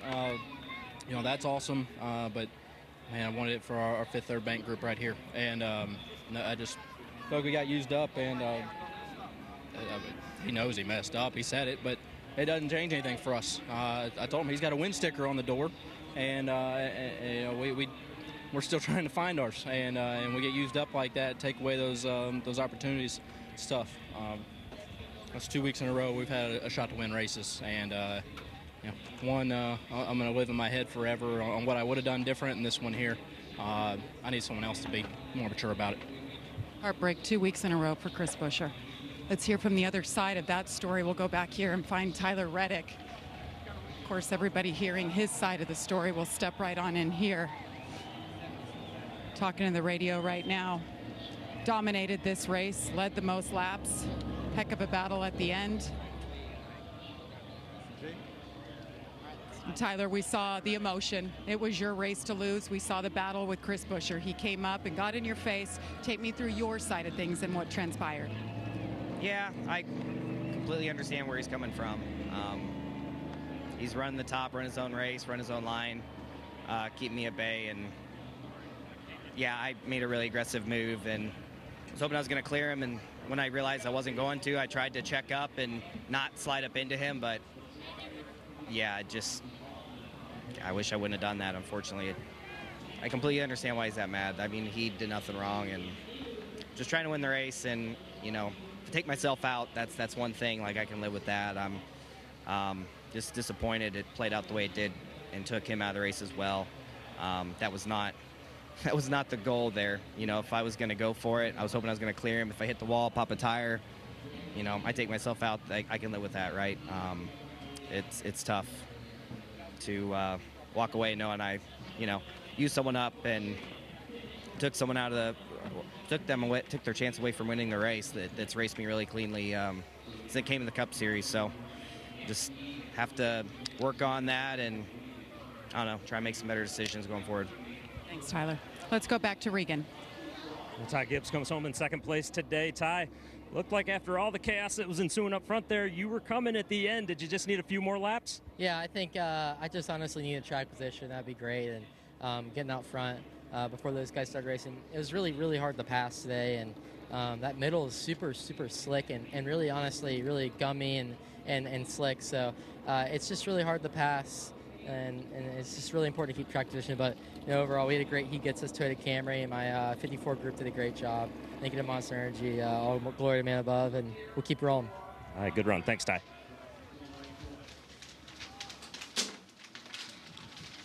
Daughters Autumn and Scarlett accompany their dad, Brad Keselowski, to victory lane on Mother's Day in Darlington. How cool is that? What a day. Jack Roush in victory lane with his partner. Roush Fenway Sports Group, the third leg of that triumvirate that own that team. 5 Fords in the top 10, so let's not worry about how competitive the Fords are this year. They are right there. Well, we've definitely got a three manufacturer battle on our hands now. We've seen it on a mile and a half. We've seen it on a wore out slick racetrack now. It's not just RFK this week, you know. But we see the move here again. You know, I understand when we talked about the 45 car was trying to drive in there far enough and slide up in front of Buescher to do the slide job, but he missed, as you heard him say when they were having their discussion. So unfortunate for those two guys, but I just want to say this crowd did not leave. These people appreciate Brad Keselowski and the things that he has done in this sport. They stuck around. They wanted to cheer for him, and what a great way to end a winless streak. Another heartbreaker for that Buescher. You see him going by the wayside right there, but putting RFK in victory lane with that guy. Buescher had 3 of them last year. He was sat back and watched all that after moving over, putting his name on the billboard of that place. Now he's standing in victory lane with his partner Jack Roush. Pretty cool. NASCAR Race Hub weeknights, the All-Star Race next weekend on FS1 from North Wilkesboro. What a day in Darlington. One we'll never forget. Brad Keselowski finally goes to victory lane. Stay tuned for PBA Bowling, the PBA Playoffs quarterfinals. The Goodyear 400 to the Keezer. Brad Keselowski.